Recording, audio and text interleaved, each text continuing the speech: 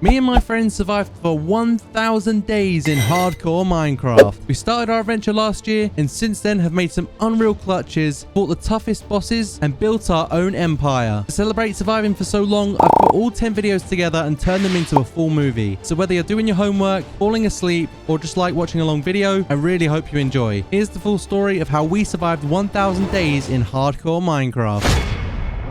Day number 1, we joined into the server, and this is where we knew that our journey had begun. Future Chaza here. Yes, I sound completely different, and yes, those are normal hearts. It's a long story, but it was actually hardcore. Read the pinned comment. Back to the video. I focused on the food side of things as I knew we'd get hungry pretty quick and hardcore, and we didn't want to starve to death. I also found a little bit of coal on the side of a mountain, and as I ran out, I saw a village. This village was probably going to be our home for the night, our first base, and a good place to set up camp. I also gave Jordan a red flower that I found on the way, a little present for day 1.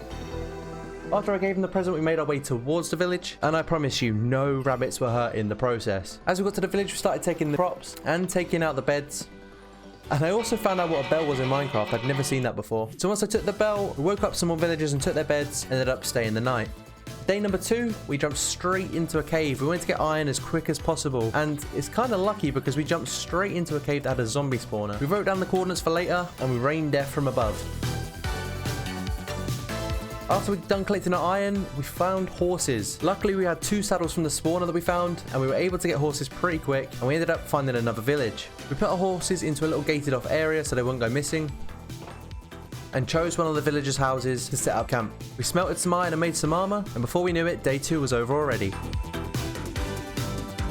On day number 3, we were visited by a traveling trader. We took him out and his llamas as they were spitting on us. Jordan found the ruin, and as it started to get to night time, we decided that we found an area we wanted to call home. I began a mine shaft straight away as I knew we'd need coal and more iron if we wanted to be safe. And during all of this, Jordan was busy setting up the farms. I eventually upgraded my pickaxe to an iron one and started making a stairway for the mine.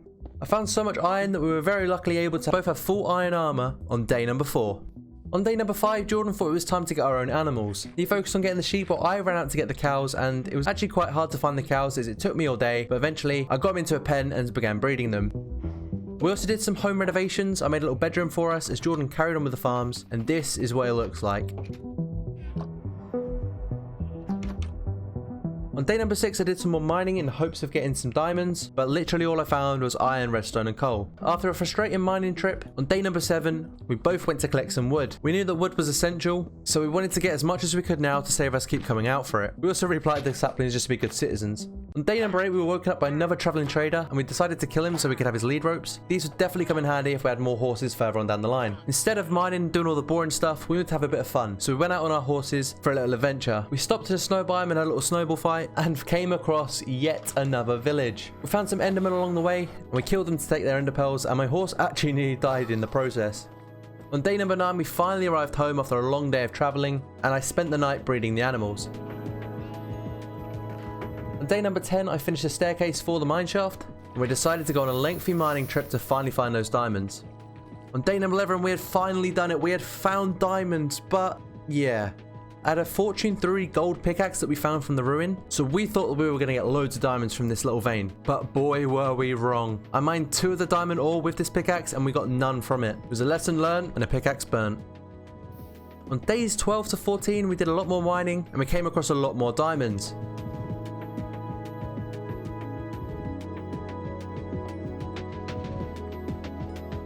This is the loot we ended up with after the 2-day mining trip, and I think we did a pretty good job. Our iron armor had kept us safe, but our new diamond armor was a step in the right direction. On day 15, we looked for an area to build a house. We didn't want to have a cave house, so we wanted to find a piece of land that we could build a nice house next to. Luckily, we found it and we began landscaping.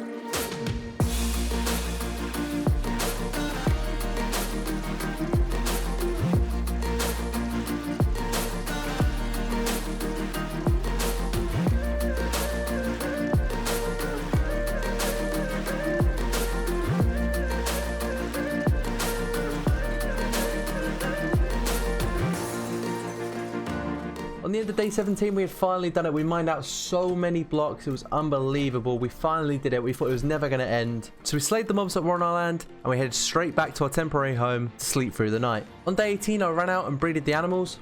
and then we rode our horses over to the new area. Jordan made a nice temporary stables, and we put our horses inside safe and sound.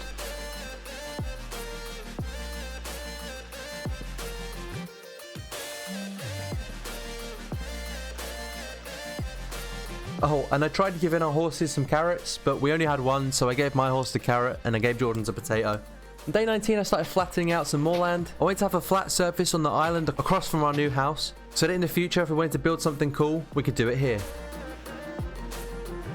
Whilst I did this, Jordan worked on the new house. I also set up a little temporary base. This would save us running back and forth between our little mountain home, and we could keep all our resources right next to our build. On day number 20, I found a little village not far from our house. Unfortunately, I didn't have any books, but I did have some food and some hay that I could give to the horses and give it more of an aesthetic look. On day 21, I began the sugarcane farm. I wanted to expand it as much as possible, and I actually think it looks pretty good. Jordan didn't agree, so he continued building. As it hit nighttime, I started a mini potato farm, and on day number 22, I finished the flooring. I went back to the sugarcane farm after doing this, as I wanted to increase the amount of sugarcane we could get. On days 23 to 24, I spent editing the front terrain of our house. It was all stone from when we mined up, so I wanted to make it all dirt so it could grow into grass. Because I mean, who wants stone outside their front door? And as it came to nighttime, I found a zombie villager. This is the first one I found in a long time of playing Minecraft, so I wanted to trap him and give him a name. I got him trapped in a little hole, and I gave him a little torch. There was also a creeper on our newly built roof, so Jordan built up, hit him off, and he didn't die, so I went in for the kill. This could have been super dangerous as it could have wiped out our progress so far, but luckily your boy's good with the sword. By the end of day 24, I finished the terrain. On day 25, I went out in search of some sand. Luckily there was some very close next to the sugarcane farm, and when I got back I noticed the zombie villager had died. He was obviously not going to survive whilst being exposed to the sun, so I made him a little sign in his memory.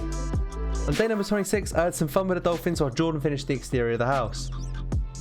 I also mined up some more sugarcane, and I built a wall around the area that we wanted to call home to protect us from hostile mobs. Day number 27, we began transporting the animals over. I took some cows and sheep, whilst Jordan took pretty much the rest. As you can see in these clips, he took so many sheep, such a long distance, and this was a clutch play from Jordan. Oh, and some sheep got into the cows' pen, so I eliminated the imposters. On day 28, Jordan worked on the interior of the house, and I went around to kill some skeletons to get bone meal so that we could get more wheat to get the cows to breed. I also ran into some endermen, and me and Jordan tag teamed them so that we could get some more ender pearls. On day 29, I made a temporary wheat farm, and I began bone mealing some wheat and I fed the animals. I also began digging out a little cave. In this area, I wanted to have the enchantment room, so once we had enough books, this is what I did. We finally had enough to get an enchantment room, so I ran downstairs with my diamond pickaxe, and as I was level 37, I thought there'd be no harm in doing a level 30 enchant. Thankfully I did, as I literally got one of the best pickaxes you can get, especially for your first enchant. I got Fortune 3. After getting this, I was so excited that I made a nether portal and decided to light it. This was going to be our adventure for day 31, as from day 31 to day 34, we went into the nether. We found some piglins along the way, and after mining some gold, I exchanged it for a splash potion of fire resistance. We discovered a volcano biome along the way, also some endermen, and some more piglins, to which I actually got a lot of ender pearls from. Ender pearls were going to be absolutely massive if we wanted to get to the end quick. We also came across the bastion. This was very terrifying as they took hearts extremely quick. We underestimated just how much damage they could do, and as you can see in this clip, I literally dropped down to 2 hearts. This series could have all been over just at this bastion. After killing all the piglins, we went and took our loot, and very interestingly, we got a netherite scrap, which is actually quite rare.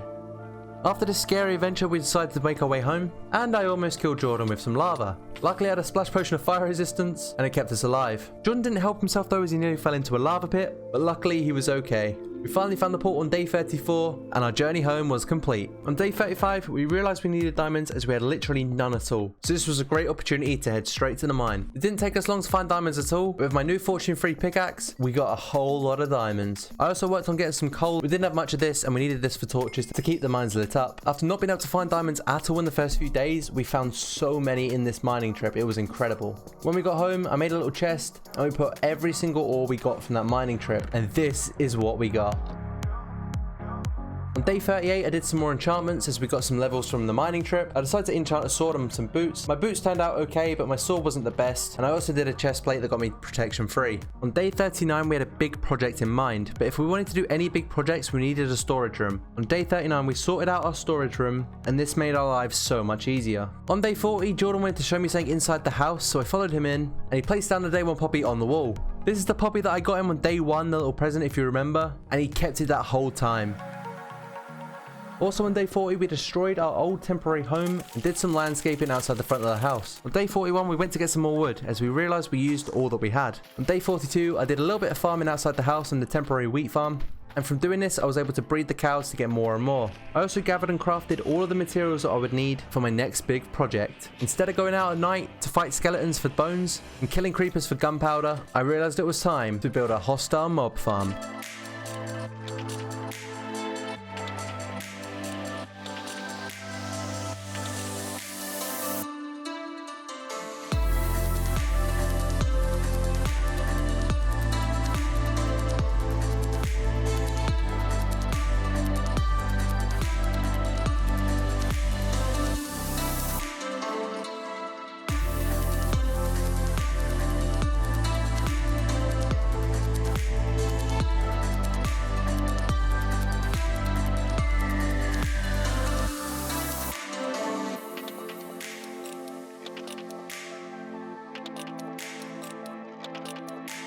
On day 47, I did some more enchantments as I wanted some proper armor if I was going to be taking on the Ender Dragon anytime soon. I wanted to feel protected and have the best gear to survive. I also enchanted a new sword, and it was a lot better than the one I had at the moment. I got sharpness 4 and knockback 2. I also enchanted another pickaxe which got me silk touch. On day 48, we explored the Nether for a fortress. We came across some blaze spawners and got some blaze rods. And we encountered some wither skeletons. We took these out in hopes of getting a wither skull, but unfortunately we didn't get any. We arrived back from the Nether in the morning of day 49, and I began brewing some potions straight away. I made a little soul sand farm for nether warts, and I also crafted some ender eyes. I also made some slow falling potions before we went. These would be crucial when fighting the Ender Dragon, as if he hit us up into the air and we fell down, the whole series could be over. After getting everything ready, it had come time to look for the stronghold. We throw our Ender Eyes out into the distance, and we travelled over many biomes in search of the stronghold. And on the night of day 49, we finally found it. I placed all my Ender Eyes into the portal, we drank our potions, and we jumped in. It was time, day 50, the fight of the Ender Dragon. I began shooting down the towers with my bow and arrow, but we realised we didn't actually have many left. We waited for the dragon to perch, and we began getting some hits from behind. We got the dragon super low, and then he began to fly off. Stupidly, I threw an ender pearl at it and I went flying into the air. I was so high up, I honestly thought that this whole thing was over. My heart dropped, but luckily I had a boat on me, and this is the MLG boat that saved my life. I didn't have an ender pearl, I didn't have a bucket of water, I had a boat. This boat saved my life. We ran up to the Ender Dragon after this and began hitting it from behind, and we had done it. We had defeated the Ender Dragon.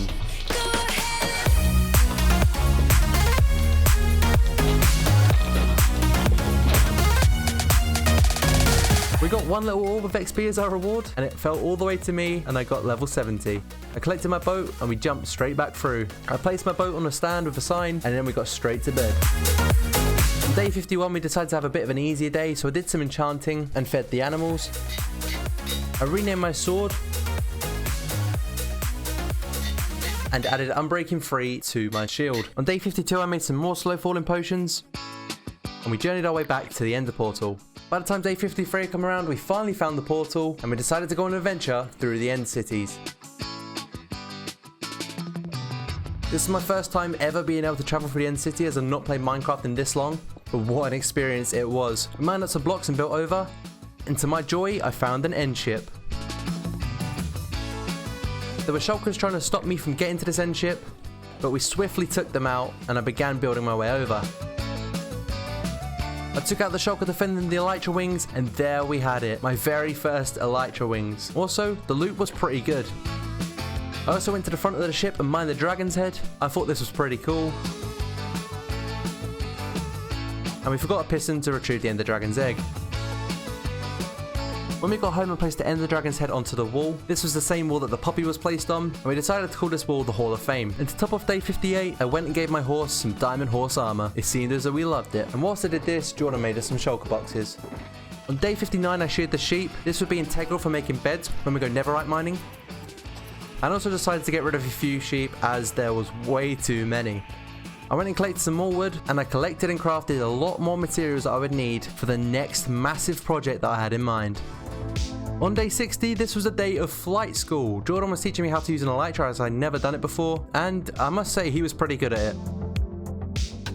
On day 61, we filled our shulker boxes with beds. And from day 62 to 65, we went netherite mining. I must say, I literally didn't find any until the very end, which is why I was so excited when I found some. You can see my mouth shaking a lot. Jordan found a lot more than me, but I mean, at least I tried, right? On day 66, I decided to repair my armor. It was really low, and if I wanted to keep it, I needed to repair it.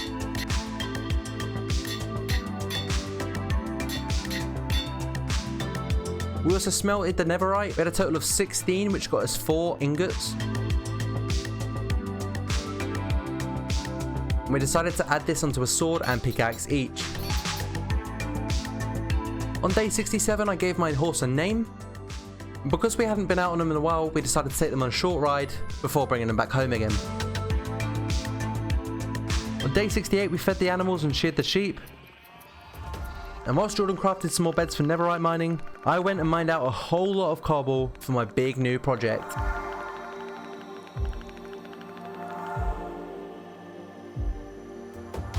On day 69, I made sure that I had everything that I needed. And I began my journey to the end portal. Leave a comment down below if you know exactly what I'm going to be building next. I hopped through the end portal with my shield in hand, and I was ready for my new project. Began building over with some leaves, and as you could probably tell already guys, it was time to build my Enderman XP farm.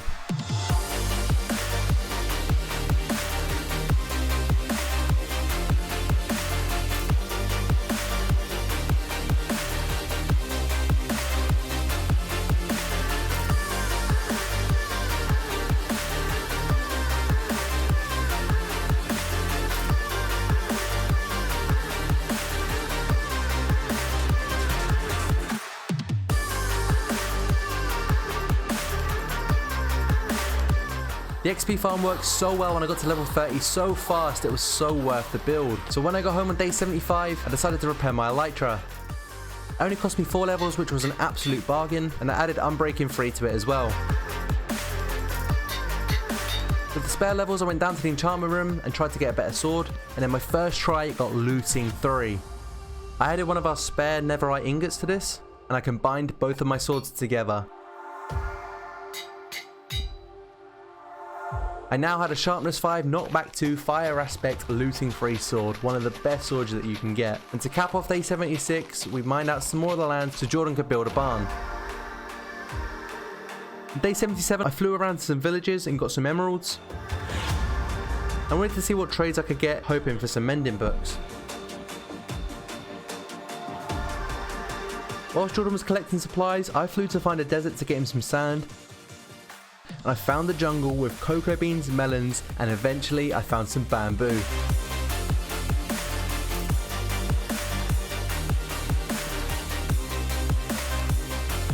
I collected as much bamboo as possible as this would be great for scaffolding, and I came across some pandas.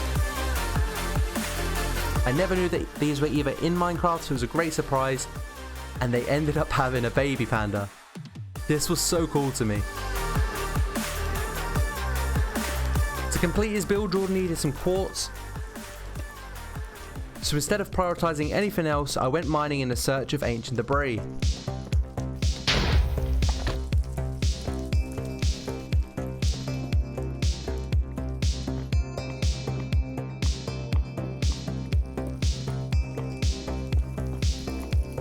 When I got back, we had found so much ancient debris between us when going for quartz that I was able to get 8 netherite ingots. I also had a feather fall into my boots. Overall, we had 9 netherite ingots, so we added these to our armor, and challenge 2 was complete.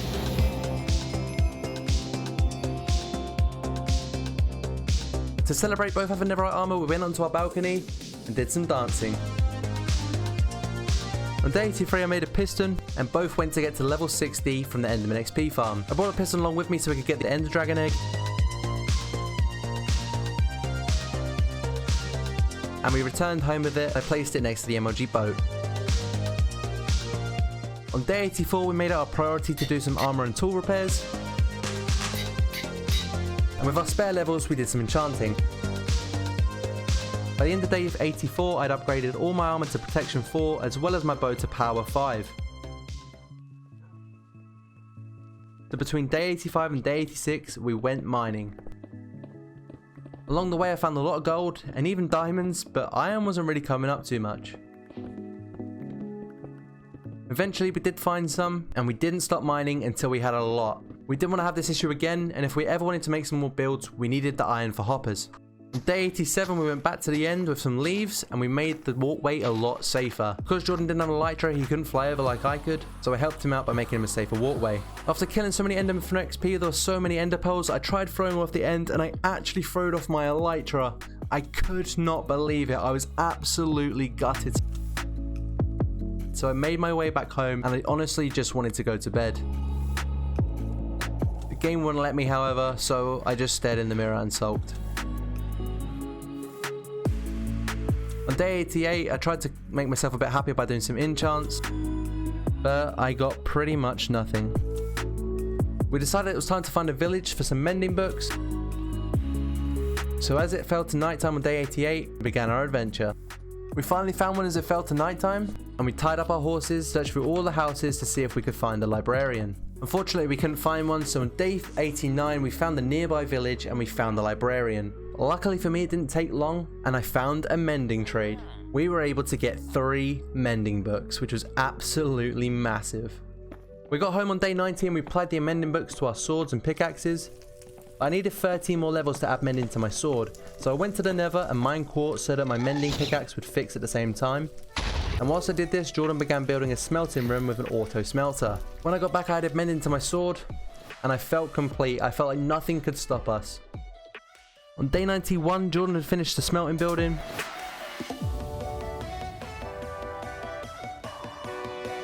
Not to mention, this building that Jordan built nearly burnt down. Luckily, he saved it from doing so. And I made a secret little build that I didn't show you guys on camera in the basement of our house. This is where our Hall of Fame was going to be, and where all of our achievements and special moments would be kept. But you can see that at a later date. On day 92, we went back to the nether fortress that we found before, and we made a massive area for wither skeletons to spawn. But unfortunately for us, not many were spawning in that fortress, so we gave up. Between days 93 to 97, we spent our time at a different fortress, killing wither skeletons. I felt like I had killed over 100 and I wasn't getting any luck at all, but Jordan was the one who had all the luck on his side. It didn't take much time for him at all, and we had 3 wither skeleton skulls, which was absolutely crucial if we wanted to kill the wither before day 100. After a long day, we hopped into bed and slept through the night. On day 98, we went back through to the end to get some more levels. And when we got home, we made sure we had the best gear required for defeating the wither. I also enchanted some tools. And got some sand so that I can make potions. On day 99, I made a melon farm from the melons that I found in the jungle, and was able to make instant healing potions. I also made fire resistance, strength, regeneration and speed so that we had a better chance of defeating the wither. And I tested out my new sword on an unfortunate travelling trader. We looked out at the night sky over the ocean before hopping into bed as we had a massive day ahead of us tomorrow. The morning of day 100, I collected all the Wither skulls from our Hall of Fame, and we head to our battlefield that we'd already dug out. We went through a mine and we dug hundreds of blocks away from the house so nothing could get destroyed, and this was where we set up the Wither. We drank our potions, and I placed down the skulls.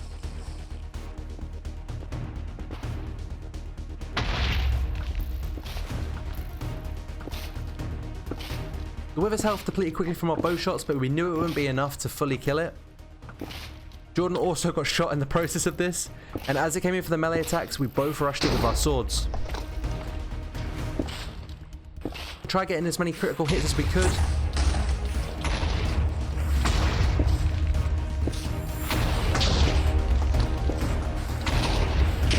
And before we knew it, the Wither was dead. We had done it. We got a Never Star for our achievement, and to cap off day 100, we did some dancing on Jordan's brand new building in front of our house. In day 101, we took in our surroundings and looked at the world that we'd left behind from the first 100 days. We jumped down and did some farming, we farmed some essential crops and replanted them. Came across a travelling trader who welcomed us back to our house, but he was a pretty unfortunate one as we took him out. We then decided to take down the unfinished barn. It was a bit of an eyesore and Jordan didn't really like the design anyway.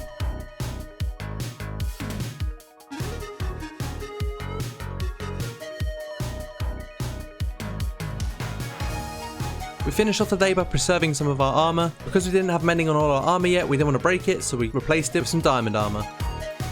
On day 102, we destroyed our existing wall that kept us safe. We wanted to improve this, but we had to take it down first. We also got some wood for the barn project. This literally took all day. We got spruce, oak and darkwood, and at the end of the day, we went to sleep. On day 103, we secured our perimeter of our new compound. We made our land much bigger and built a much better looking wall.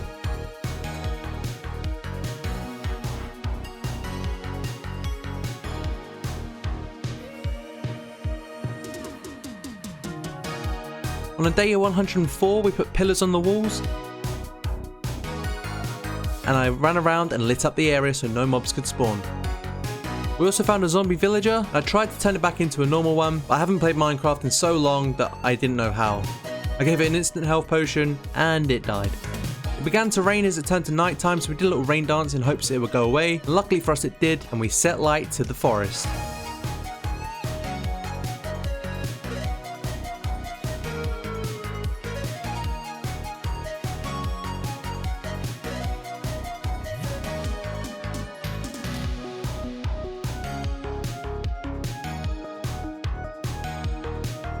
After the great fire of Minecraft, on day 105 we finished the wall. Jordan worked on making the entrances and we had a very nice view when we walked in. Whilst he did this, I went to the nearby village that we had to see if there was any leftover villagers, and there was only one. I got him in a boat and I brought him straight over to the building that we'd have our automatic smelter in, and he looked pretty happy. Jordan also made a fountain, and I got a nice little clip of this as the sun was setting. On day 106 there was another zombie villager, which meant that there was another zombie villager fail. I brewed some weakness potions, and instead of actually feeding him the golden apple, I just threw it at him. Yes guys, I am an ultimate noob. I also tried to get our normal villager to turn into a librarian, but he was having absolutely none of it. I thought I tried absolutely everything, and Jordan even came and helped me, so I stared him straight into the eyes and I took him out live. From days 107 to 110 we had the barn build. Jordan did a great job of this, and I also worked on my own little project.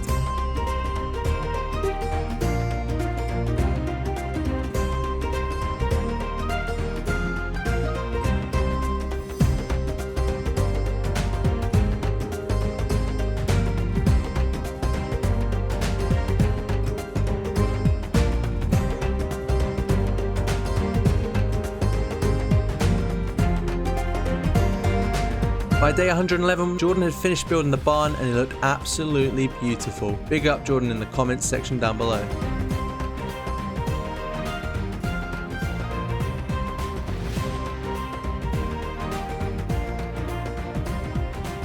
And as you may have seen in that little time lapse towards the end, you may have seen a new building in our land. I finished it off myself with a bit of help from Jordan, and this is what I had come up with. A medieval tower to be the centerpiece of our compound.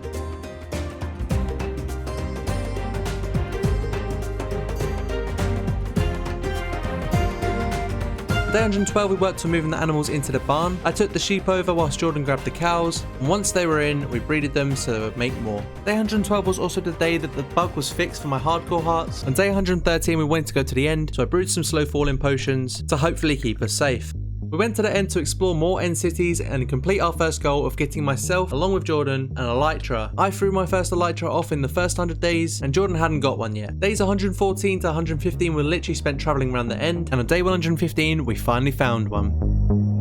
There were many shulkers guarding the towers, but we took them out in due time. I built up to the very top, and took out the shulkers with my bow from range, built over, and took my elytra. I then spent day 116 flying around the end to find another end city, and I finally found another end ship. After taking out the shulker that was guarding it, I retrieved Jordan's first elytra. I flew straight back to him, and I gave him his pair of wings. We then flew back towards the portal, but we stopped off to get some XP to repair our armor first. Day 117 we got back home, and the first thing I did was make some shulker boxes. Altogether we now had 11, which would be crucial for any big builds we want to do in the future. I also repaired my elytra and gave it a cool name. And I added Unbreaking 2 to it so it would have more durability. Because my boots were getting low, I decided to place them with some diamond ones, and I actually got a very nice enchant on it. In day 118 we searched for another village. We eventually found one, and it turns out it was the same one that we found the mending villager at. We grabbed a villager each, got them in a boat, and started travelling back home. We spent days 119 through to 123 travelling thousands of blocks with the villagers in our boats. On day 120 I came across a shipwreck, didn't have any good loot, so we continued.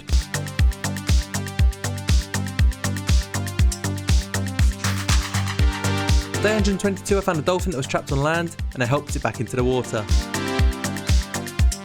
Day 123 was a day that we'd finally got home, and it felt like we were travelling forever. We hopped out of our boats and we made a temporary house for the villagers to stay in.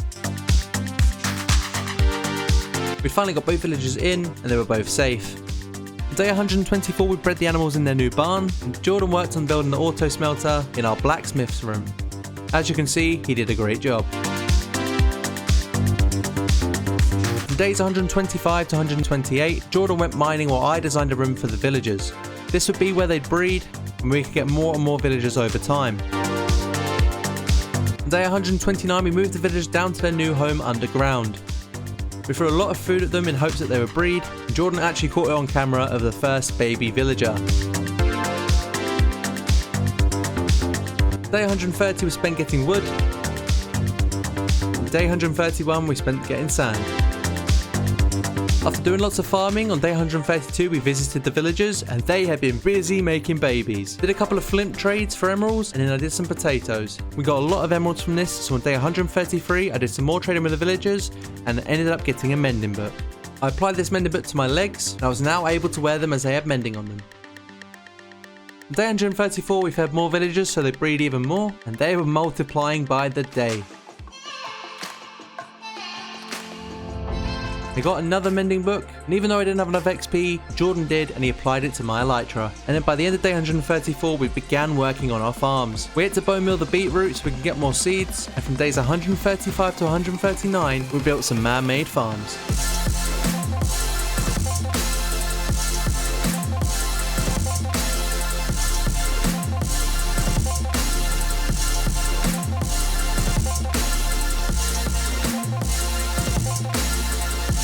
Day 140 I visited downstairs, and we now had an empire of villagers. We farmed some crops and we made some trades happen. We wanted to get full mending sets as soon as possible to be fully protected. I applied mending to my helmet, and I had another mending book for my boots, but I didn't have enough XP. On day 142 we needed more XP. For some reason I took my elytra off and we went through to the end. Pay close attention to what happens next.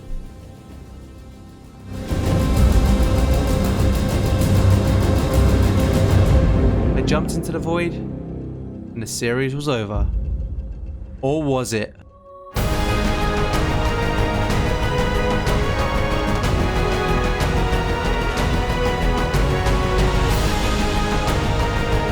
This is the most insane clutch I've ever seen or done on Minecraft. I managed to really quickly get my elytra back on as I was taking damage and falling into the void, and I flew to safety. I didn't want to be in the end anymore and flew straight back to the portal where I knew I'd be safe at home. Comment down below GG for that absolutely insane clutch. On day 143, we'd finally regained some composure and we jumped straight back through the end to get the XP that we needed. We took an anvil with us, and once I got enough XP, I added the mending book to my boots.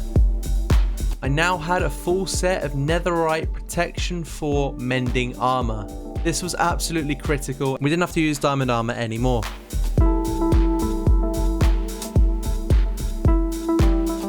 Once we got back from the end, we were greeted by another zombie villager, but I was absolutely dead set on making sure this one worked. I gave him a name tag. At Jordan's request, we called him Jeff.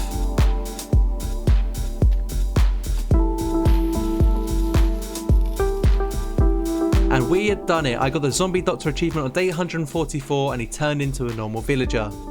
I then took him down towards the villager breeding room. A baby zombie jumped in the boat, and as we took it out, Jeff bolted off. We ran upstairs to look for him, and as Jordan ran back down, he'd found him sitting in a corner. Clearly, he was scared for his life. After that escapade, we then got Jeff into the villager breeding room, and he was united with his new family.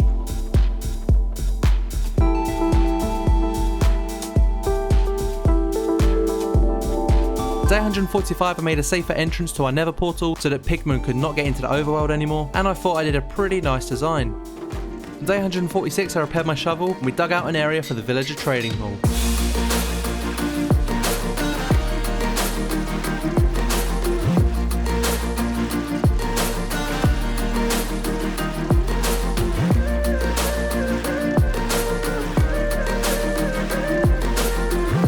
After we dug it all out, from days 147 to 148 we spent decorating.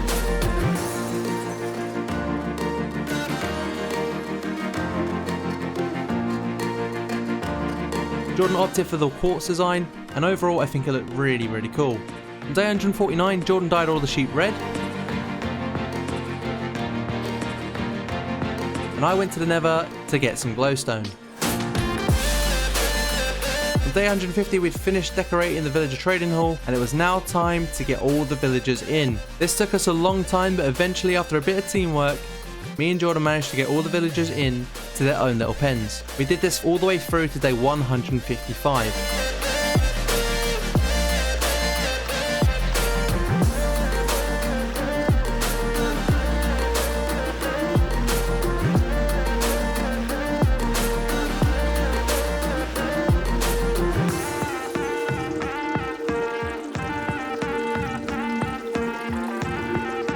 Days 156 and 157 we did some more building in the farmlands. Jordan built an amazing windmill, and I worked on some mini canopy designs for our pumpkins and melons. Day 158 I took a trip to the barn and I breeded the animals. And after doing this, I slaughtered the cows. After I'd finished, there were no adult cows left, so we needed them to grow. I was fed up of eating potatoes and I wanted to eat some steak. On day 159 we changed the cobblestone borders of our farms into cobblestone walls, and on day 160 we had the murder of the villagers. So many villagers escaped and were loose around our land, so we had to slay them all out. I placed some more beds down in the villager breeding room, and we had to start all over again with 2 villagers. On day 161 we did some more farming. We gave a load of carrots to our villagers, and maybe it was a bit too much. However, they did take it and we gave them stacks on stacks. On day 162 we killed all of our stubborn villagers and we moved the new ones in. This took us 2 days all the way through to 163, but eventually we had done it. We spent the next 3 days from 164 till day 167 rolling the trades of the villagers. We wanted to get different trades for each villager and the best ones at that. On day 168, we'd finally done it. Our villager trading hall was all set up.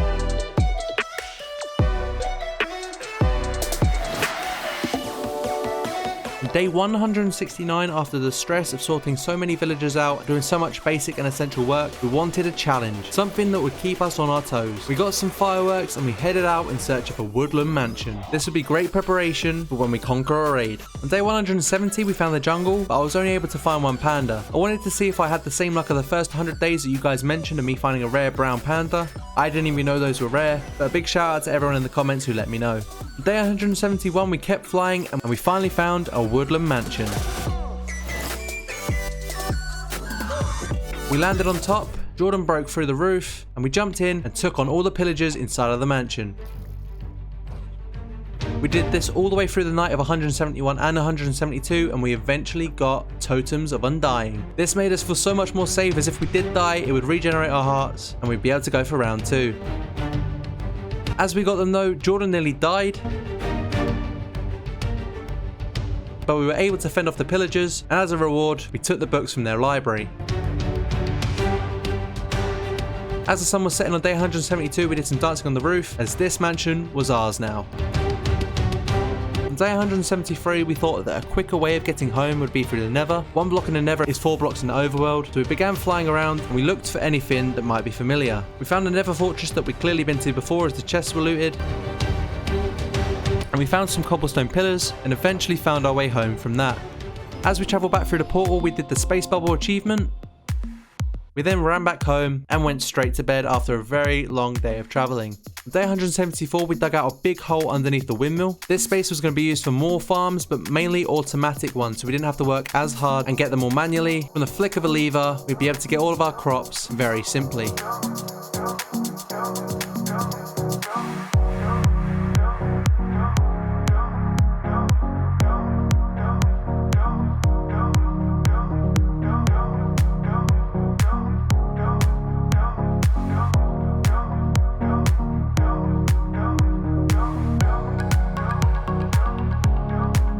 Day 176, I did something that I probably should have done a while ago, and if we wanted to get a full beacon by the end of day 200, we needed an iron farm. Whilst I did this, Jordan worked on an automatic sugarcane farm. And day 177, we tested out the automatic wheat farm to see if it would work.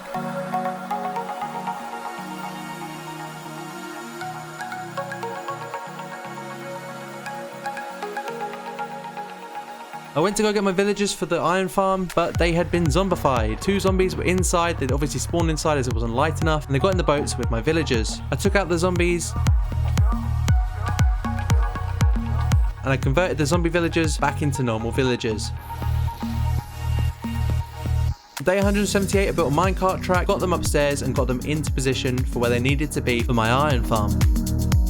This took a little bit of time as they weren't willing to come upstairs, but eventually I did it.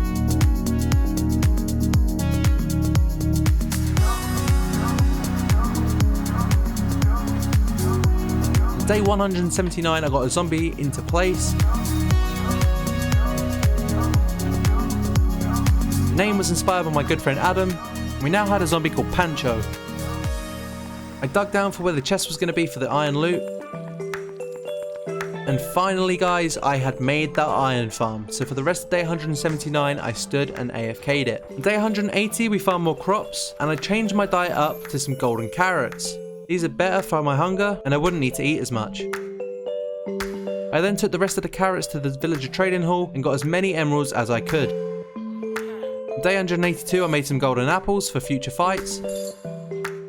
And I made some splash potions of regeneration that would definitely come in handy when attempting to take on a raid. We then flew off to find the pillager outpost that we'd seen earlier on in the 100 days when we were travelling to find land for our house. And after we killed the pillagers, I realised I didn't have my bow on me.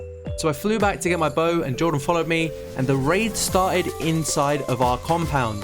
I don't know if this was a blessing or a curse, because this could have gone very wrong, but on day 182 all the way to day 183 we fended off the raid. The first few waves were very easy, the pillagers didn't do any damage at all, but eventually they started bringing the rhinos, and let me tell you, these things shook me up a bit.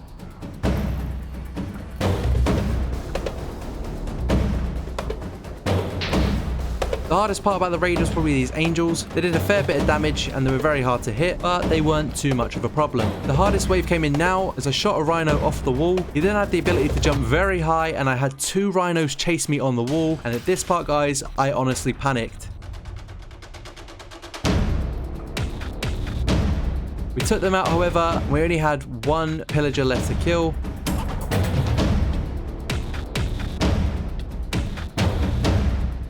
And eventually, guys, we had done it. We were the heroes of the village. To celebrate, we danced around on top of the tower as we had conquered the raid and we were now kings of our kingdom. On day 184, I realised that my bow needed repairing, so I did that, and whilst Jordan worked on a few buildings, I flew back to the jungle that I visited from the first 100 days to see if I could find the brown panda everyone was telling me about in the comments. I flew over mesa biomes and finally found the jungle, and I ventured straight over to the bamboo farm. After a long time of running through the bamboo farm and having no luck finding a panda, I flew off. In the corner of my eye, I saw a panda. It was a black panda, but beneath it was the brown baby panda I breeded in the first 100 days. I could not believe my luck, and as you can see by my mouth shakes, I was so excited. I fed the big panda and decided to trap them in. The big panda ended up escaping. I managed to trap the baby panda in a small enclosure. As Jordan got here towards the end of the day, the brown panda grew up, but I managed to get him enclosed again. I then got him into a boat, and it looked absolutely hilarious as he was way too big for the boat. Jordan grabbed the other panda and we began travelling home on day 185 to take them back to our land. We travelled from day 186 to 187. And as the sun was setting, we finally got them home.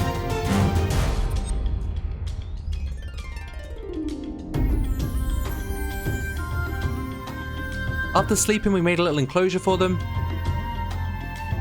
And eventually, we had the pandas home safe and sound. On day 188, I spent admiring the pandas. And let me know down in the comments, guys, what should I call the brown panda? I owe it to you guys for telling me it was so rare, so I want to know what you want to call it. The most liked comment down below will be the name that I give to the panda. On day 189, I traded with the villagers for more emeralds. And on day 190, I fed the pandas bamboo. They ended up making another baby panda, and this one again was brown. We now had 2 brown pandas. The black panda jumped out, however, so instead of getting him back in, I just let him free roam. On day 191, we farmed crops manually, and we also used the automatic farms, and after this we did some more trading with the villagers. We then went up to our valuables chest and checked our emeralds, but we realised we didn't have anywhere near enough to set up a full beacon. Instead of emeralds, we had to turn our attention to the best option, which would be iron. On day 192, we spent the day getting wood, and on day 193, we built the docks.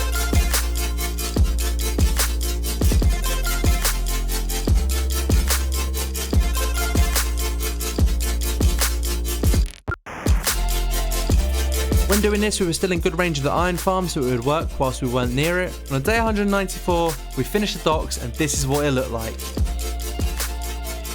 On day 195, I checked the iron farm, and I made as many blocks as I could.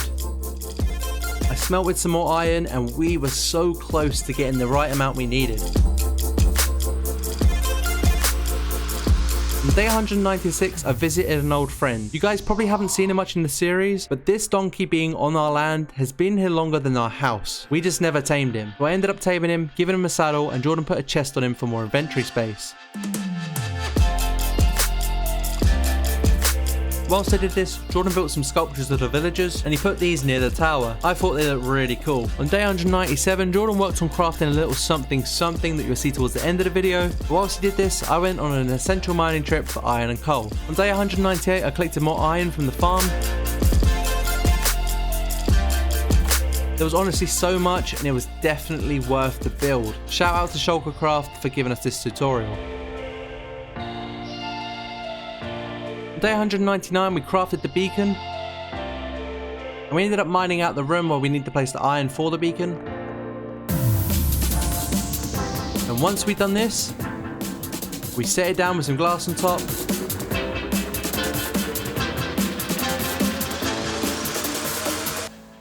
And we selected the Speed 2 ability. Jordan put some blue glass over it, and the beam was now dark blue. Challenge number 3 was complete. After doing this, we stood on our balcony and watched the sunset together. And on day 200, we ran around with some fireworks and set them off all over our land.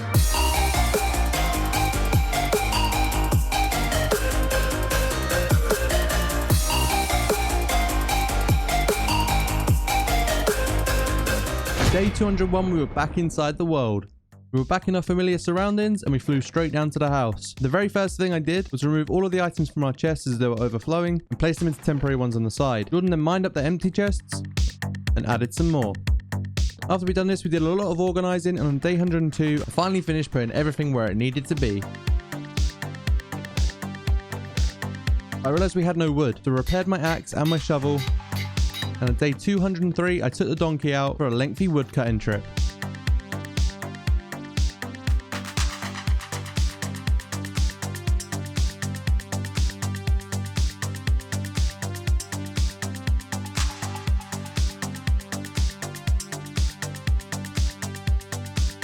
Day 204, this is how much wood I collected. I was pretty happy with myself and I began traveling home.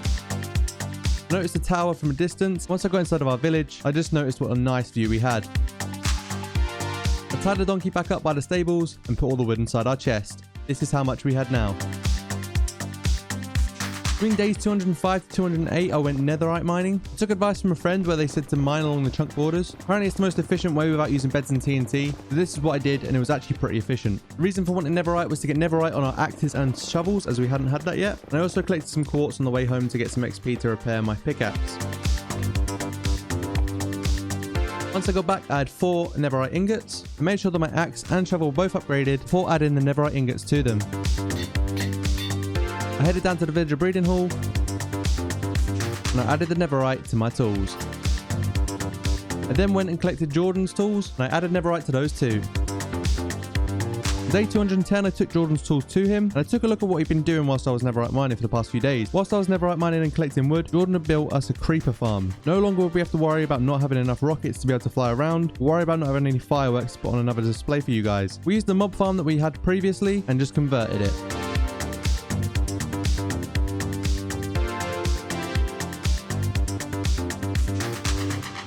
Day 211 was pretty boring and we just AFK'd the creeper farm. We wanted to see how much gunpowder we could get from this. On day 212, I traded for 2 mending books. And then I made myself a mending axe. I didn't have enough XP to make a mending shovel, so I headed straight to the end of an XP farm. Eventually, I had a mending shovel. Now I had a full set of netherite mending tools. Also on day 213, thanks to someone in the comments, we actually realized we didn't have a speed 2 beacon, it was only speed 1. So I got a diamond, gave it to Jordan, and he sorted it out. Shout out to whoever it was in the comments for helping us out with this. Day 214, I went and used the automatic wheat farm as it had fully grown, and I also checked up on the sugarcane farm, which was also producing a good amount. After this, we wanted a new and improved look for our stables. To do this, we needed a flat bit of land. So over the day of 214 into the night time, we did some terraforming.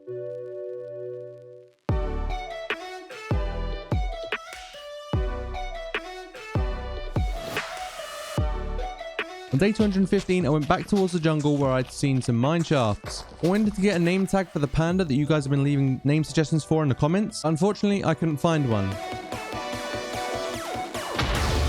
As I was going through this little cave, a creeper jumped out at me and my heart dropped. When I got back, however, I began construction on a mini panda enclosure.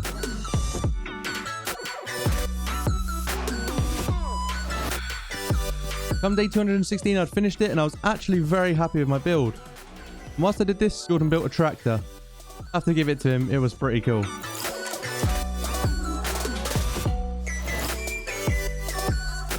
Jordan had also finished building a beautiful stables where our horses would be very happy. He then moved them in, and I'm pretty sure they like their new home.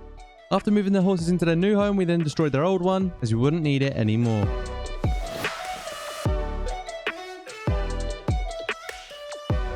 We then set up a railway system to get the pandas into their new enclosure.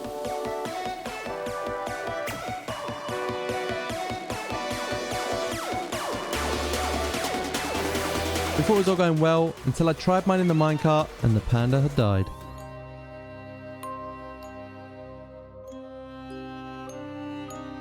We couldn't quite believe what had happened, and we felt really sad about it. So Jordan built a little gravestone, and we decided to hold a funeral. Rest in peace, Brownie, which is what we would have called that panda if it had survived. As it came to night time, we got the second brown panda into a minecart and got him straight into its enclosure. Yes, it would be lonely, but we made no mistakes about it. We were not going to mess this one up. Jordan went below it and mined the minecart from beneath it, and luckily it survived. I then fed it some bamboo and it was very, very pleased. After this, I added a name tag to it, and because it was the most liked comment, I kept my promise. We called it Waffle. Days 218 to 221, we needed a lot of wood. And when I say a lot of wood, we needed like shulker boxes full of wood. So we spent the next 3 days going through the jungle, getting as much wood as we can, mining down the tallest trees and filling up shulker boxes for our next big project. Day 221, we came home and our shulker boxes were pretty full up with wood. I then turned them into chests. And from days 223 to 226, Jordan built us a kelp farm. Whilst building this kelp farm, I was busy getting other materials for our other project. Jordan built here was very necessary for us. Day 227, I AFK'd the iron farm. And on day 228, I believed that we had enough materials to make this build happen. So I went ahead and mined up the beacon.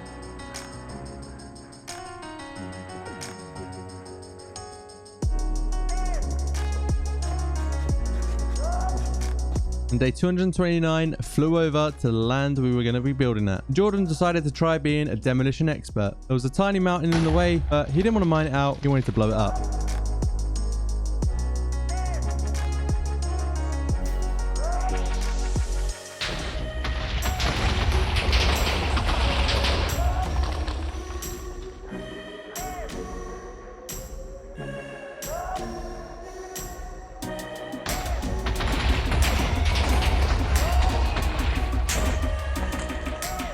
After Jordan had his fun of blowing things up, on day 230, I placed down the beacon. Instead of speed 2 this time, we take haste 2, which will make us mine incredibly quick and get things done a lot quicker. Once we had the haste 2 effect selected, we began digging out the automatic storage room.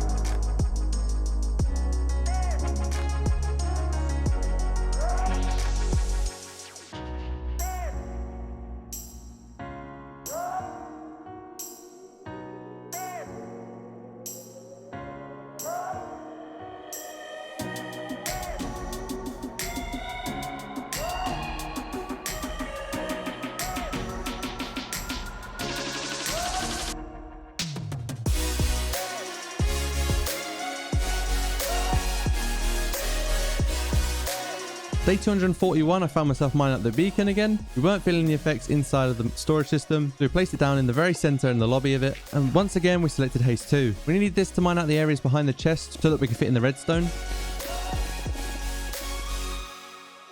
Now, day 243, one of the sides of the storage system broke out through the mountain, so we had to cover it up. Day 244, I took another trip to the end of an XP farm. I needed to repair my tools as my pickaxe was very low. Day 245 was the beginning of the automation process. I assigned myself the task of placing hoppers whilst Jordan worked on the redstone. On day 246, we finished the redstone wiring for the bottom row of chests. It was now time to turn our focus to the top row. So from days 246 to 248, we worked on doing that. Once we did all that, Jordan made an elevator on day 249, and this was the final product. This is our new automated storage room. Day 251, I started organizing stuff, but after working on it for so long, we wanted to do something different, something fun. We got our rockets, and we've traveled around the world to try and find an ocean monument. Day 252, we finally found one, and it was time to go to war. We were struck by a lot of mining fatigue, we broke through, and we searched for the bosses. And when we finally found one, we panicked so much we swam away. We knew we didn't have much left on our water breathing potion effects, so we decided to retreat. After flying back home on day 253, I made some more water breathing potions, and we quickly returned on day 254. This time, we were completely ready. Found some sponge in one of the rooms, so I took that for later. And Jordan and I swam back to the room that we swam away from, and we defeated the first Elder Guardian. We then swam around separately to try and find the next one, and it was me that found it, and I took it out pretty quickly. Not gonna lie, I thought they'd do a lot more damage than they did. But whilst I defeated the second one, Jordan swam to the other side, and he found the third one.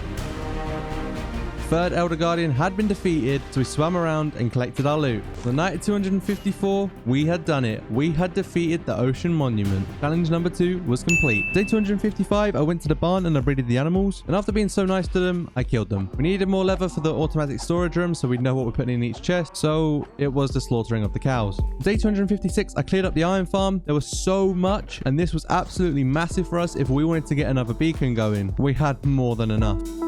I then took it all up to our valuables chest, and we nearly had 2 rows of stacks of iron blocks.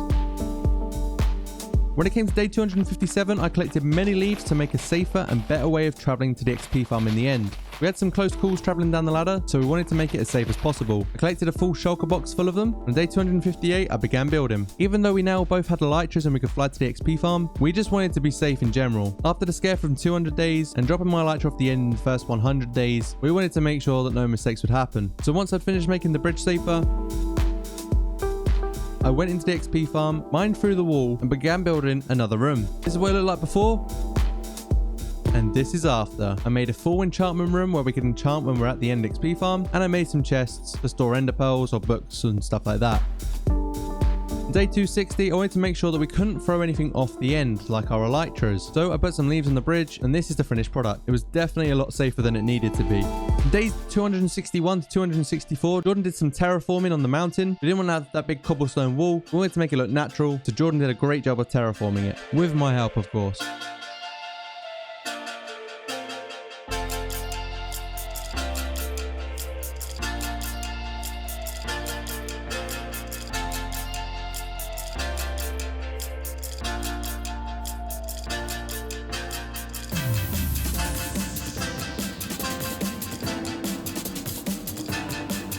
Whilst I did this, I organised one whole corridor of the automatic storage room. I couldn't quite believe that we'd actually built this and it was working. This was definitely one of the best things I've ever built in Minecraft.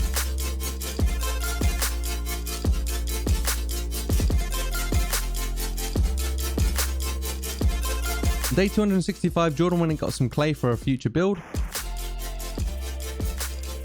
On day 266, I wanted to go and get myself another elytra. Now, I'm sure you're wondering why, but because of that clutch in the 200 days, I wanted to put that elytra in the Hall of Fame. I didn't want to put it in there before getting another one, so I used it to fly to the end, and luckily pretty quickly, I found an end ship. I ran up to the shulker, defended it, and it stood no chance.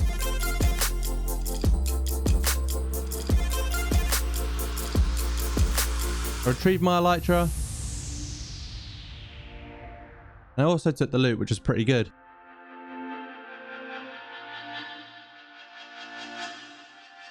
I then flew back home, but I got pretty lost.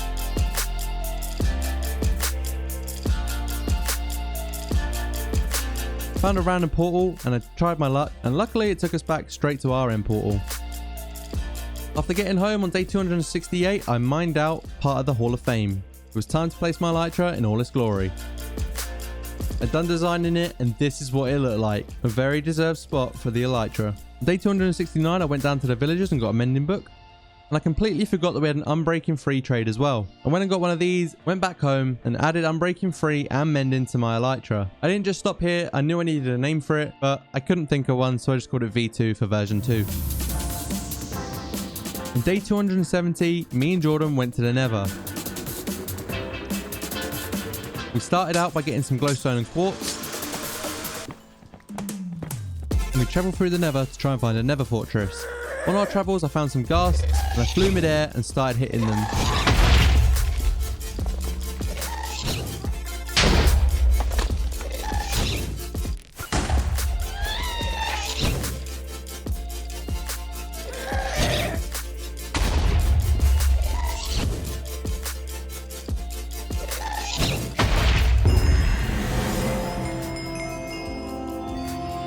I also unlocked the achievement Return to Sender when we finally found the Nether Fortress and we began killing wither skeletons to get some wither skulls.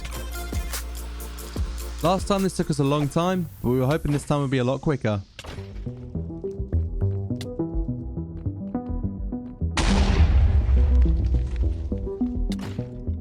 Day 272, I got my very first skull. In the first 100 days, Jordan got every single skull and I felt pretty useless. But this time, I'd finally got one. We spent days 273 to 276 killing as many wither skeletons as possible, but we were having no luck at all. We thought this was going to take so long. On day 277, our luck changed and I got the second wither skull. I now had two. Oh, and I also saw this baby pigman riding a chicken. I thought it was pretty funny. Shortly after, on day 278, a lot of wither skeletons came up a staircase. And I had the third wither skull. History did not repeat itself. If anything, it was the complete opposite. I got every single wither skull and I felt very proud. On day 279, we wanted to waste little time and we flew straight through the Nether back home.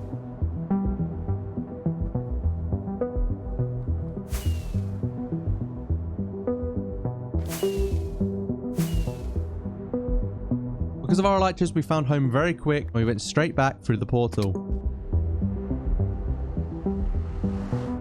I ran straight down to the Hall of Fame and I placed all the wither skulls on the wall so that we wouldn't forget where they were. Because we ran out of food, on day 280 I went and farmed a lot of carrots. I then turned them into golden carrots, and as I was reading through the comments on my last video, some of you guys suggested to level up the villagers all the way because then you can get golden carrot trades. So I spent day 280 trading as many carrots as possible.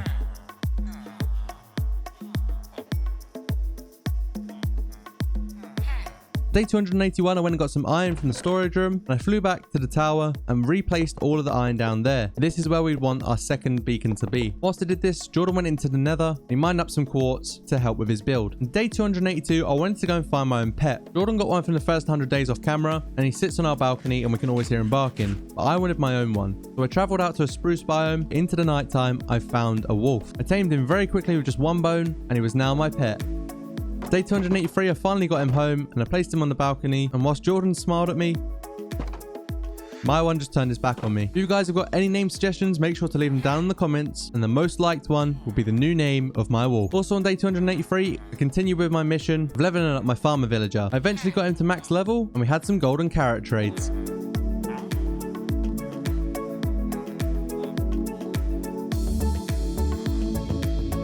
Day 284, I got rid of our old empty storage system.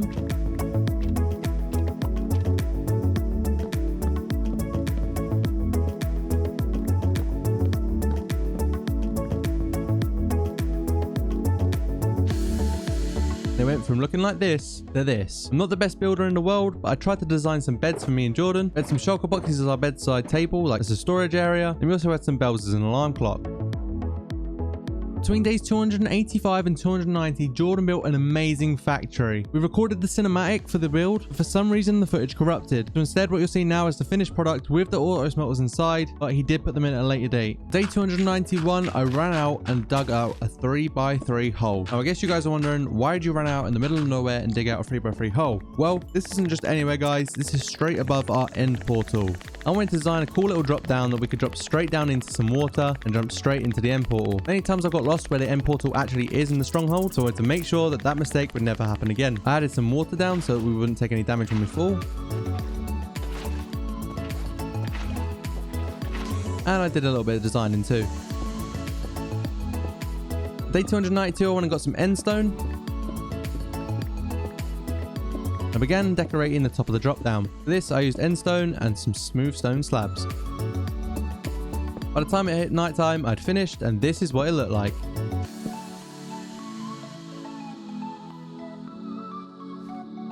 On day 293, I found myself back in the Nether.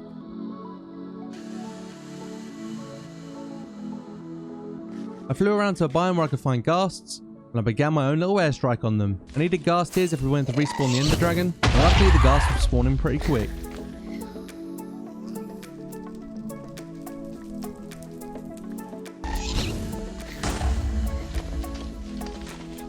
Whilst travelling back on day 294, I got some quartz for Jordan as he needed some more for his build. On day 295, Jordan added some auto smelters into the new factory.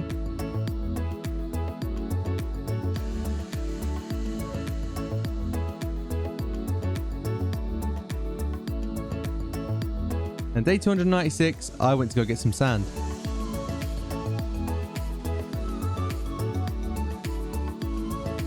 You could say that I got quite a lot.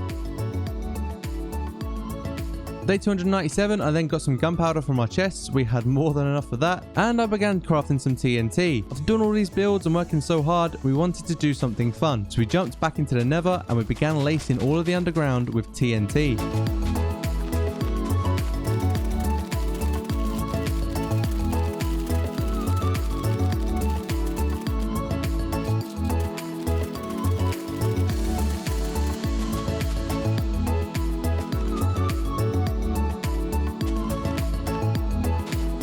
Luckily we have fire resistance as we were smothered in lava, and I then set all the TNT off.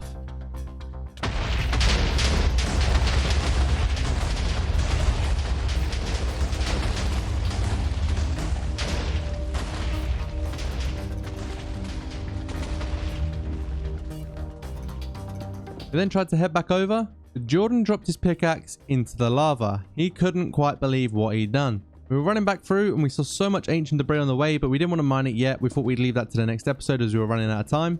And because there was so much lava, we thought we'd return at a later date. Day 299, it was time to get battle prepared. I tried repairing my bow, but it wouldn't let me. It said it was too expensive. So I'll just have to keep an eye on it and make sure it doesn't break. Whilst I was trying to fix my bow, I realized I had Jordan's pickaxe in my inventory. He told me that it thrown into lava, but somehow it was in my inventory. So I gave it straight back to him and he was very happy about this. We sorted out which potions we were going to take. I then ran down to the Hall of Fame and collected up our Wither Skulls.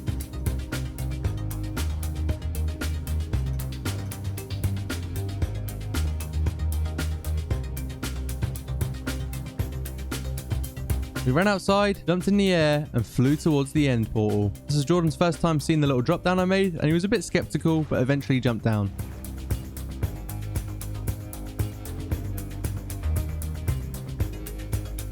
We jumped straight into the portal, and on day 300, it was time for the battle. First thing we did was drink our potions, and Jordan ran straight to the end exit portal and spawned in the Ender Dragon. I then spawned in the Wither by placing down the soul sand and the skulls.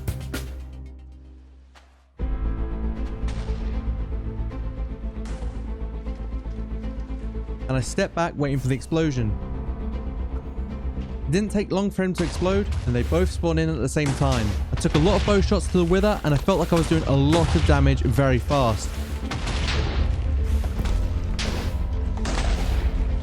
I threw down a regeneration potion, and it honestly felt like the Wither was doing no damage at all.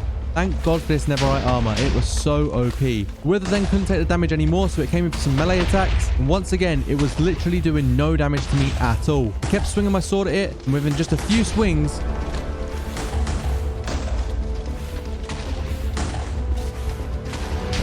I defeated the Wither boss for the second time. Half of the mission was now complete, and it was time to turn our attention to the Ender Dragon.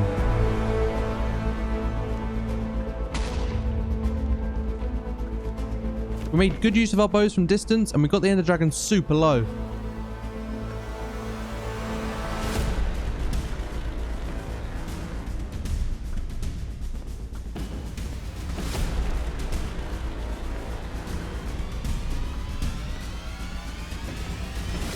Because of the slow falling, I couldn't fall down to the ground quick enough, and I actually came face to face with the dragon. He then flew me incredibly high into the sky, and if I didn't have slow falling or an elytron, I would have been toast. I would have been 100% dead, so I'm very, very lucky that I brewed those potions. I tried taking some shots from high up. I was barely connecting, so I let Jordan hit it with some pinpoint accuracy, and we had done it. We had killed the Ender Dragon, and on day 301, we were back. The very first thing I did was fly home and craft a beacon. I then placed it down at the tower outside our house, as this is where the first one originally was, before we moved it to the automatic storage room. We now had 2 Speed 2 beacons set up, and it felt good. Day 302, I brewed some fire resistant potions, and it was time to go straight to the nether. Foolishly, we tried blocking up all the lava in the hole that we've blown up with TNT in the previous episode, but there was just honestly so much, it would have taken us probably the full 100 days. So we went round, mined all the ancient debris we could between days 303 and 304, but we were surrounded by an ocean of lava. So in the end, we gave up. On day 305, we were back with only 25 ancient debris. Day 306, we went to the Enderman XP farm to repair our tools. And between days 307 and 308, we went on a big trip to get a lot of sand.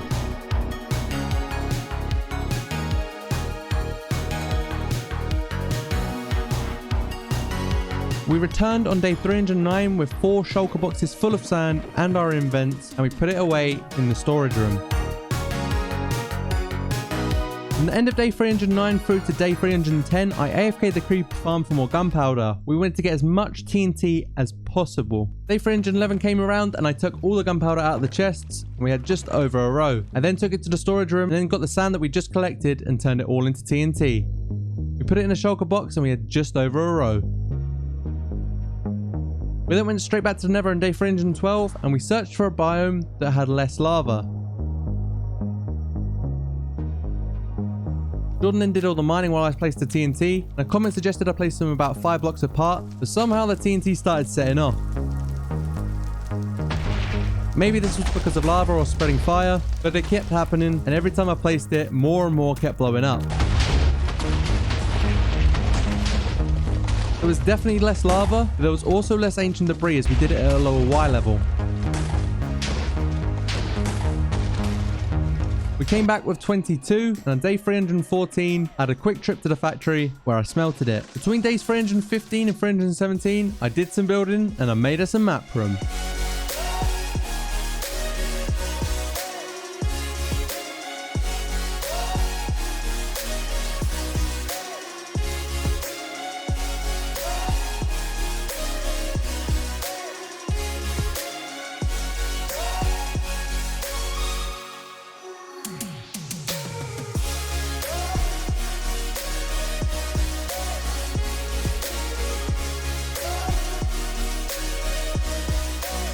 Day 317, I did some final touches on the exterior. And yes, guys, I actually did my own building without Jordan doing it for me.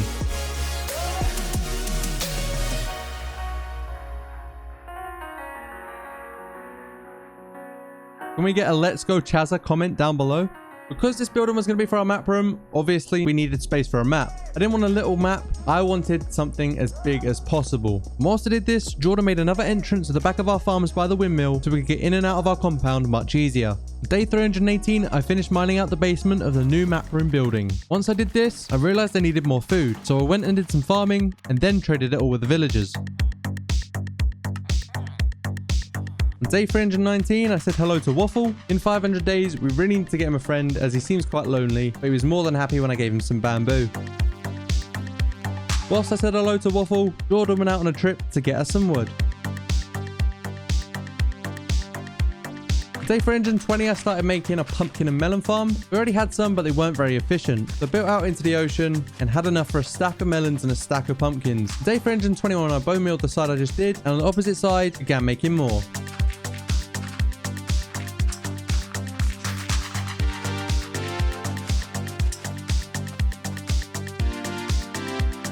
Towards the end of the day, I then made an entrance. I didn't want mobs to be able to get in and trample all over our crops. But as the sun came up on day 322, I started farming what had already grown, took it to the villagers, and started trading for even more emeralds. Then between days 323 and day 326, myself and Jordan got to work on an automatic bamboo farm.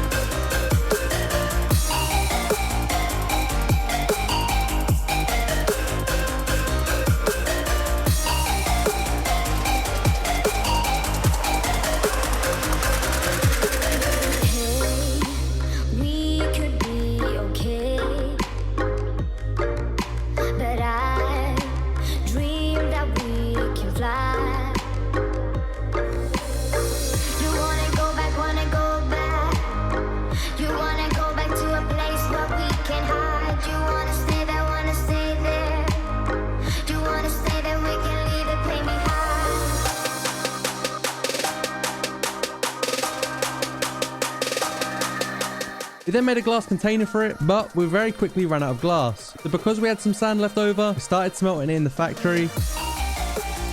And on day 328, we finally got it done.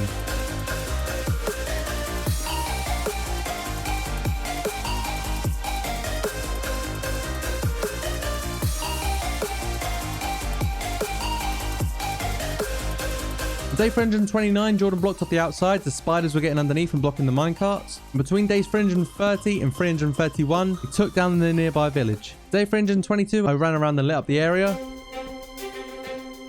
but realized we had no coal left. So between days 333 and 336, Jordan went on the mission to get us some more coal.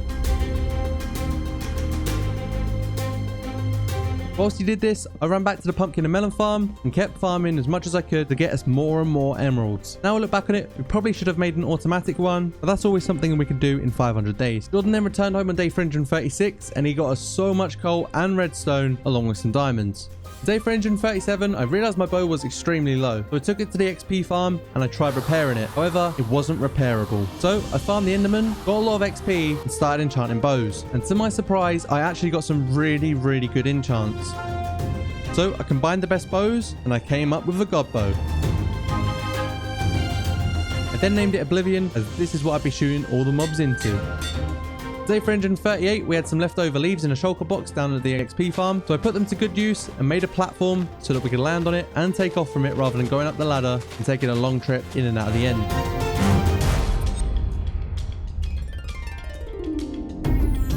And after this, between days 339 and 340, I started killing more Endermen, and on day 340, I finally got to level 100, because why not? Whilst I did this, Jordan spent more time AFK in the creeper farm as we were very low on fireworks and we needed gunpowder. Day 341, we had a new project in mind. The melon and pumpkin farm that I made was definitely not going to provide us enough emeralds to make a full beacon by the end of 400 days. So I had the idea of making an automatic crop farm using villagers.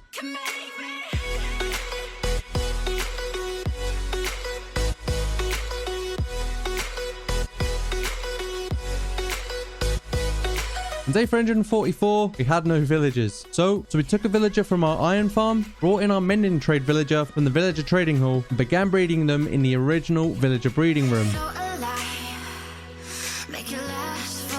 It didn't take them long to pop out their first baby, and we knew this was the start of a brand new empire. The good old mending villager had done us a favor again. Day 346, whilst we waited for the villagers to grow up, I made yet another row of pumpkin and melon farms. You could say I was really trying to get those emeralds by the end of the video. Day 347, I took a quick trip back to the villager breeding hall, and yet again we had a lot of villagers. Me and Jordan decided that this time we wouldn't take the villagers out and we'd leave at least 2 in so we could always breed them. Day 348, we made a roller coaster. No, I'm just kidding. We weren't doing this for fun. We needed a way of transporting the villagers, so we used the best thing possible, which was minecarts. And I may or may not have used this as a roller coaster because I wanted to test if it worked, and also I wanted to have a bit of fun.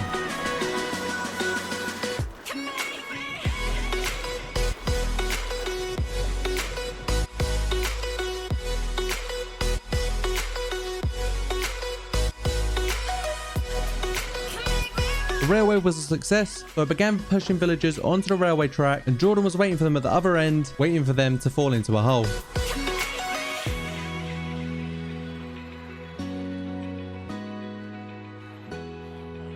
The next mission was taking them out of the hole and getting them into their own separate pods. And I also found this villager doing MLG 720 spins.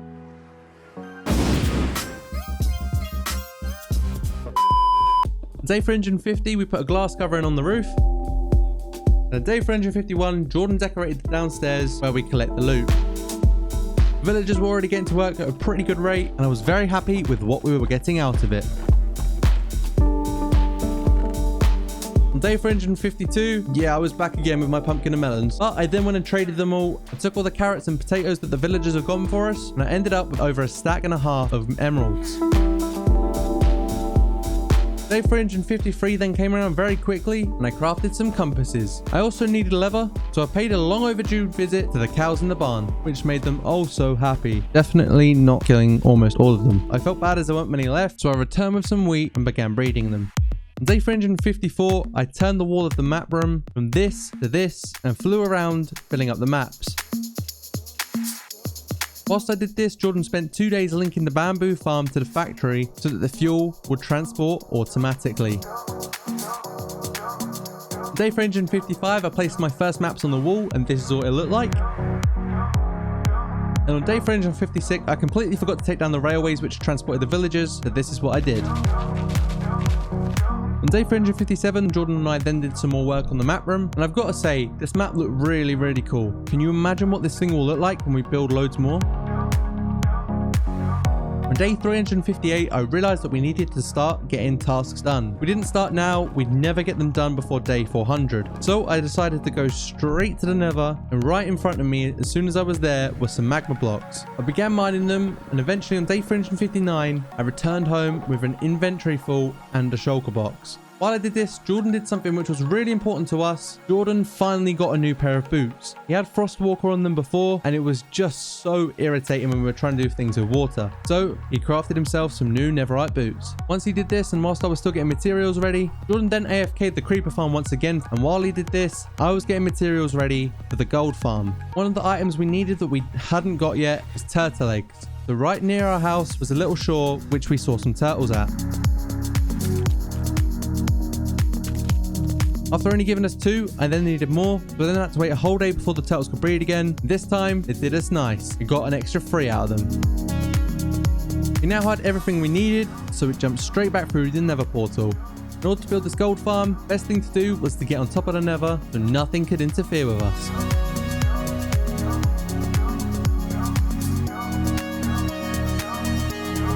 We then started towering up on day 362. Between days 363 and 366, construction began on the automatic gold farm.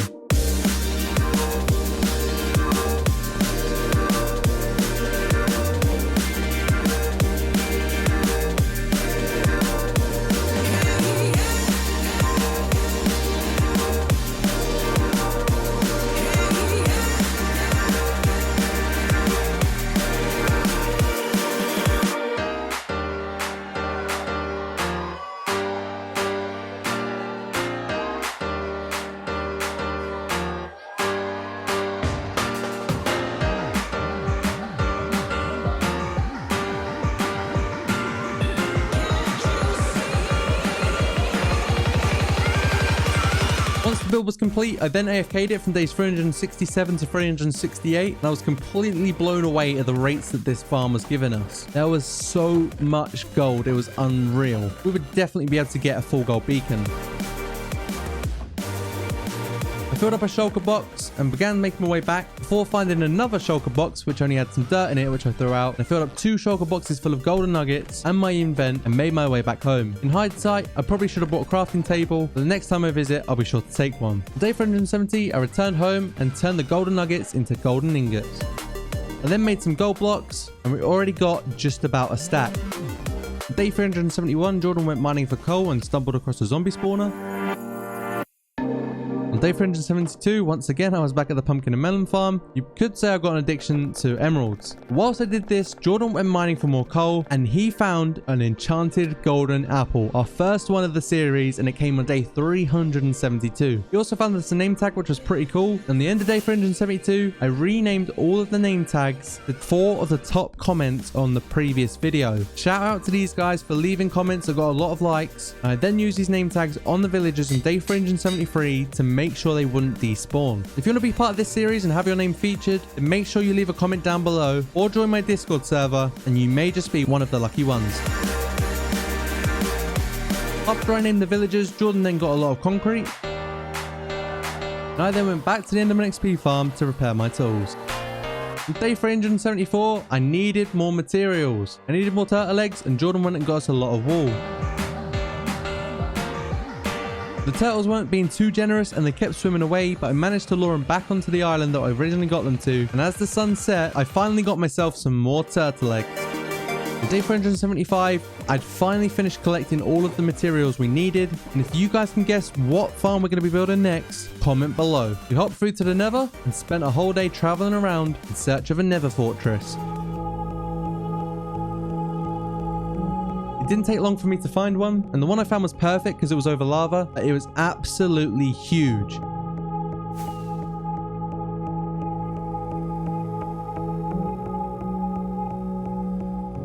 I used the gold block to mark the center and began placing down hundreds of slabs. I started to get shot by blazes, and at the time I thought this was annoying, but you guys just wait until you see what happens next. Nothing would have been more annoying than dying to lava, but luckily I swam up fast and got myself to safety. I didn't take many hearts, but this could have been a close call.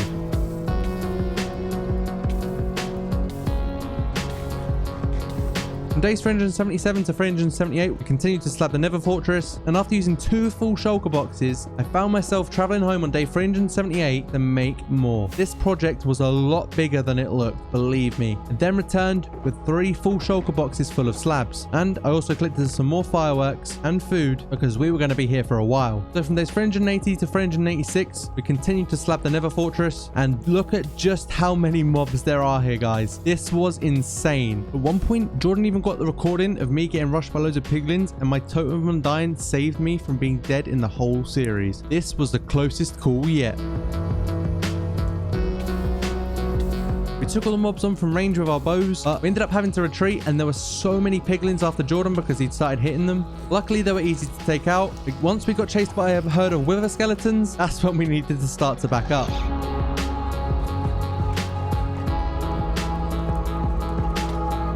Jordan then soaked up the damage whilst fighting all the mobs as I slabbed off the platforms that we hadn't yet done. Once we got to the final bit, there were so many wither skeletons and other mobs standing around. They all started running at us, but luckily there was a gap in the bridge and I was able to hit them off. Eventually, we'd finally done it at the end of day 386. However, as it turns day 387, we completely ran out of food. So whilst Jordan stood still, I flew back and got us some more food. I also grabbed myself another totem of undying. Between days 388 to 389, we built the Wither Skeleton Farm.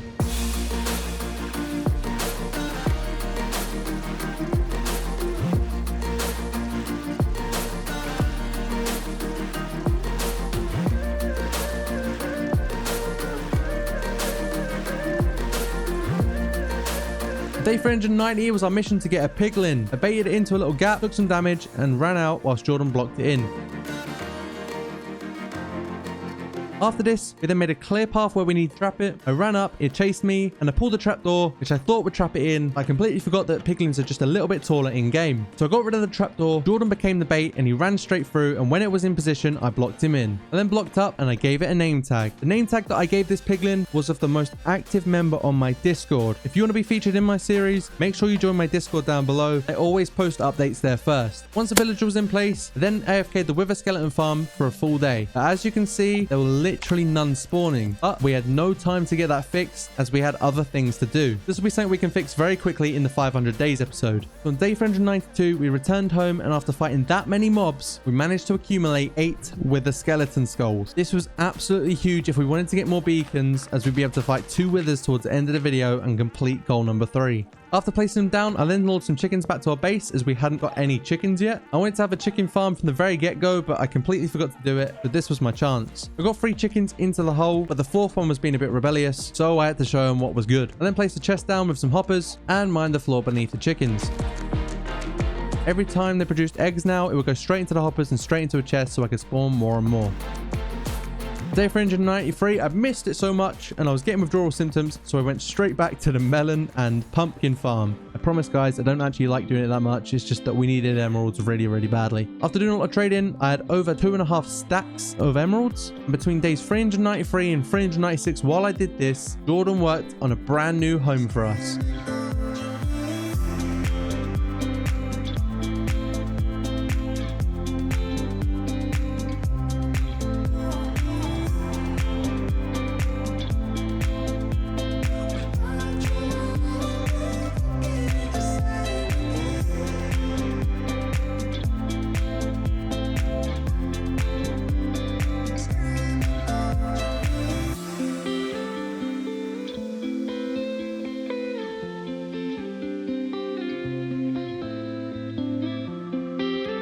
other one was really cool, but it was getting outdated, so Jordan decided to build us a brand new modern house. I have to say, Jordan did an absolutely incredible job of this.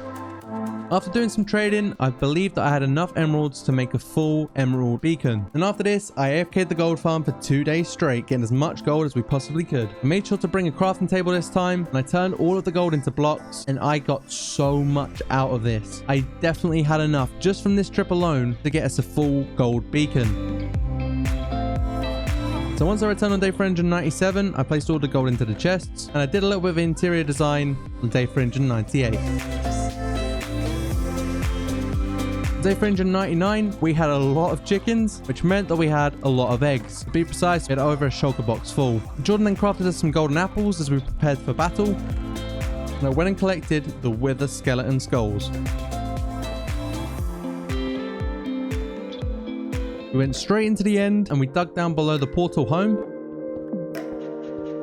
And before we placed the withers, we threw all the eggs we had on us. We had a load of chickens surrounding us. We did this to use them for the wither skeleton farm, as we believed it could be better for us and give us a more productive farm. Once they'd blown up, they came straight for us. And instead of killing them with a sword or an axe, we wanted to kill them with our shovels. We kept swinging whilst we were in the tunnel with our shovels, and eventually we finally managed to kill one of the withers.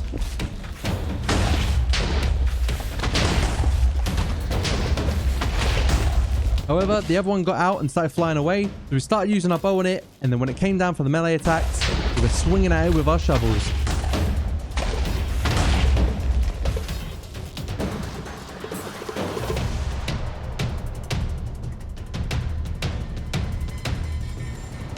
Eventually, guys, we had done it. We killed both the withers using mostly our shovels, and we now had 2 nether stars. I then ran back down to where we spawned in the withers, but there was no wither roses. Maybe the second explosion blew them up, I don't know, or they despawned as we were killing them. I'm really not sure. But the main thing was we came back on day 400 with 2 nether stars, which meant that we could make 2 beacons, one using gold blocks and one using emeralds.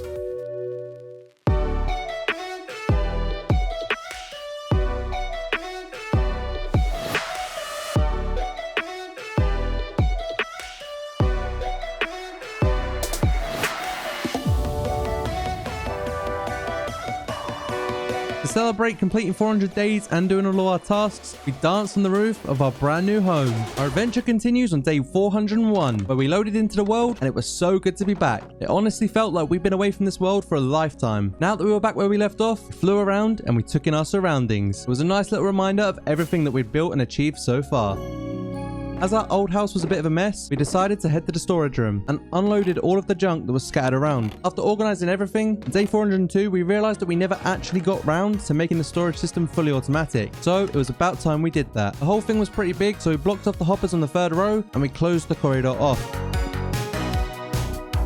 After completing the storage room, we headed to the depths of the Nether. We went to revisit our wither skeleton farm, and when we arrived, we said hello to Yeet the piglin. We then figured out why our farm wasn't functional, and we found a better intersection to build at. We checked the surrounding area, made our mark, and then flew home to collect the materials we would need. On day 406, we returned with the materials, and then destroyed our old attempt of the wither skeleton farm.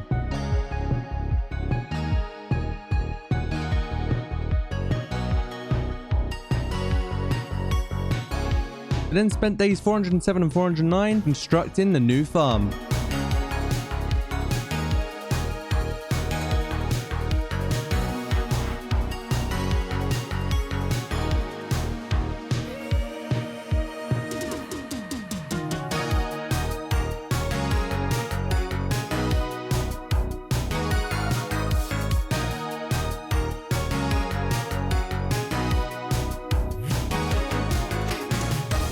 It was time to complete the farm, and to do so, we needed Yeet the piglin, so I travelled all the way back to him and I set him free. He was so happy to be released that he chased me all the way to the new farm. Jordan built a bridge, and with his help, we got him into position.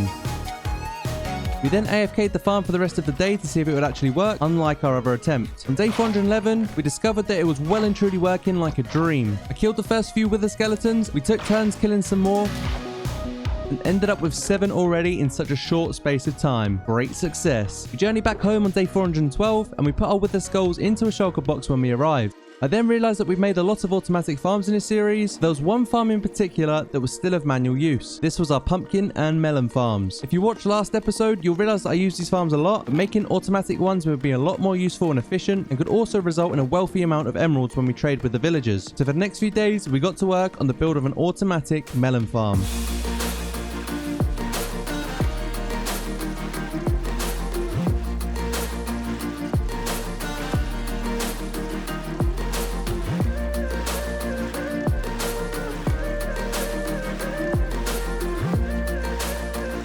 Once it was complete on day 416, Jordan put a design around the farm so that it wasn't an eyesore.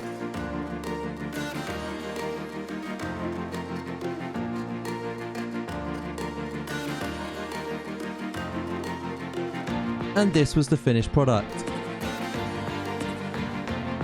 On day 417, we decided we'd had enough of having the villager trading hall underground near the old house. We wanted to create the new one nearer to the storage system. After making this decision, we spent the day searching for the right place to have it. Once we found a suitable area, we marked it with some blocks. We then took a trip to the Nether to get some quartz as we were low in supply.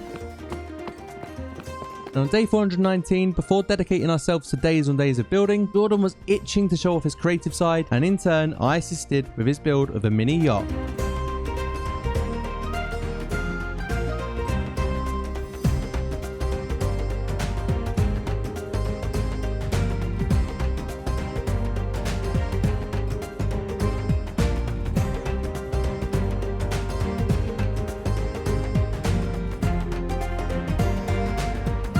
The yacht build was complete on day 420, and Jordan decided to call it Big Chungus. After making this yacht, we had plans to build bigger and better ones in the future, so make sure you leave a like down below if you want to see that. On day 421, I mined up the Emerald Beacon and I placed it outside the area of our next project. I then selected Haste 2, which will give us the ability of faster mining. Then between days 422 and 423, we began and finished mining out the new villager trading hall.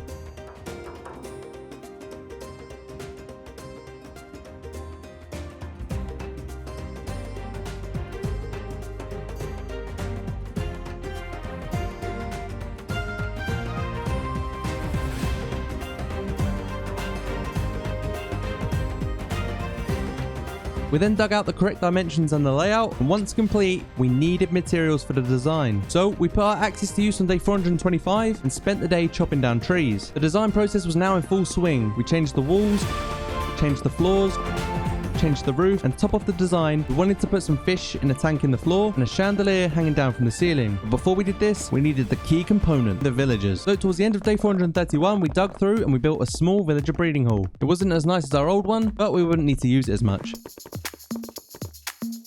The villager breeding hall was now complete, and it was time to transport the villagers over from the old breeding hall to get started on breeding an empire. When we were traveling back from the new build on day 433, we saw some pillagers, which reminded us of our goal of creating a raid farm. We didn't engage in combat, and instead of delaying time, we built a railway all the way to the underground of our former breeding hall, all the way to the new one. I tested it out, and once we had fully built it, it was an epic fail. After a few adjustments, it was up and running.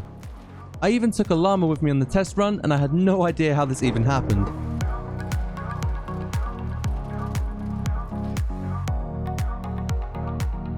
On day 434, we moved the villagers one by one to the new prison, 5-star accommodation. And on day 435, I went swimming with some buckets and got us some fish to put inside of the tank. Whilst I did this, Jordan built us a beautiful chandelier.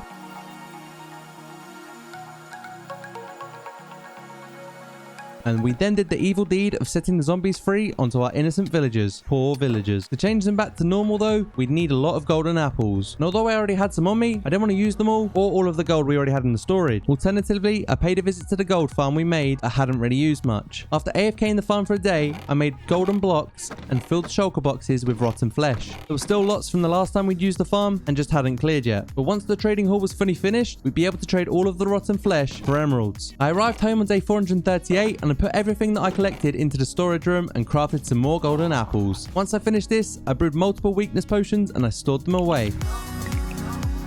Day 439, I got some sand whilst Jordan got some ice. We then spent the rest of the day gathering materials for our raid farm. Finding a pillager outpost near water was our next task, so starting on day 440, we travelled thousands of blocks over multiple days until we finally stumbled across one on day 443. We were relieved as we were very quickly running out of fireworks, and this was our only way of getting home. But on day 443 and 447, it was time to build the raid farm.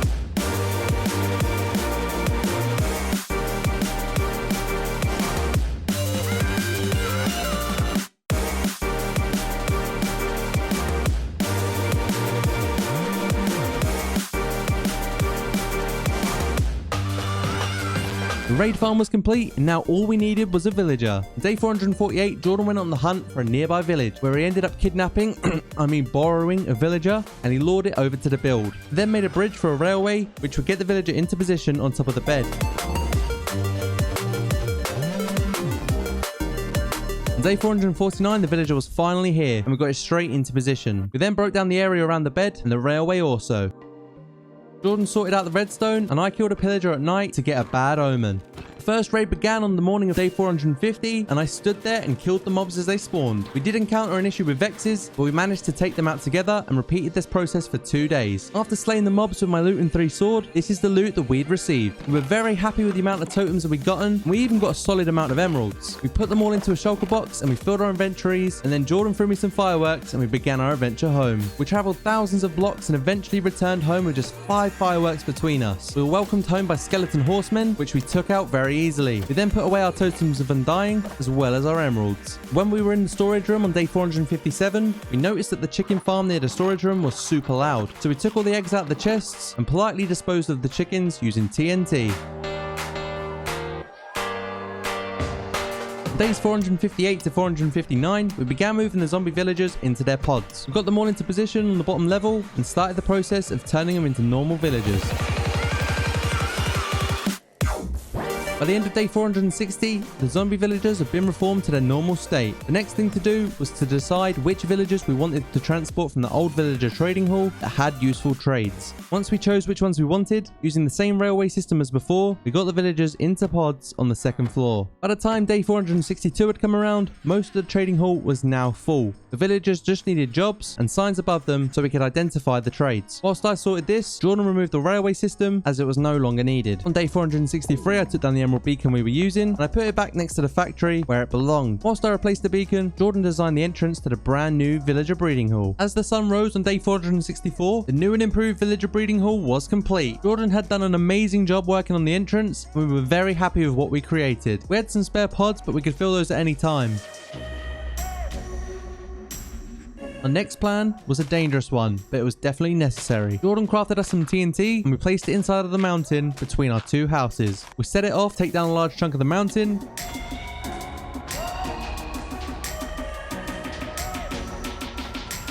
set the beacon to haste 2, and then spent the rest of day 464 and all of day 465 deleting the remains.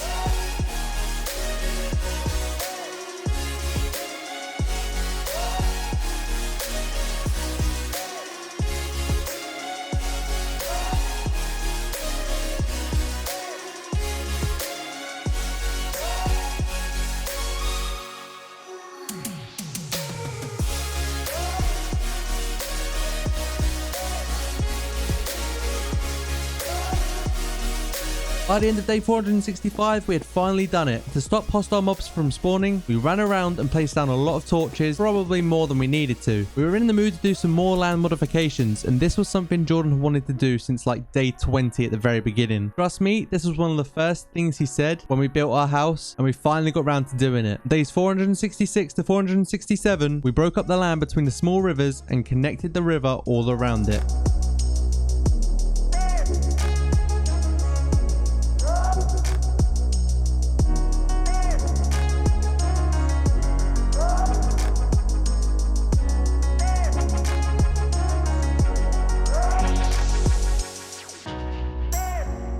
I started off day 468 making some purple glass before traveling to the Nether to gather some materials. I very quickly came across a bastion remnant, which I approached with caution as I was alone. I took the loot and then I mined the blocks I needed for my new build. Gilded Blackstone was the last block I needed, however I didn't have a silk touch pickaxe on me. So on day 469 I returned home to grab it and then made my way back and took what I needed without any interference from the piglins. Now I had all my materials, it was time to make a brand new and improved Nether portal.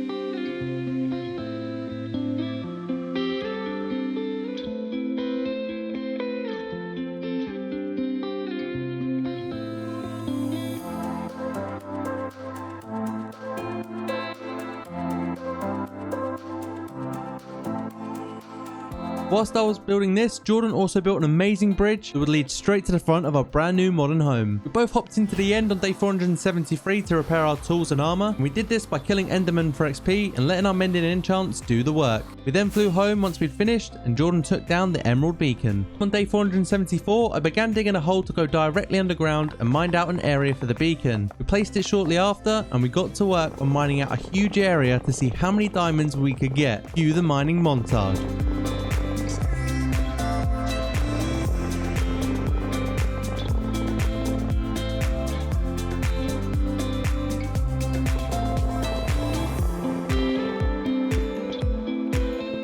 Day 480 we returned to the Enderman farm to repair our tools before they broke, and on day 481 we were straight back to it.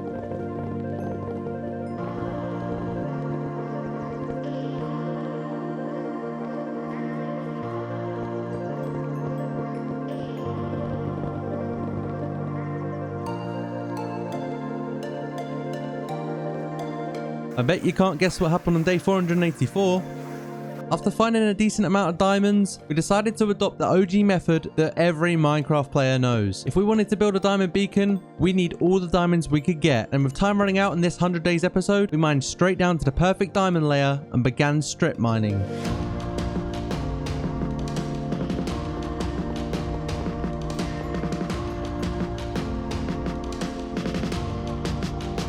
This was a lot more successful and we ended up getting a lot more from this. These are the goods that we ripped from the mines, and I must say we did a damn good job. We already had diamonds from the large area that we dug out, and we even started ignoring other ores like iron, gold and redstone as they just weren't needed anymore. It also must be mentioned that Fortune 3 is a literal cheat code. And we started building the diamond beacon, but we didn't have quite enough diamonds to do so. On day 492, I checked how many skulls we had back at the original home before heading back into the Nether for what could possibly be the very last time. After traveling and finding the farm again, we spent what was left of day 492 and all of day 493 killing wither skeletons, their prized and valuable skulls, which we would be using to spawn in 5 wither bosses, a tall task for any Minecraft player to handle, especially in hardcore. On day 494, we were back home with 36 wither skulls. Considering it took us so long to get them in previous videos, this was incredible to us as it took us just over 1 day to get them. I also did something that I completely forgot to do in the last video, and that was give my dog a name. You guys left a lot of comments of names, so I picked one at random, and that was to call it Chaza Jr. Shout out to you for leaving this comment. If you want your comment to be featured in my next video, then all you gotta do is leave a comment. It could be literally anything, and I'll choose one at random to be in my next video. Get commenting. For the next 3 days, it was the calm before the storm. To fill in time before our biggest challenge yet, we did something that was very much needed and something I'm surprised we didn't do a lot sooner. We worked on some aesthetic pathways to give our home a more complete look. I think they turned out pretty good. Let me know what you think down in the comments.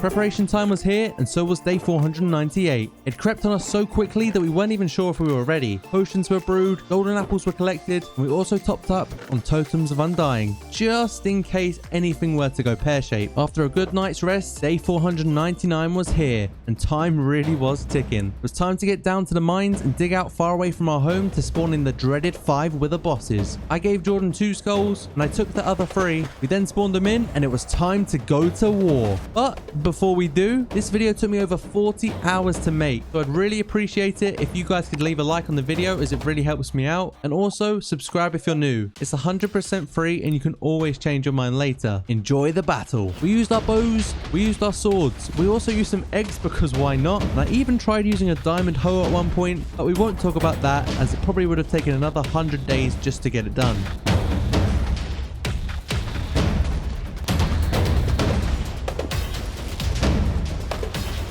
I lost a totem of undying along the way as I forgot to put on my chest plate instead of my elytra, but luckily I had some spares. Making that raid farm was definitely a clutch play, as all of our hard work up until this point would have been gone forever. With some final blows to the last wither boss, we had done it. GG's wither bosses, thank you for the nether stars.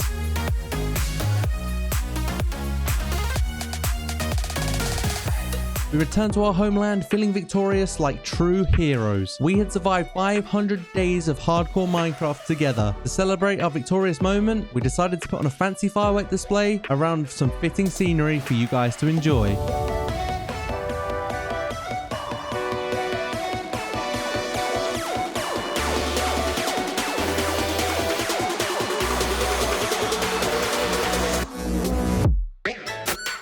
It's day 501 and we are back. The first thing we did was say hello to all of the animals in the barn, then to the horses, our villagers, and last but not least, our good friend Waffle. Now I look back on it, it was incredibly lucky that I got a brown panda in my first ever time breeding pandas. That's some crazy luck. But after saying hello to Waffle, it made me realize that we've been very bad owners and we'd left him for 500 days without a friend. So the next thing to do was fly to a jungle biome to bring him one home. We came across a jungle with a lot of bamboo on day 502, but there was no pandas to be found. It was time to find another. We were successful on day 503 and we were super happy, but then we remembered that it was a long way home and it was probably going to take a while. So we began traveling home on days 504 and 505 with our new panda friend in the boat with Jordan flying ahead to guide me. Eventually on day 506, home was on the horizon as we saw our creeper farm. It's always a good thing to look out for when we're trying to get back home. As we approached land, Jordan then used this elite piston tactic to get the panda up the hills while still in the boat. I say elite, it's not really elite, it was just clever thinking from Jordan. We then got the panda in as the sun was setting and we bred them, but there was no brown panda. This made us very sad, but we knew we'd get another one. If you don't subscribe in the next 5 seconds, Jordan is going to kill this poor baby panda for real. As day 507 came around, I restocked some fireworks, bamboo, bred the pandas, and we got another brown panda. Let's go! We spent the rest of the day planning our landscape, and we saw a horse just chilling on a tree. Hello there. We've had a big wall around our area for a long time now, literally since the first 100 days. But on day 508, it's time to take it down. Don't worry, we weren't going to leave ourselves exposed. On day 509, we built the wall back up. We did this to give ourselves more room to build and just to have a nicer area of land, really.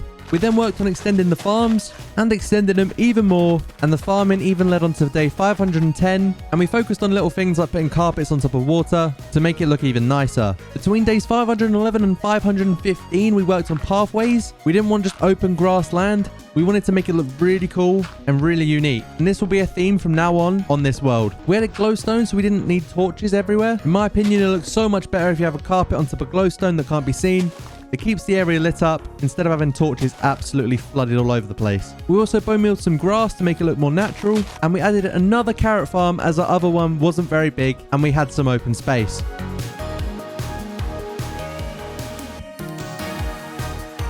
I grabbed some iron from the iron farm. As you can tell, we had quite a lot. And then I went down to the mines to get some obsidian because we had none at all. You'd think 500 days in we might have some obsidian lying around. Well, not us. I then crafted the beacon, mined out the area for it, and placed it down.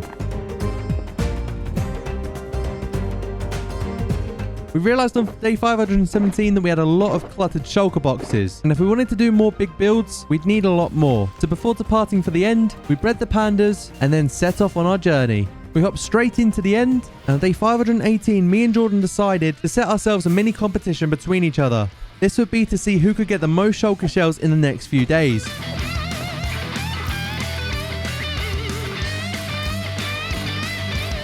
We met up again on day 523, and it turned out that Jordan was victorious. He'd found quite a few more than me. When we got back, we crafted them straight away and placed them all down to see how many we had. As you can see, we had quite a lot.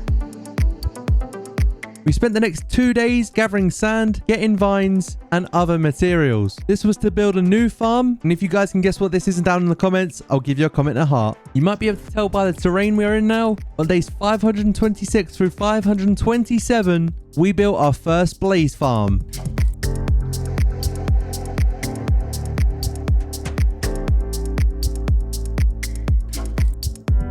Once the build was done, we were pretty happy. There was a lot of blazes and there was a lot of blaze rods to be made. But we decided to head back to the overworld to get more vines, get more sand, smelt all the sand, get a few lava buckets, as we wanted to make another one. When Jordan found this blaze spawner, he told me that there was another one nearby. So we located the second one whilst killing a lot of mobs along the way. And once we were there, we began construction.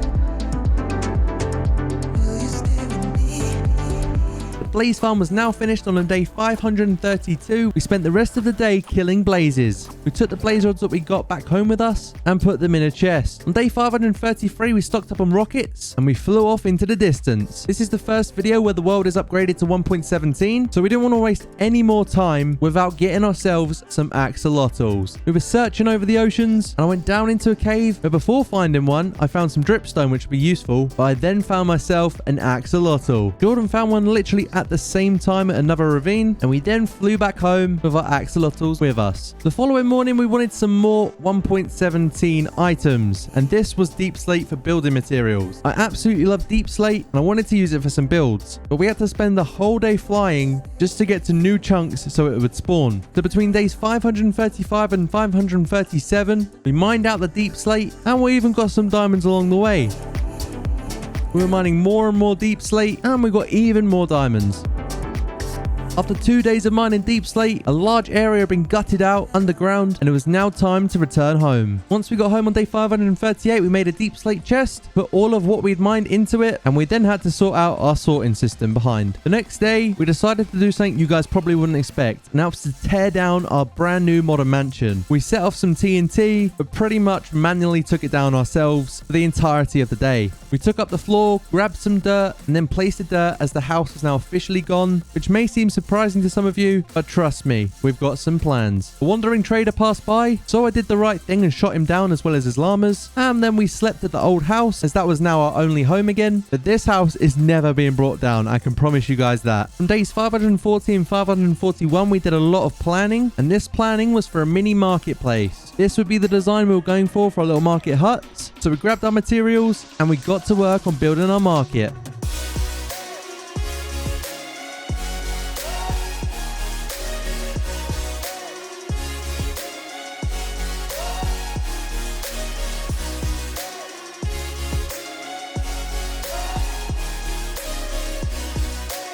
On day 547, we decided we needed a staircase. The terraformed hill that we made was pretty cool, but we wanted a more aesthetic way of getting up on top of the hill. So using the deep slate that we just got, we made a deep slate staircase with some quartz on the sides. Jordan then built a real cool centerpiece, which was a new fountain. And I thought that was a really nice touch as a centerpiece to be in the middle of our villager trading hall and our storage system. We wanted some sea lanterns, so on day 548 we flew to the ocean monument, but we were pounded by guardians as we tried to get some, so we only got a handful before flying home. Jordan then placed the lanterns inside the fountain, and I'm sure at night this will look a lot cooler. Like we'd done at the beginning of the episode, we decided that we couldn't have a fountain and a staircase and a storage system without pathways connecting it all. So for the next 2 days, we dedicated our time to making some custom paths. We've done a lot of building and a lot of designing so far, so we decided to take ourselves away from what we were doing and build another useful farm. So we needed more materials, and with that included turtle eggs. I also realized that I needed a mending book for my silk touch pickaxe. It wasn't yet netherite, but I'm sure I'll get to that another day. So I grabbed a mending book from our villager, and we dived straight into the end, where we spent the next day mining down the tower for a healthy amount of obsidian. I think altogether we got about 2 stacks, and this was going to be more than enough. Once we'd finished this long and boring task, we flew down to our enderman farm.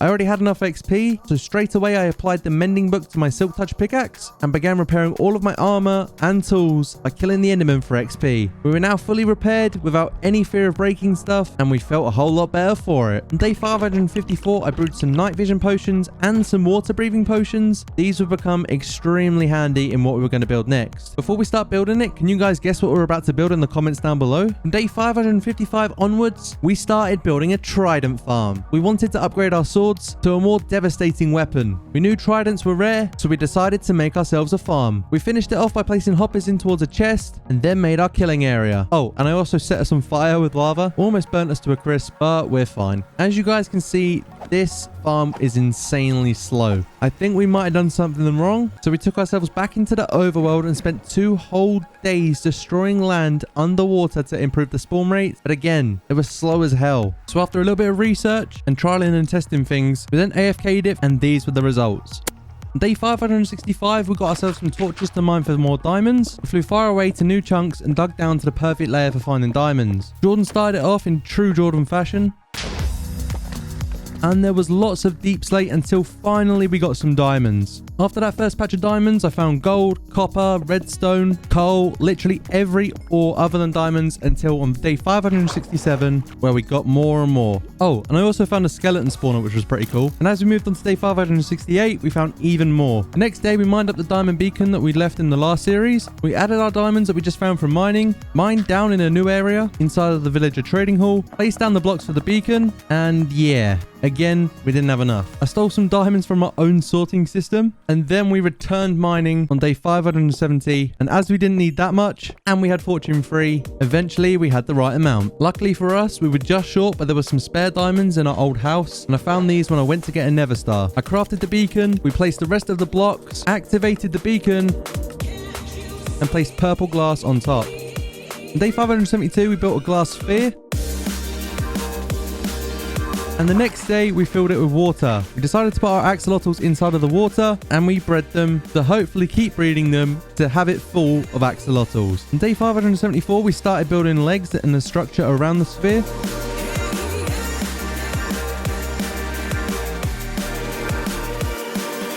And on day 575 we got leaves, where I was ambushed by skeleton horsemen until getting more. We then worked on the legs of the tower as well as the floor, and this build was a bit different, but overall we were really happy with it.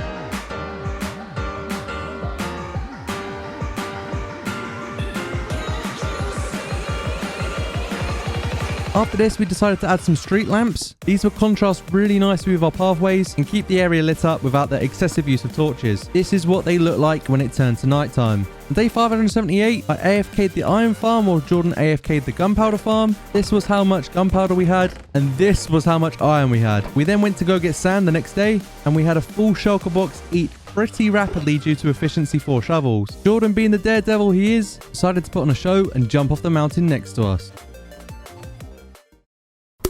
When we got back, we crafted some TNT. We definitely went overkill with the amount of sand that we got. We checked the gunpowder chest and we had a fair amount left over. I then grabbed some extra rockets and we made 2 flint and steels and we were ready. The next thing we did was jump straight through the nether portal. And on day 580, we found a bastion that was pretty close to our spawn. We then laced it with TNT. And when I say laced it, I mean filled it with TNT. And Jordan was our demolition expert and set it all off.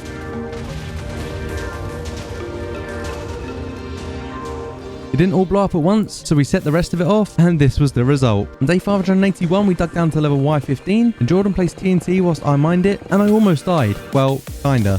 Being the jokester that he is, Jordan also tried to blow me up, and it turned out that we placed the TNT too far apart, but eventually it worked, and I tried flying under the lava, but it's not a great idea, guys. For all of day 582, I went through mining and trying to find through lava all of the ancient debris. On day 583, we were back home, and Jordan gave me all of the ancient debris that he'd collected. We smelted it all, and coincidentally, we had the perfect amount of gold in the chest that we already had to go with it. Using this ancient debris, I crafted netherite ingots, and then crafted a netherite block. We placed it at the end of our path, and phantoms tried ruining the party, but I shot them down pretty well. Day 584, I went to go get the iron, and a lot of it, as well as some jack-o'-lanterns. We then flew off to find a pillager outpost to get a bad omen effect. We found a village soon after, and placed in a ridiculous amount of iron golems. The raid had started, and these iron golems were going in. They were going absolutely ham, uppercutting the pillagers and witches left, right, and center, and even the ravengers. But by the end of day 584, we were victorious, with a lot of help from the Iron Golems. On day 585, to thank these Iron Golems for their hard work, we decided to leave a massive iron flag to commemorate them for their great efforts in this raid. We returned home on day 586, got a load of materials together, did a healthy amount of planning, and spent the next 10 days building little houses to go with our marketplace. We wanted to populate this area really nicely, and this is how it turned out. I've got to say we were really happy with the results of this. It felt like it gave a purpose to what we were trying to build, and there would definitely be a lot more of this to come. On day 597, we decided to go back into the nether to get some ghast tears. We wanted to respawn the dragon and prove to ourselves that we could kill him again, so we needed some end crystals. And once we'd made these, we spent the next day preparing by making potions that we'd take into battle. It was day 599, and we were running out of time very fast. We hopped straight into the end, got to the center, and respawned the dragon.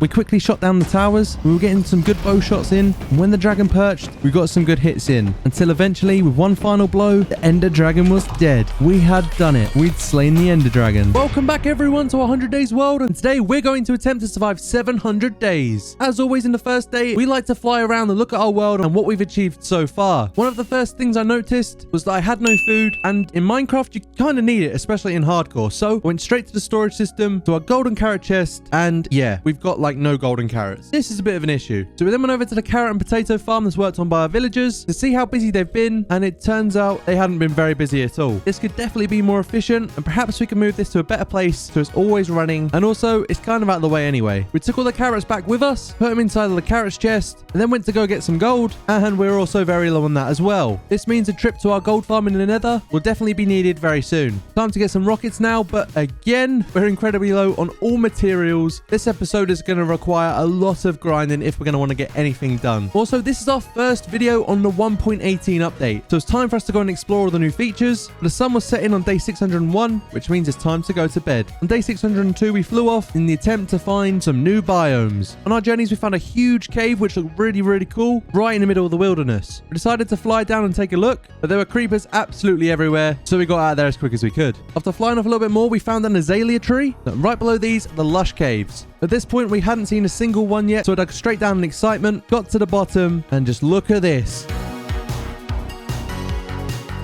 I think the flowers that hang off the ceiling are really cool. The moss is absolutely amazing. It's one of my favorite blocks in Minecraft now, along with deep slate. The drip leaves look pretty cool as well. And overall, it's just a really nice cave. So we grabbed the moss, the little azalea trees, some glowberries, and everything we could get our hands on. Diamond! We then flew through, and it seemed that the lush cave was joined in with like a big deep slate cave, which looked really cool. To get some glowberries, Jordan then did an airstrike. And we also found the first amethyst geode in the series. These were a thing back in 1.17, but I'm pretty sure we haven't even found one yet. So I turned it from this to this. Oops. And after exploring those caves on day 603, we came across biomes like this, which make the update so much more special. So let me know down in the comments if you'd like me to reset some of the chunks around our home village so we can get some really cool Arctic mountains and new biomes around. Jordan made a flight course in a new cave, and this is how it went.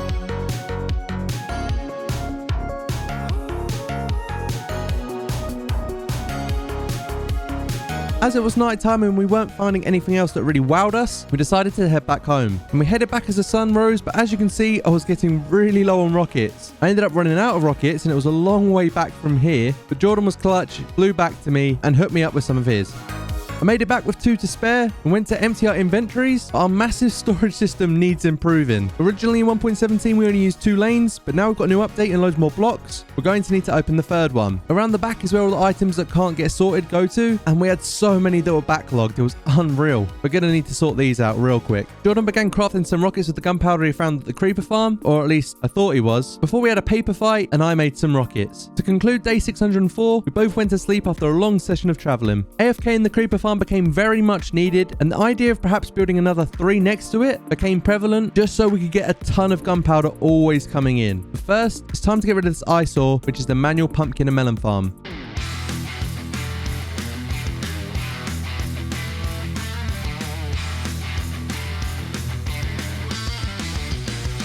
That looks so much better. Before we do anything crazy like build another 3 creeper farms, we're going to need to repair our elytras and tools. They're not completely broken or anywhere near it, but you just don't want to take that chance.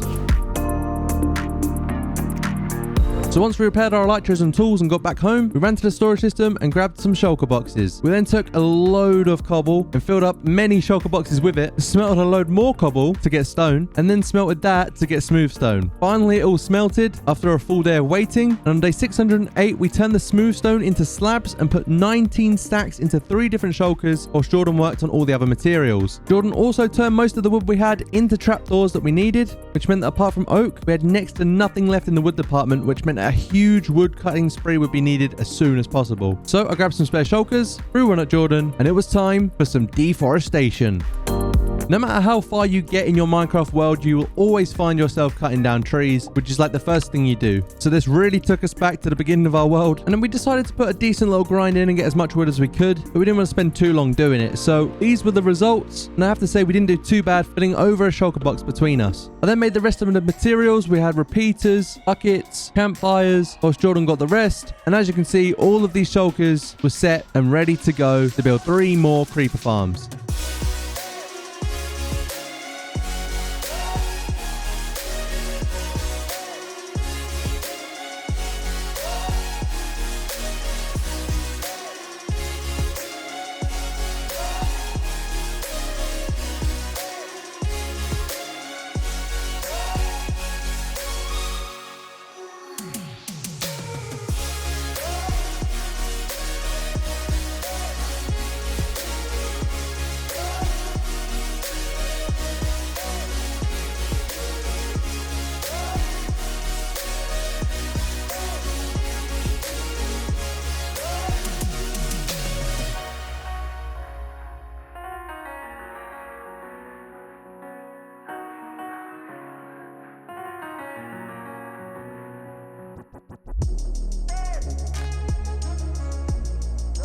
We'd now fully built the creeper farms, but we needed to complete one of the most crucial things when doing this, and that was to put all the trapdoors down so that no other mobs can spawn apart from the creepers. So after 3 full days of placing down trapdoors, we had finally completed it, which meant that we had 3 creeper farms successfully ready to go and ready to AFK, which meant that I spent an hour IRL time of AFK in these, which is 3 days in game. And whilst I did this, Jordan AFK'd the gold farm so that we could top up on our food supply, getting those golden carrots. At the end of the 3 days of AFKing, I flew down to check the results, ended up using a totem like an absolute plonker. Remember guys, this is hardcore mode, which means if either of us die, the world gets deleted forever. Checked the chest full of gunpowder. That was a good amount to be fair. But before I carried on with anything, I needed to get myself another totem because me being so clumsy, I could have easily ended up dying again very soon. Day 624, I ended up grabbing some sand, then took some gunpowder out of the chest and made some TNT.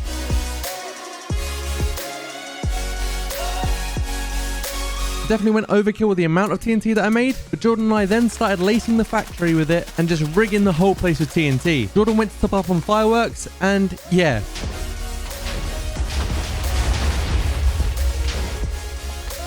I said I was clumsy before, and right here proves it. I accidentally set it off. It didn't do too much damage. Jordan then did the roof. We placed a load more, and we set it off.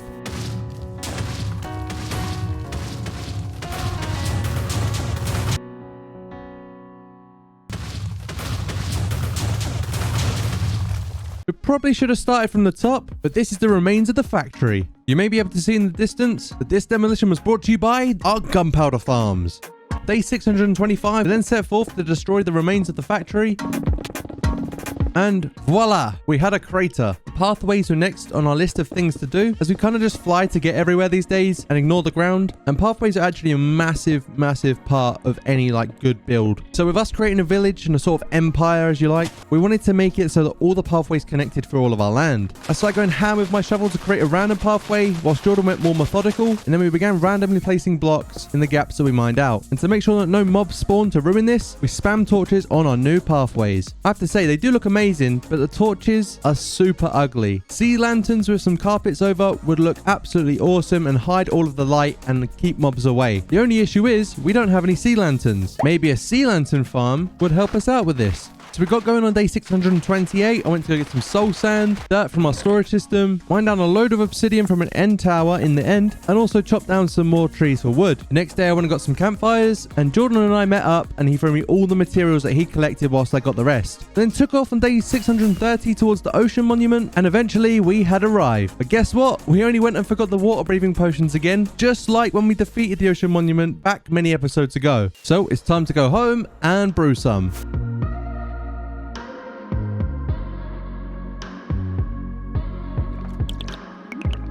Time to head back. It's day 631 and we are back with water breathing potions. It's a good job we brought those first time round, but we then spent the rest of the day up until day 634 drinking our potions and building the Guardian farm.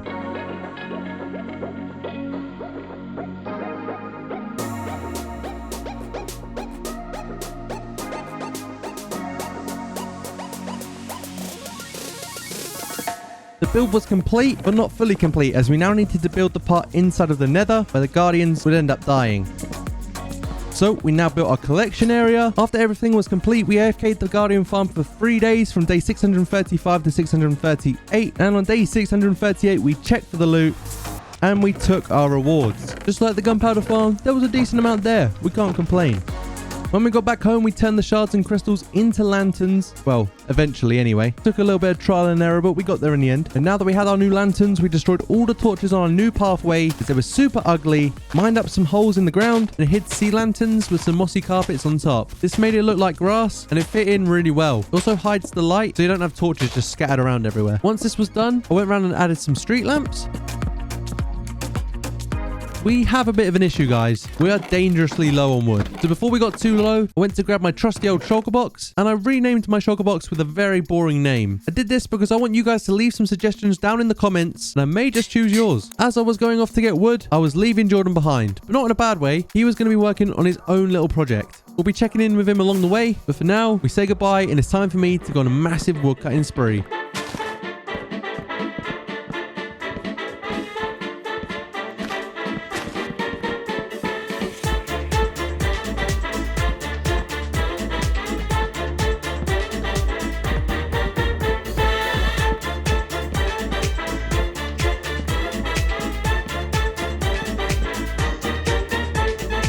All this wood chopping is making my arm hurt, so it's time to check back in on Jordan to see how he's doing. It looks like he's created a medieval tower that definitely fits in with the theme of our village. I can't wait to see the finished product. Forgot about dark oak wood, so I went back on day 646 to go get some of that.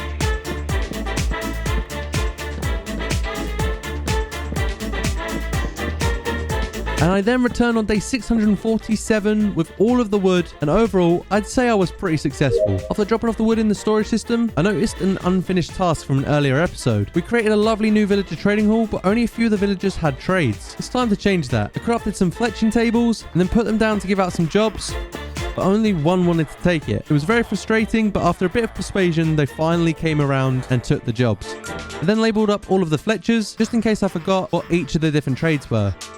Then crafted some lecterns and spent the next 2 days not only rolling through trades, trying to get these ignorant villagers to take the jobs. I tried for the longest time, but the other two were being ignorant and wasted my time, so I killed them off.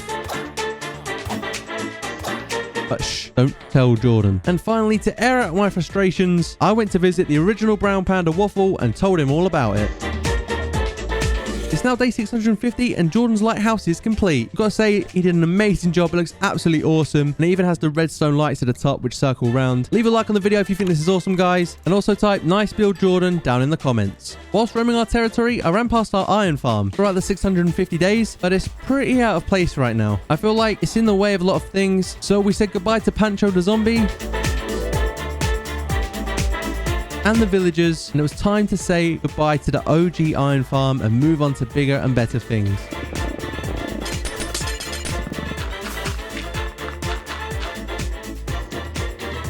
I grabbed some cobblestone so we could fill in the land as well as some dirt, and on day 651 it was time to get to work. We filled in the land with some cobble, and as nighttime struck we finished off filling it in with dirt. And boom, it looks so much better. Jordan also made this little sign just to show off his happiness. Another thing that was in the way was the aesthetic melon farm that I'd built a long time ago, and it was time to tear that down too.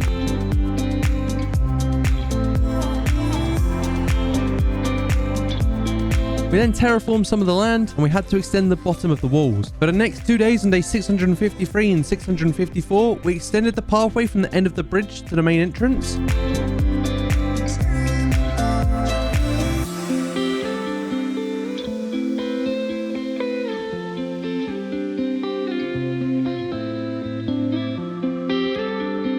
And we also improved our existing pathways as they were very, very vanilla. All we'd done is right click using our shovels. So we decided to use different materials like granite, wooden planks, and place down a load of leaves. And it just made the whole place feel a lot better and look so much nicer. The next day we then made 2 mini huts. We made these by the bridge and are sort of tied in with our little market theme we've got going on down by the storage system.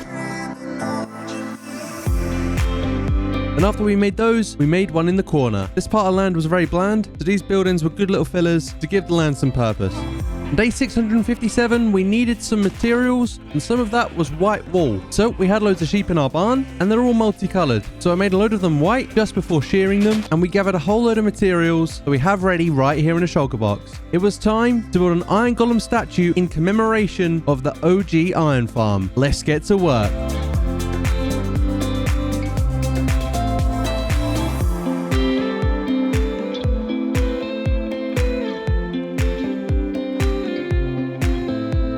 Iron Golem statue was pretty much finished now, and we could hear a villager, and we were so unsure of where it was, and it was kind of freaking us out. So we started smacking around, and we ended up shadow boxing an invisible villager. He drank an invis potion, but eventually we found it, which was pretty unfortunate for him. We put some trees around and bone mealed them because there was a lot of empty land, and we wanted to fill it up as much as possible. The trees are a great way of giving it a natural look, and it definitely fills all the land in. Later that day, we started building a brand new wheat farm. And apparently these are really rare, the skeleton horses, but we found these quite a lot along the way. Maybe it's just because we're not sleeping enough. But we killed the skeletons, and Jordan had made 2 name tags, and we decided to call them Les and Des. Why? I'm not sure. That was Jordan's idea. But these were our 2 new friends. We put some saddles on them, took them over to the stables, but Jordan's got shot down by another skeleton. His one must have been really weak, but to his skeleton horse we say rest in peace. Not to worry though, because we did find him another one. To make sure that didn't happen again, we very quickly rode them over to the stables and put them inside next to our horses. The morning after, we grabbed some more stuff for making farms, as we just enjoy doing it so much it seems. And there was some sand on the side of our island that was really out of place. So we turned all of that into dirt to make it look more natural, broke down the wall of our wheat farm, and then extended it. We then spent the next 2 days building carrot, potato, and wheat farms all around the nether portal to fill in the land and make it look nicer. The main island is now looking a lot more complete. We were very happy with it, so we turned our attention to goal number 2, which is the Nether Hub. But first up was a quick trip to the XP farm, which turned into a long one as the Enderman farm was really slow today. We weren't quite sure what this is. Maybe it was a server we're playing on, but yeah, this took a long time to repair everything. Once everything was repaired, it was time to go to the Nether to chop down some red and blue trees. Neither Jordan or I have ever used these kinds of woods before, so we wanted to experiment. We needed a decent amount, so we spent 2 days chopping down as much as we could. So I spent 2 days chopping down the trees, whilst Jordan worked on mining quartz. So we then worked together for a further 2 days to mine quartz because we're going to need an insane amount. Day 669, we checked out how many materials would accumulated between us. We realized that it definitely was not enough. But mining quartz, it's a bit repetitive and kind of boring. So we needed a change of scenery. So we grabbed some more shulker boxes each, color coordinating them, and then took off in search of a desert. We ended up finding one next to a really cool looking biome, but now it was time to destroy the land beneath us for all of its sand.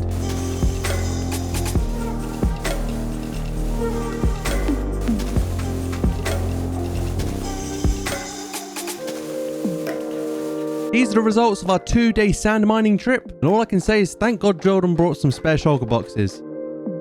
We visited the old smelter building from I think episode 2. We were here to smelt the sand because, as you know, we blew up the factory earlier in the video. Although it was small, it will definitely work. However, we were out of coal, and I feel like in this 100 days world, we're always short on certain materials. Anyway, to kill 3 birds with 1 stone, we headed to the Nether to relocate our wither skeleton farm, to fix our shovels, get coal, and also bones for white dye. By the end of the day, we'd finally located the fortress, and that had taken us a good while to find. When we arrived on day 673, there was some coal, but not an excessive amount. There was a decent amount of bones though. We then killed skeletons after waiting for a long time each time. It's not the most efficient, and we can always make a new one that will work better, but we already spent so long on this and barely use it, so we'll just leave it for now. The next day we were killing more skeletons and waiting even longer. This felt like forever. I then let Jordan have his turn, and I turned the coal into coal blocks, and I had so many bones it was unreal. It was then time to go back home and start the smelting, and we might not have enough coal, but we shall see. I also put the bones into the sorting system because I'm lazy and couldn't be bothered to find the chest myself. As the sand was smelting, we wrote down a list of every material we would need, leaving the rest of the quartz and the netherwood to the end of the list as we could get those before officially starting the build. We collected a fair bit and then collected up our shulkers with some empty ones too for the quartz, brought the glass over and went straight through the nether portal.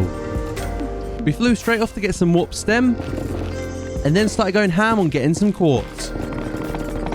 Jordan said he remembered the way we originally took many episodes ago of getting on top of the nether to make the gold farm, so I trusted him and followed him, and long behold, he found the exact way of getting there. It's pretty insane if you ask me. Fair play to Jordan. I pearled through on top of the roof whilst Jordan stayed below. If he would have come up too, this may have messed up the portals and we might have been stuck up here forever. I then connected the portals from the overworld to the roof of the nether and Jordan jumped straight through. We put down some markings, put down the shulker boxes, and we were ready to go. Let's get started on this massive build of the Nether Hub.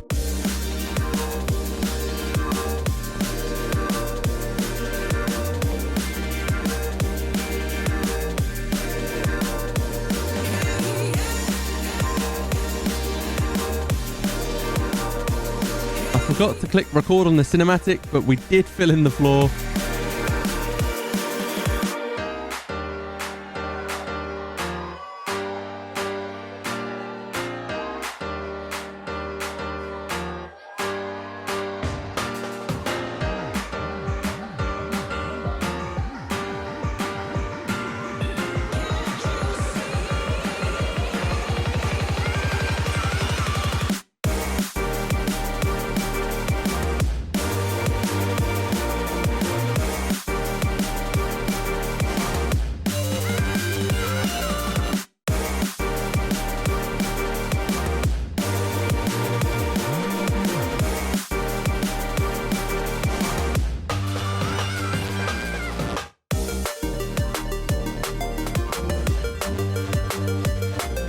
Day 687, there were so many mobs on top of the roof. We didn't put torches on there because it would look really ugly, and plus we won't be on the roof much anyway. But as we were building up here, we definitely went to battle. We also realized the next day that we'd ran out of quartz. It was inevitable, but we were just dreading the day this happened. So we jumped off the roof and flew down to our nether portal. But before going through the portal, I realized that I'd need our obsidian. So I grabbed the obsidian and then actually went through the portal. And when we got back to the overworld, we flew away from our sword portal to make a new one. We're back underneath the nether roof from this new portal. I swear I've said portal like 500 times now. But we were under the nether roof and we came across the old bastion that we blew up in 600 days. But instead of looking around that, it was time to get some more quartz. After a full day of mining quartz, we believed our mission was complete. So as we got back through to the overworld, we destroyed the portal we just created and went straight back through the other one. We spent day 689 finishing the roof by thickening the white lines. As it was a big build, the thicker design would definitely look better than the thinner design. We used a lot of rockets flying away to compare from a distance. I also gave Jordan my silk touch pickaxe so we could start breaking the floor. Whilst he started on this, I got some red dye, then tried to find some blue dye in the backlog chests, which would enable me to make some purple dye to make the purple glass. The floor of our sword nether portal was purple, and we thought it would be some good continuity to have purple floor as you go through the nether hub. And I ended up finding a load of purple dye and purple glass in the chests. What a result. I also found some smooth quartz blocks and quartz slabs which come in handy when detailing, and at Jordan's request, the last thing we needed was a beacon. And I can definitely see why. This thing takes ages to mine up. The beacon didn't help much, but it being there kind of made us feel a bit better. I crafted some purple glass and there was quite a lot in the end, and we then went ham on filling in the floor.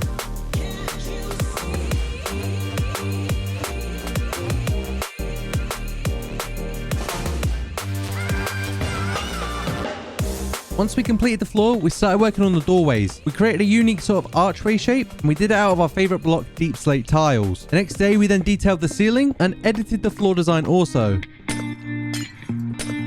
Day 692, I started building a sizable portal, but just from using the obsidian we had, we could tell we were coming up a little bit short. We grabbed some more rockets and headed off to the end portal. We targeted the smallest tower in the end, and we mined it all the way down in some good time as well, leaving one floating piece of bedrock behind. Now we had the obsidian we needed, it was time to go back. When we did arrive back at the nether hub on day 693, we were ambushed by hoglins. We didn't have swords on us, so we had to use our axes, but we took them out pretty easily. We then got on, making the new portal taller for now, and whilst Jordan continued, I returned home real quick to get more deep slate and turned it into new bricks that we'd need. I thought this would be enough, but I then second-guessed myself and decided to take as much as I could, just in case. The next thing to do was to start the design around the portal in the middle, and from here on was just pretty much loads of designing. I crafted up some quartz pillars and some slabs to make it look better. These pillars were a lot better for the texture.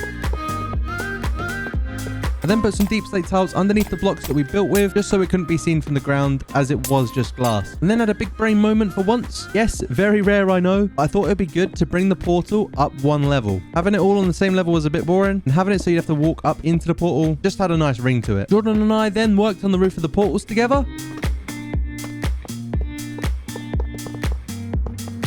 and we filled in the window-shaped arches with some purple glass. I then filled up the middle with deep slate tiles, lit up the portals, breaking the old one, going through it, coming back, testing to see if it works, and it did. GG. I was really happy that the portals were working, but we weren't fully satisfied with the design so far. So we turned the walls into pillars, broke up our shulker boxes to clear the floor, and moved on to clearing up the ground below, starting with the old nether portal. We then broke down the temporary beacon, and eventually we finished taking it all down. We wanted to put it in the center because it would look super weird if it wasn't. We brought some spare iron blocks with us in a shulker, so hopefully all together it should be enough to build a beacon that has more than one effect. Jordan went back to the overworld to make beacons out of the remaining nether stars we had lying around, whilst I got cracking with the new beacon setup. I waited around quite literally all day for Jordan to get back, but something was taking him a really long time. So after a full day of waiting, I decided to hop back into the overworld, and he gave me some very clear instructions to go to the sphere structure and face the bridge. He then gave me a countdown of 3, 2, 1, and then to look straight up as I saw flying TNT, which revealed my face. Jordan did this as a surprise as it was my birthday as we were recording this, then set off a nice firework display to celebrate. This was really nice of Jordan, and he really didn't have to do this, but it was a nice little way to celebrate my birthday.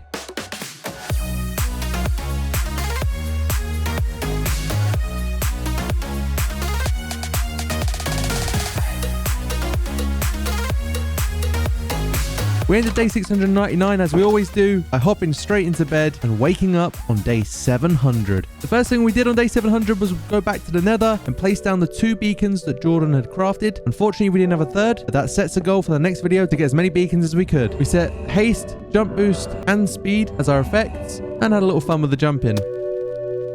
It's day 701 and we are back. But guys, there is no time to waste as we are very low on materials. We got some wood in the last episode, but we definitely need more, as well as the essentials like cobblestone and deep slate cobble. And actually, we're pretty poor in every ore. Wow, I just make things rhyme all the time, I swear. And yeah, we also have no food. So we cleared out our inventories and I emptied my shulker box, taking out the main items before they get lost in the system. I then renamed my shulker box to Chaza's toolbox. And I'll be picking one of your comments from 700 days to rename my next shulker box. Stay tuned to the end and I might have chosen your idea. Luckily, we had a bunch of baked potatoes, so I grabbed a couple stacks of those and we got straight to chopping down trees. As you know, deforestation is one of our favorite things to do in this world, and there's a load of trees above our trading hall, and if we're going to be building on there one day, we may as well clear it out now, right? By the time the sun was rising on day 702, this is how much wood we'd gotten from clearing most of the hill, but to our right was the remains of the last episode's celebrations. Time to clear up.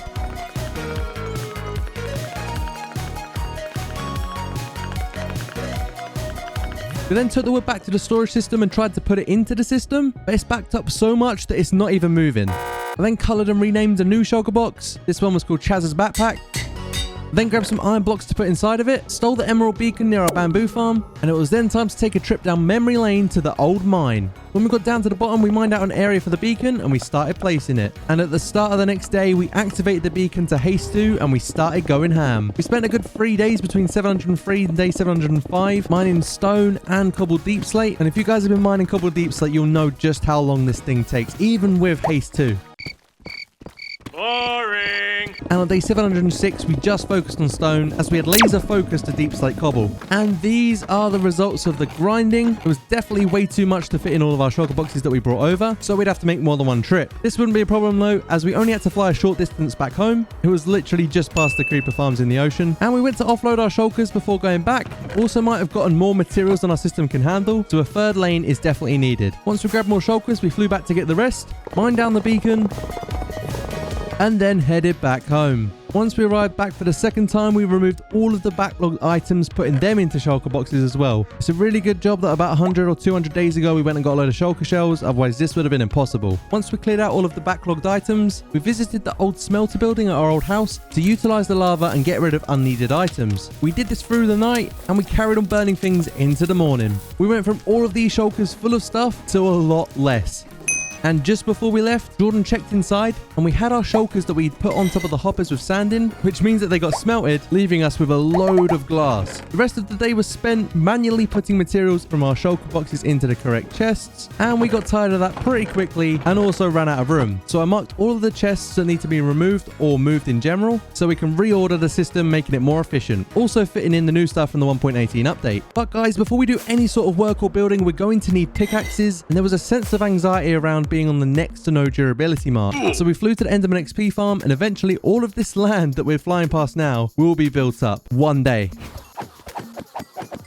So after smacking a few Endermen, it was time to get back to the overworld, and the first task upon arrival was gonna be a pretty long one. It took us from day 710 to day 714, removing the items from the first corridor and taking out the items from the picture frames, whilst Jordan removed the stuff out the back of the hoppers, which was used to filter, and we then placed a load of chests in the middle of the room for the stuff that we were moving. It only just dawned on us that we had this much stuff. It's kind of crazy. But after 4 days of stress and hard work, we cleared a whole corridor, and it actually felt quite relieving. But the next thing to do was to reorder everything. We put all the oak wood slabs, stairs, fence gates, you name it, with the oak.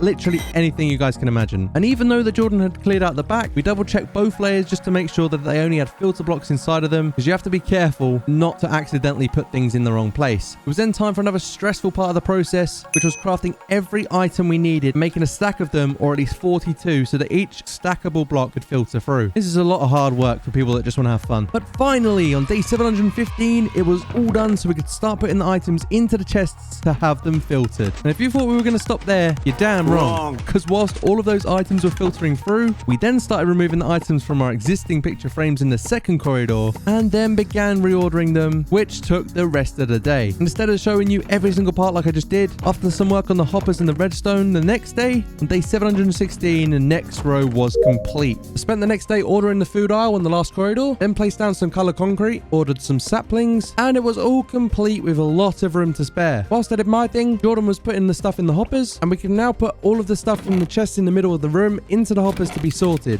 which meant we'll be standing here waiting for a long time for it all to filter through. But everything had finally finished filtering, and damn, that took forever. But the chest that collects the items that couldn't be filtered had this inside. Maybe we just needed the chest for eggs. My bad. On day 718, it was time to gather some materials and finally leave the storage room. I reactivated the emerald beacon before flying off to go and get the stuff that we don't yet have. And the stuff that we didn't have yet was packed ice, and I might have gone a little bit overkill on just how much I collected. At least we wouldn't need to come back for a long time. And also honey. Now, bees take ages to give you honey. It's the first time I've ever done it in Minecraft. I've never really had to use honey before, but bees take absolutely ages. So in between collecting, we started messing about, shooting arrows into the sky, trying to shoot each other. But we were so happy once they were finally ready. And once we were done, I had a mini battle with the bees and took one of the hives, because why not, right? I put the beehive that I took on a tree outside the storage system when I got back, and we began landscaping for our next big build.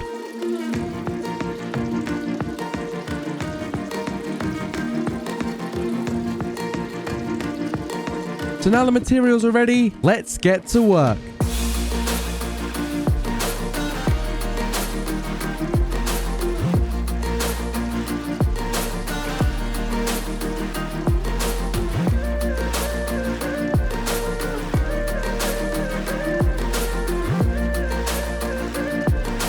So our super smelter was now built, and it took us a long time to do. I'm just hoping that this is going to work. We placed the minecarts, and it was fully complete. On day 724, I ran in to get some dirt, but I bumped into these chests, and they actually had no use anymore. So we got rid of them.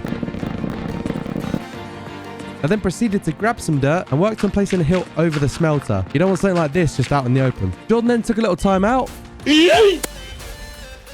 And we made the hill even bigger for the build that we had planned to go on top. This is what the hill looks like without a building on top. I'd say we're pretty decent at terraforming and making hills and stuff. What do you guys think? The next day, we headed to the nether, completely forgetting that we linked the portals to the nether hub, meaning that we had no way back down to the mainland of the nether. So we came back through and I went to get obsidian. I built a portal a little bit further away and then flew off to the wither farm. We then eventually located the farm, and when we got there, we put down a portal to see how far away we'd be from our home in the overworld, and it was pretty damn far. So we scrapped that idea and got straight into killing wither skeletons for the next 2 days. These things take absolutely ages. Our farm just must not be very efficient. And it was a massive waste of 2 days, as there wasn't as much coal as we expected, but luckily there was a decent amount of some wither skeleton skulls too, which we can use for getting extra beacons. After picking up what coal there was, we then flew home. And we were back on day 728, and instead of destroying this portal for good, we only removed one block, because in case we need to get onto the nether floor, we could just use this portal. I then flew to the storage system to check how much coal we had in there. Very nice. And altogether, we had over a shulker. Not too bad. Jordan also decided to smack me with his trident. He gifted me one in return, which was broken, but we take those.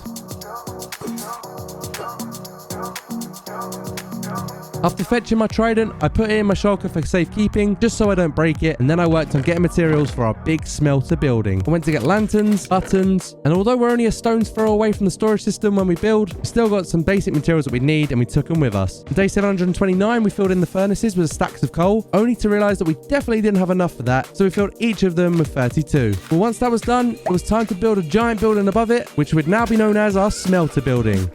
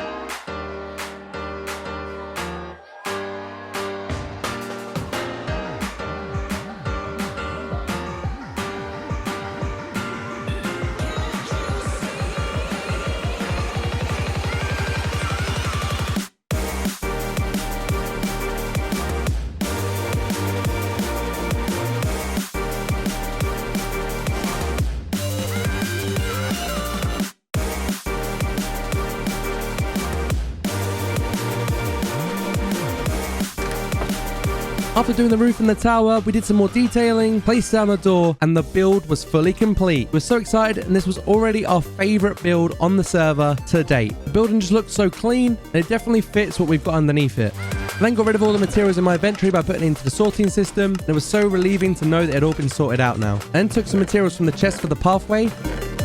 So I left Jordan to get on with another building, but this one was going to be a bit smaller, whilst I got on with the pathway around the new smelter shelter. That's got a nice ring to it.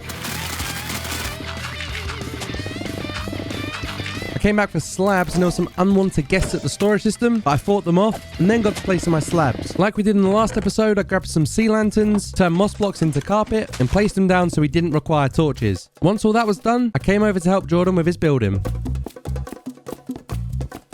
It was then time for some interior designing, and it came off pretty good, but that was the little building done, which will be another one of many. Day 740, we realized that we'd done about 10 days, maybe more, of building. It was time to do something fun because, you know, Jordan and I can't concentrate on one thing for too long, so we gathered some potion ingredients, and I started brewing potions for extra precaution as a big battle was coming up. Once they were done, we grabbed some golden apples to be extra safe, and also topped up on fireworks. I made some fire res potions as we had the last ditch idea to do this battle in the nether. The next morning, Jordan called me down to the basement of our old house where our Hall of Fame was, and we really had a moment where we stepped back and remembered all of our achievements so far. We had the day 1 poppy, dragon egg, MLG boat, and 2 wither heads. That's a result, which means that with those 2 wither skulls, we had 21 in my ender chest, equaling to 23, which was 1 off of 24. Quick maths! Which means if we get one more, we could spawn in 8 wither bosses, 1 for each 100 days to survive so far. We love a challenge. So we got straight into the nether, went back to the wither skeleton farm, and there wasn't any in the chests as we'd taken them all out. We'd have to let these wither skeletons build up as they were super slow. So after waiting, we slowly killed the wither skeletons, and I finally got one. The next task seemed kind of impossible as we were flying around the nether trying to find an area without too much lava. A very silly task considering our environment. Once we finally found an area we thought might not have as much lava, we dug down and realized we forgot soul sand, the main thing we need apart from the skulls. Jordan went to get some, and after he did, we mined out an area as well as a tunnel. We then placed all of the soul sand down as well as some skulls,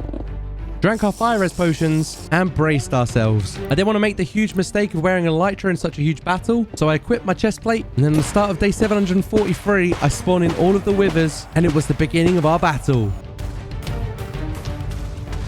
We battled with the wither bosses, taking hits, giving hits, getting stuck in corners and one-block gaps, but eventually we were taking them out one by one. Our bows did a lot of damage. There was times where we'd have up to 4 wither bosses on us each. This wasn't an easy challenge.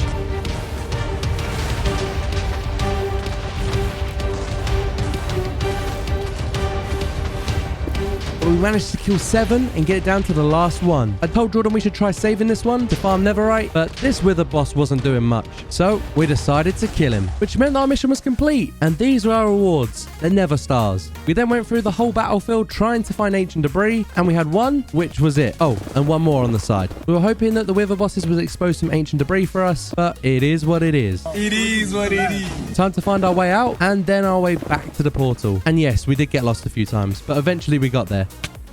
And we arrived back on day 746 to make the beacons straight away before we forget. Nice. We then took all of the iron blocks and turned the ingots into blocks 2, leaving just one single ingot behind. We're getting poor out here. We then dug down near the new smelter shelter and placed beacon number 1. Once it was placed, we activated speed 2 on it and moved on to our nether hub to add the 4th beacon to the pyramid of iron blocks. And as we're going to be building here eventually, we may as well put a beacon here too, right? So we started placing a new beacon only to realize that we ran out of blocks. So as the sun set on day 747, we now had the task of choosing an iron farm to build. I put away the beacons into my ender chest for now while they weren't being used, and I cleared out my inventory in a sorting system, and then grabbed some food and got the villagers to breed, offering them a variety of options for their culinary taste buds, and they produced. I then gathered materials for the new iron farm, but we didn't have quite enough obsidian, despite having a good amount already. Jordan sheared some sheep for beds, and we came back to the villager trading hall to get name tag trades, and none of our villagers were master yet, which just shows how little we used them. I also remembered we had an underground sugarcane farm, and it was stacked. There was so much sugarcane here. So the next morning, we turned all of the sugarcane into paper and traded with the villager to hopefully get him over the line to being a master. We traded with another villager and used up the paper whilst I was here for extra emeralds, but there wasn't really any need for these emeralds. So instead, I used them for golden carrots. Luckily, the villager was now master, and I got as many name tags as I could, which was too much. We only needed 2, but it's better to have more than enough than not enough. We then soared through the skies to the end portal and hopped straight through. We targeted the second shortest tower, and we can't break this block. Does anyone know why? We took down the obsidian tower, and we got so much obsidian from this, which was great, so we headed back. All the materials were pretty much ready, and we had so much obsidian altogether. We then checked on the villagers, and we were up to 7. They were producing very quickly. Grabbed some more carrots and fed them even more to speed things up. We then flew around deciding on where we should put this thing. And after gliding through the sky, we decided to put it next to our other automatic farms as we could AFK both at the same time to maximize the efficiency. Eventually things might get moved around, but we can block the eyesore with new buildings. So with a big iron farm to build, we got some rest the night before. We started off the iron build by building up, making a load of nether portals, using a bit of dirt, making a couple of pods out of glass, and it was a really quick build. And getting it all set up for villagers who we checked up on the next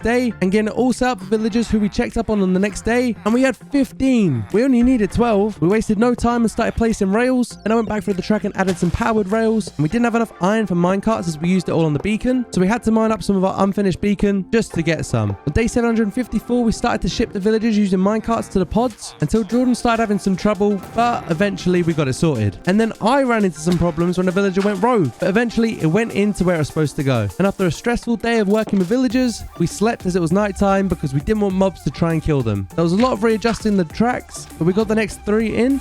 And we worked through the night to get the last 3 in before taking down all the track because you just know that we'll forget to do it. The next part was making a zombie chamber, and we completed that, but now it was time for zombies. So we stood around and waited for nighttime, and Jordan said we should kill these bombs so they don't kill our zombies, and he had some fun doing it. Whilst Jordan was having his fun, I flew off back to the storage system to use an anvil to rename the 2 name tags to 2 of my channel members' names. We got the first zombie in place, but an iron golem killed it. Jordan attacked the 2 golems, got another in place, and I applied its name. Because the golem killed one of our zombies, I had to go rename another name tag whilst Jordan went to battle with a server full of mobs. And when I got back, we chose a zombie stacked out in gold armor just so they'd be a little more safe next time. We put slabs above the heads of the zombies for protection, and as the sun was rising on day 757, the zombies were in their chambers and safe from the iron golems. And I tried punching an iron golem off, but he ended up wanting to fight me, and he almost knocked me dead. Jordan lit up the portals. It was time to go through to the nether to make the portals wider on the other end. Once we made it wider, we dug out an area for the portal below. Made a glass tube. Added some trapdoors, placed down some signs, as well as some lava, which I almost burnt myself in. And that is the thing complete. We made a new portal so we can get back here really easily. And then I went back into the overworld to make myself a little glass container to go AFK in. And I AFK'd for 3 days, through the night, through the daytime. I also saw this zombie wearing full diamond enchanted gear. This guy was cracked. After AFKing our new iron farm for 3 days, these were the results. And there was enough in there for us to turn the ingots into blocks and finish off the beacon. We activated it with speed 2, and we had 2 iron blocks to spare. Jordan was browsing our netherrack catalogue, and we needed a lot more. And forgetting the amount of netherrack we had in mind, we need a lot of shulkers, and more importantly, pickaxes. So we got some lapis, all of our diamonds, and a bunch of sticks. We went old school again, going to our old enchantment table, making a bunch of diamond pickaxes, and enchanting all of them. It turns out that we're richer back in the old days, in terms of lapis blocks anyway. Jordan brought over some grindstones and anvils, and I started disenchanting and combining pickaxes until I had an extra 4 efficiency 5 ones. Jordan also found some netherite in the old house, so it turns out that we were very rich before even building this other half of the homeland. And I already had some in my ender chest, so this is what we had. I then threw Jordan some netherite ingots, and we combined our pickaxes to make netherite ones. Needed mending, and for that I need emeralds, so I made a bunch of paper, traded with the villagers, also turned some sticks into bamboo, also turned some bamboo into sticks, so I could trade with Fletchers whilst the librarians were on cooldown, and ended up trading more and more. I got the mending books, but also accidentally some Bane of Arthropod books. Just why would I need these? I chucked Jordan some mending books, and applied the enchants to my pickaxes as well. The next day we grabbed some shulker boxes and hopped straight through our nether portal to the main part of the nether, not the nether hub, dug down to Y15, put chunk borders on, and I just kept running into lava. I also found like 4 ancient debris like straight away. Why is it that you get stuff when you're not looking for it? We finally found the lava free zone, we placed our shulkers down, and we just started going ham on the netherrack. After a couple of days I started running into lava again. I'd had enough of it, so I switched it up and went down to bedrock, and it was so much easier than burning alive. I kept running back and forth, putting my netherrack into shulker boxes, and after I got a good amount, I went back up to Y15 with Jordan, because if we were able to get ancient debris, then why not? All the shulkers were full, and so were our inventories, so we picked up the shulker boxes, found our way back home, and went through the portal. We got back home and put down our shulker boxes, and then grabbed 4 more shulkers, emptied out our double chest, and we had 16 shulkers, roughly 400 plus stacks of netherrack on us right now. We put our ancient debris together, grabbed the unsmelted ores, and then made our way over to the new smelter shelter and put our ores in with the ancient debris to be smelted, and oh my god, do they come out of the chest fast. This thing is rapid, but unfortunately there were some problems with the smelter. I'm really not a redstone guru, as you guys know. Jordan knows a fair bit, so we tried to fix it for most of day 770. We did another test run, and this smelter really is rapid, but unfortunately it's not working. It seems we, and when I say we, mainly Jordan because he's the redstone guy, have semi-fixed the problem. No guys, it turns out we didn't fix the problem at all. We literally spent another 3 days trying to fix it. Jordan tried everything, we were rebuilding it. I changed one tiny thing and it worked. So yeah, that's right, I'm the new redstone guy around here. Let's go. It was day 774. We'd finally fixed it after so long sitting here rebuilding it. This is the result of our smelted ores, and now that it's working properly, we can be very happy. Took a quick trip back to the storage room and turned all of the smelted ingots into blocks, and then combined the gold with the scraps to get more ingots. I found even more scraps, so I turned that into netherite too and made a block of netherite. We placed our second block of netherite on top of the other block, and we almost had enough for a beacon. Almost. We then flew to the end portal, and I ran out of rockets, so Jordan gave me a few, and it was once again time to fix our tools. Now that our pickaxes and tools were repaired, we mined up the shulker boxes, and it was time to visit the nether hub. We put down the shulkers when we got there, and we started building. We started working on the build from day 777 to 780, and you know what guys, we're not actually that bad at making hills. We did it earlier in the episode, and we're doing it now as well.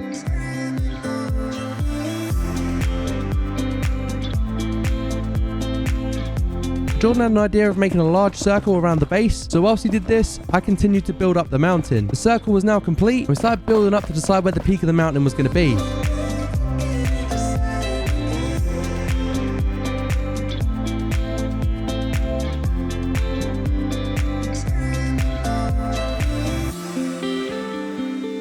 And then decided to go to work on the frame of the main mountain. Once I got to the top, I did the frame from the other side. And when that was complete, I looked down and I was really high up. When we complete this, it's going to be absolutely huge. But time was ticking past us, and on day 784, it was time to call it quits with the building of the mountain, as we could easily be here for another 100 days of filling it all in, but there's other stuff to be done. Oh, and we also have a ton of netherrack left over, like a load of it. When we got back to the overworld, we needed some slimes. And if you guys remember from a previous video, we dug out a massive perimeter underground and retrieved the slimes we had in the chests, and there was some spawning here too, which was a bonus. We waited for slimes to spawn and then killed them for their goods, but we were wasting time waiting around, so we took flight to go and check the nearby swamp and had no luck there either. The slimes were taking ages to spawn, but I took one last look down underground and one kindly spawned, and it was slain. Another one finally spawned when Jordan turned up, and another one soon after to give us about as much as we should need. We then turned them into slime blocks and grabbed the rest we had. Unlike most builds, we did a bit of material gathering. We needed coral fans or something like that, so I flew off while Jordan got the rest of the items we needed, and I kept flying as it turned to nighttime, as it took us that long. I only had 3 rockets left on day 786. Make that 2 now, and I finally found some. I wasn't just going to get enough, I was going to raid the ocean for what it was worth. I needed a plan of action on how to get home, so I very slowly mined some wood from the shipwreck that I saw, and when I say slowly, I mean slowly. I was able to make a crafting bench and then a boat to make it home the good old-fashioned way. At this point, I was definitely regretting not bringing more rockets. It took me that long rowing my boat all the way back home that the sun started to set as I arrived. On day 787, we checked the amount of gunpowder we already had in the farms, and we decided that we wanted a load of TNT, not just a bunch, but like a load of it. So I AFK'd the gunpowder farm for 5 days whilst Jordan AFK'd the iron farm. Also, because why not? But before going through the portals, there was a few llamas around, so I took them to the nether, because why not? But it was results day. Firstly, for our iron, and GG. We got a decent amount here of iron. And next up was checking the results of the gunpowder farm, and oh my god, this was massive. There was so much. To go to the storage system and then put it away in the gunpowder chests, and we were very satisfied. I also added the gunpowder that was in the chest before I AFK'd, then I decided to use it all on making a ton of TNT. But before we went, we were low on food and remembered that we could trade for them. So I made some emerald trades with the farmers to get us both a sufficient amount of golden carrots, gave Jordan some food, and we found our spot. The tutorial we were following said that you couldn't have any highlands or any mountains, so we took down a hill nearby and made a border out of cobblestone, so we had a good idea of how big we wanted this thing. We went with a 100% by 100 area and then worked through the night to build up the walls of the border. And eventually we slept just before sunrise because the weather was jarring. Honestly, who likes rain in Minecraft? And phantoms were annoying as hell. I continued bordering the 100 by 100 area whilst Jordan sponged the nearby water, and it was finally finished. The next step was to build up the corners to Y85, and we spent the next 2 days building the World Eater.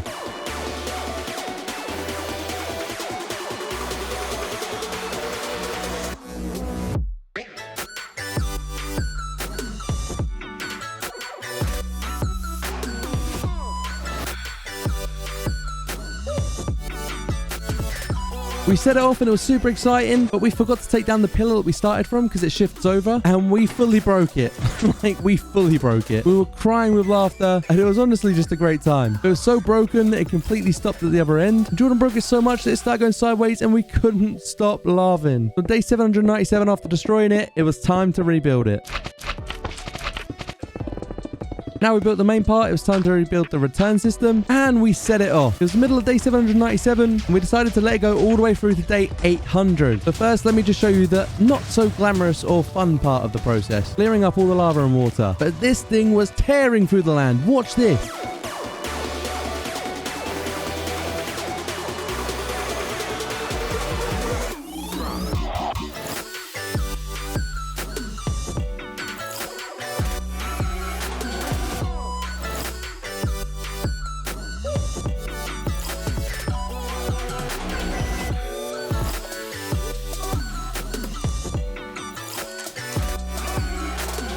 It's now day 800, which means we put the World Eater to a stop. And don't worry guys, I didn't forget, I renamed my shulker to Chaza's Wallet. Thank you for this comment right here. It's day 801 and we are back with a huge crater behind us, which we probably should sort out. So we jumped down and took some damage, completely disregarding that if either of us die, this world is deleted forever. But anyway, we then poured water over the lava. Once it was turned into obsidian, we began mining it.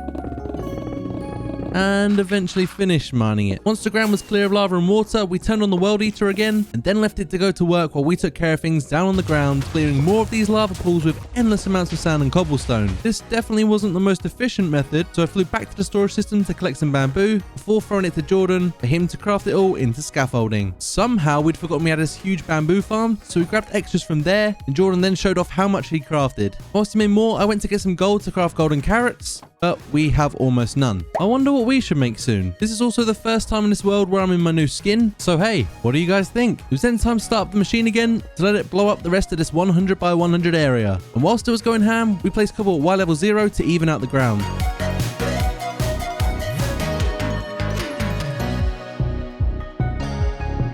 At the end of day 809, it was time to put a stop to the machine as it had finally decimated this 100 by 100 area all the way down to Y level 0. All of day 810 was spent clearing up lava and leveling out the ground. After the lava sources were completely covered on day 811, I pulled out my backpack and placed a bunch of TNT. Jordan set it all off whilst I was still placing. I think he might have been trying to kill me, guys.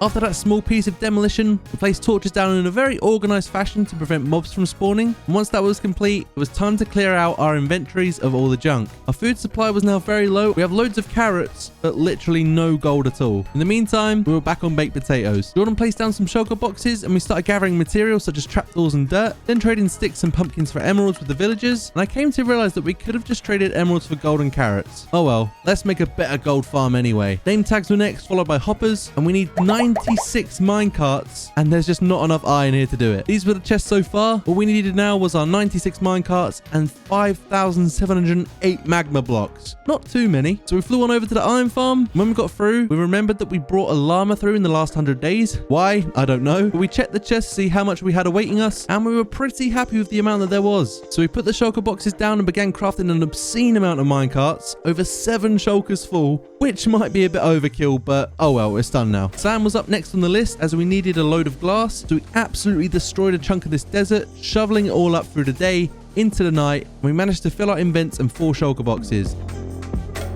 We were back home on day 816 with so much sand, way more than we needed. It's better to have too much than not enough. Our tools were in need of repair, so we hopped through the end portal and started boxing up the Enderman, who honestly didn't stand a chance. Our PvP skills were just too elite. And once everything was back to max durability, we flew back to the main island and back through the portal. We now had every material apart from the magma blocks, so we spent the next few days grinding it out. And to be fair, some of the clusters we were finding had so many blocks in them, so it didn't take us as long as we thought it might have. Once we were pretty sure that we had enough, we went on over to our brand new mega smelter and gave it its first true task of smelting 2 shulkers full of sand. After a full day of waiting, the whole lot was smelted into glass, and I probably didn't even need to spend an entire day waiting. Now everything was finally ready. It was to the nether. We were now in the nether hub, and it reminded us of our custom mountain, which we would one day need to finish. One day. Maybe. I accidentally found the old gold farm when looking for the nether waste biome, and it ended up being one of these biomes right near our nether hub, in the opposite direction of the old gold farm, which was ideal. But there was no time to waste. Let's get to work on our brand new mega gold XP farm.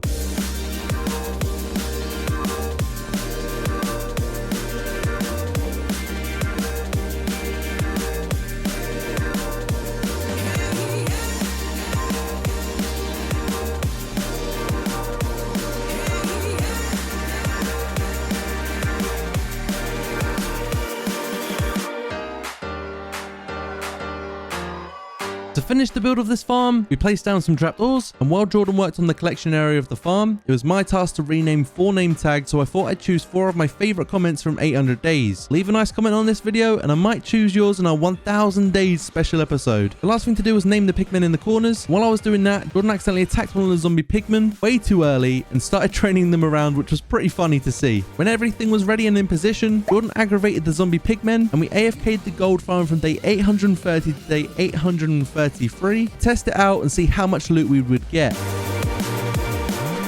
Those 3 days flew by, and it was now time to check the loot. Do any of you guys want a gold sword, by the way? We withdrew all of the gold, knowing that we'd need to come back and filter this to gold ingots and golden nuggets only, then turn the gold nuggets into ingots, and this is what we ended up with. Not too bad at all.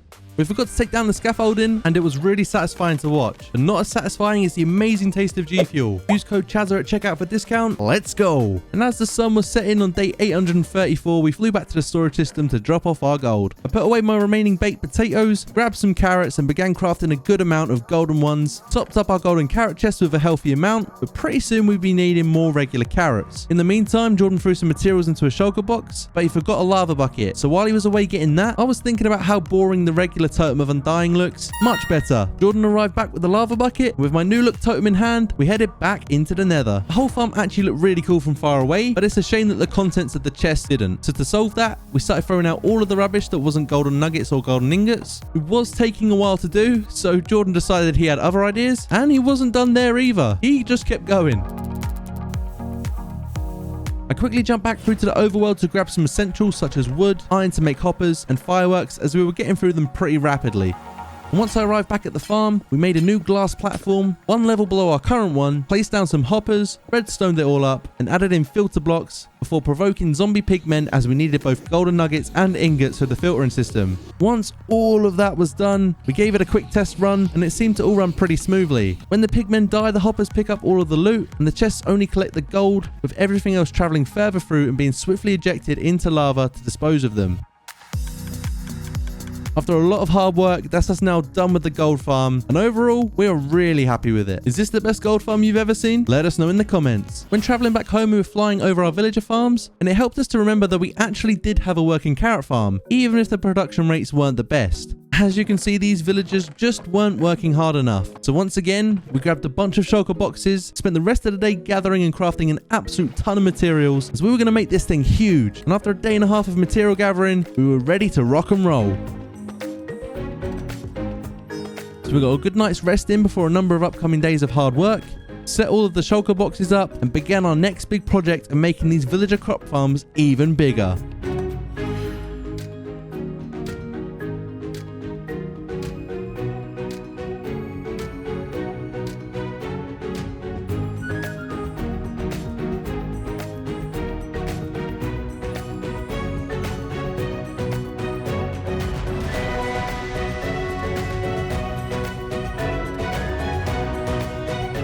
Days 840 to 844 was spent building the second layer and redesigning the first, which honestly took longer than it should have, but I'm sure that the next 3 layers won't take anywhere near as long. We put new hopper minecarts in place for the villagers to throw the crops into, and then one by one started transporting the villagers inside.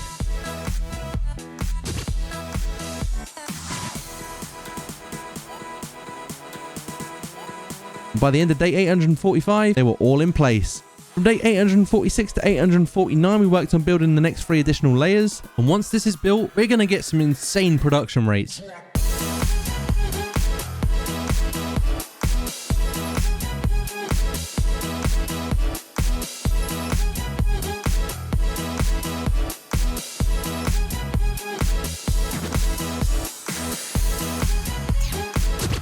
We were now on day 850 with the whole thing built. Now we just need people who are going to do the work for us. This is what it looks like before the villagers. And now with them. Trust me, that took a lot longer on our end. Before doing an AFK test on this new farm, we cleared out the chests at the bottom, and there was already an insane amount of stuff in here. But we wanted to see how much we could get from an AFK session. So for literally like not even half a Minecraft day, which was like maybe 10 minutes if that, I stood there and AFK'd the villager farm. And whilst doing this, Jordan also AFK'd the gunpowder farm. But as it turned to nighttime, we came down below, checked the chests, and we were pleasantly surprised. We got all of this just from 10 minutes. But we were now wealthy with our carrot supply compared to what we were, and we also had a lot of gold too. So I put the two together and started crafting golden carrots, and this is our new golden carrot supply. Jordan brought the gunpowder back, and he was looking in the direction of the crafting bench, which could only mean one thing: TNT. We already had over 4 stacks of TNT in my shulker box, and then Jordan added the stacks that he crafted. When I mined the shulker box, Jordan accidentally picked it up, and just him holding that many explosives made me very nervous. So with 595 TNT at our disposal, we wanted to see how much netherite we could get from it and to have some fun. So we set a challenge of who could get the most. We began by mining down to Y level 12. We were hoping this would keep us away from any lava pools, but I mean, we are in the nether, what can you do? And we then started mining separate ways in a straight line for our TNT trail.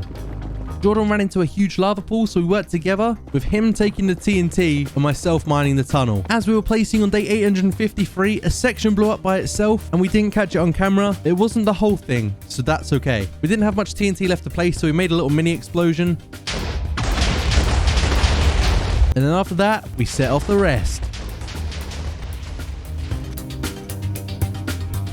We were ready for our competition, but there was just one thing standing in our way. And remember guys, this is hardcore. Our quest of 1,000 days could all be over if one of these wipe us out. Tunnel was cleared, and it was time to get going. We both ran down and started mining ancient debris, and Jordan took a left turn as I took a right, and that pretty much sums up the whole challenge. I was finding no ancient debris, and I clearly took the wrong direction, because on day 854, I had a total of 9 ancient debris, and when Jordan showed me his, he collected 21. I can't lie, I did feel upset that I went the wrong way, but Jordan was definitely suspicious. So everyone type Jordan sus in the comments, just so he knows we're onto him. We then went mining individually for 6 more ancient debris, as after smelting them and combining them with gold, we'd have enough for another block. And for some reason, when it wasn't part of a challenge, I started finding so much ancient debris. It was actually crazy. And I had 7 pieces of ancient debris before Jordan found just 1. I guess I'm not such a failure after all. On the way back, we both mined at the sides at the same time to see if we would get any more, and Jordan did actually end up finding another piece, followed by me getting lucky finding a vein of 2. But soon after, we had to stop as we'd come so far and our pickaxes were not going to survive for much longer. We finally found a portal to get back home, and altogether we'd gotten 42 ancient debris, and it looks like we got back just in time for sunrise on day 856. We dropped off all the netherrack from our inventories, and we then went to put the ancient debris into the super smelter, and it was rapid as always. Just look how fast it is. It was then time to go back into the nether to go to the gold farm, and I ambushed this zombie pigman to get this thing started. Quite literally 60 seconds later, we were all repaired and had 64 gold ingots. So when we got back into the overworld, we flew over to the storage where I made some netherite ingots and then crafted a block. I ran over to the 2 previously placed ones and placed it to make a staircase. Maybe the most expensive staircase you've ever seen in Minecraft. And talking of staircases, we couldn't help but notice that the one outside the storage room we built was really bright. So it was time to change it. Jordan gave me all the materials for the stairs, maybe too many, but through day 856 and 857, we completely redesigned the staircase, giving it a different look to fit in with our village. And once we completed it, the design felt so much nicer and it wasn't so harsh on the eyes. Day 858 was another boring one, as we spent literally the whole day gathering materials, and we knew you didn't want to see that. On day 859, we began terraforming the hill opposite the smelter building, followed by a bit more terraforming, and it wasn't until the stars came out that we had finally finished terraforming. There was no point of sleeping as it was about to be sunrise, so we grabbed our shulker boxes and then placed them down as it was daylight. We used some concrete to map out the build and began building on top of the concrete. We then spent the next 5 days working on this brand new build.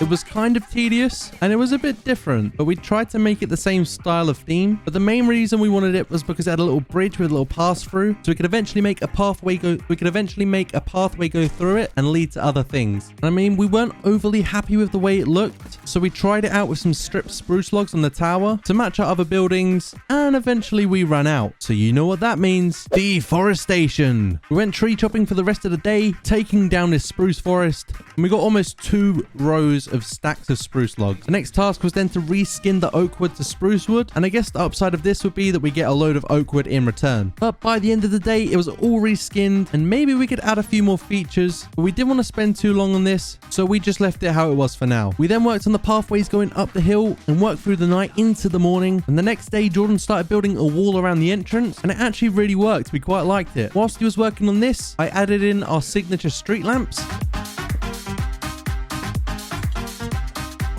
and the extension of the pathway was now complete. Even though we fly everywhere with our elytras, having pathways everywhere just makes the place feel much better. Whilst we were working on all of this, it made me wonder, were the villagers working too? After clearing out our inventories, we checked up on how hard they'd all been working, and oh my, that is so much! The production rates of this farm are absolutely crazy. I think it's safe to say we're going to need a few more shulkers for this. Our new iron farm was also just behind the villagers, so it made us wonder if that was working too. We headed on over to the iron farm, and it's safe to say that it was also working. So we started crafting blocks out of the ingots, and after clearing it out, we had 2 shulkers full of poppies and almost a shulker full of iron blocks. Our farms are crazy. The next morning, we put the iron into the right chests, and we collected some more shulker boxes before flying back to the crop farms, and we were just blown away, like seriously blown away with the amount of crops that we had. We started putting the carrots into the carrots chest, but we very quickly ran out of room, so we had to put them in vacant chests for now. We then filled up the shulkers with potatoes until Jordan arrived with some spare shulkers, which we definitely needed, and we had the idea to trade as many of these crops as possible before storing them away, because we could at least get some emeralds out of them all. But unfortunately, we didn't have that many farmer villagers, which meant that we had to put them all away anyway. We then decided to fill 2 shulkers up again with potatoes and had another idea of how to dispose of them. We placed a load of beds down covering 90% of the floor inside the breeding room in our village trading hall, and we then went to sleep.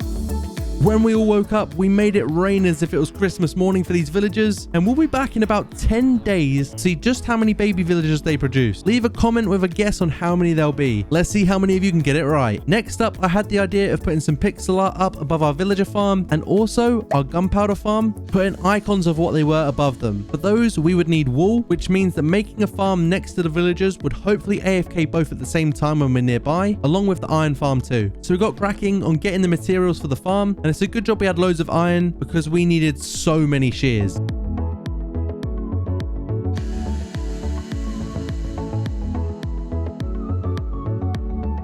Luckily for us, this farm was really easy to build and it didn't take us long at all. I was rudely interrupted by zombies whilst trying to put shears into the dispensers. The next morning, I continued to fill the dispensers with shears. Now that they were all full, it was time to bring over our first victim. I mean sheep. Jordan then brought over sheep number 2, and it didn't take long at all for them to produce us another. Whilst Jordan worked on getting loads of sheep, I went out to get some flowers for dye, and luckily there was a decent selection of colours nearby. I then went to mine some cactus for a green dye, and transformed all of the flowers into dyes. Wow, I said dyes way too many times there. We then took this innocent squid's life, and whilst I did all of this, Jordan had started a little sheep family. If only they knew what they were getting into. I was now only one dye away from the complete collection, so I flew off into the distance in search of cocoa beans, and I eventually found them. So now I can make brown dye. After sleeping, I came back the next morning with the brown dye, and I had every possible color. Jordan chucked me a lead, and it was time to get these sheep into their pods. It was surprisingly easier than we thought, but we realized that we'd made the mistake of putting shears in before coloring them. So we had to remove all of the shears, let them grow their wool, and then give them a different color. I went through and colored all of the sheep, and it looked really nice when they were in order. And it'll look even better when we change this regular glass to match the color of the sheep. When I got back here on day 874, this big fella seemed like he wanted a hug. I don't know how rare these are, but I did kind of want to keep him anyway. So I flew to the storage system, crafted a boat, made a relatively accurate name tag, but when I got back, he was nowhere to be seen. Sad times. Now was the time to add shears to the dispensers. As you can see, barely any of the sheep had wool, so it was up and running already. But we had to wait for more wool, as we needed a healthy amount, but we didn't want to just AFK, so we decided we'd do some meaningless tasks in the area instead. I whipped out the stone cutter and made some deep slate bricks, and we got to work on redesigning this little sheep farm.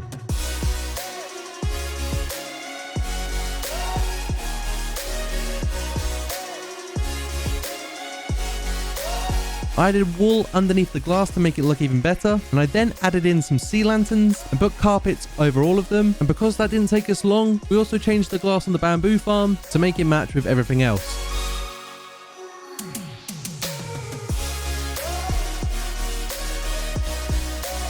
We then found out that the sheep weren't doing anything during all of this, and we realized that we were just completely stupid. It was a pretty quick fix. We just removed all of the sea lanterns and the carpet, but we still needed wool. So I decided to take one for the team, drowning my ears with these sheep's groans. I AFK'd until day 881, and these were the results of the production so far, so we definitely had enough for what we wanted to do now. The sheep had worked hard, apart from this one. I tried killing it, but Jordan stopped me, and he made a multicolored sheep. He said this has been a thing for ages, but who else didn't know what this was? Let me know in the comments. We grabbed some of the wool and we got to work on making a carrot pixel art.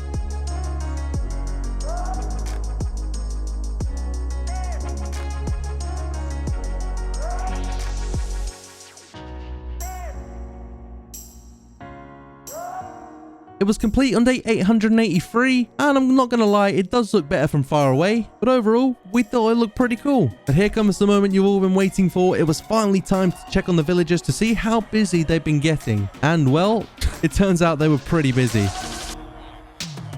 We came out of the villager trading hall, and it was nice to look around and see other buildings. It made it feel like more of a village, but this area didn't have anything there yet. And with loads of land, why not build something huge here? So we laid down some shulker boxes once again for materials for the 1000th time this series. And once again, we were material gathering through the day and the night until day 884, where all the materials were ready, and we actually only needed 2 shulker boxes. The rest was a bit overkill. We placed a poppy to mark where we wanted the entrance of the build, and if we were being honest, the land wasn't great for building, so a bit of terraforming and grass cutting was needed.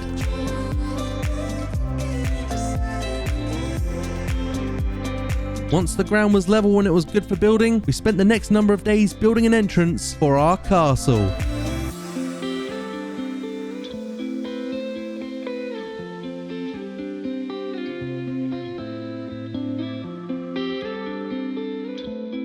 On day 890, I got some more materials from the storage room, and we started taking down the walls that we built, not because we didn't like it, just so we could texture it. And let me tell you, by adding a bit of stone, cobblestone, and andesite, along with the stone brick, it makes the whole build look so much better.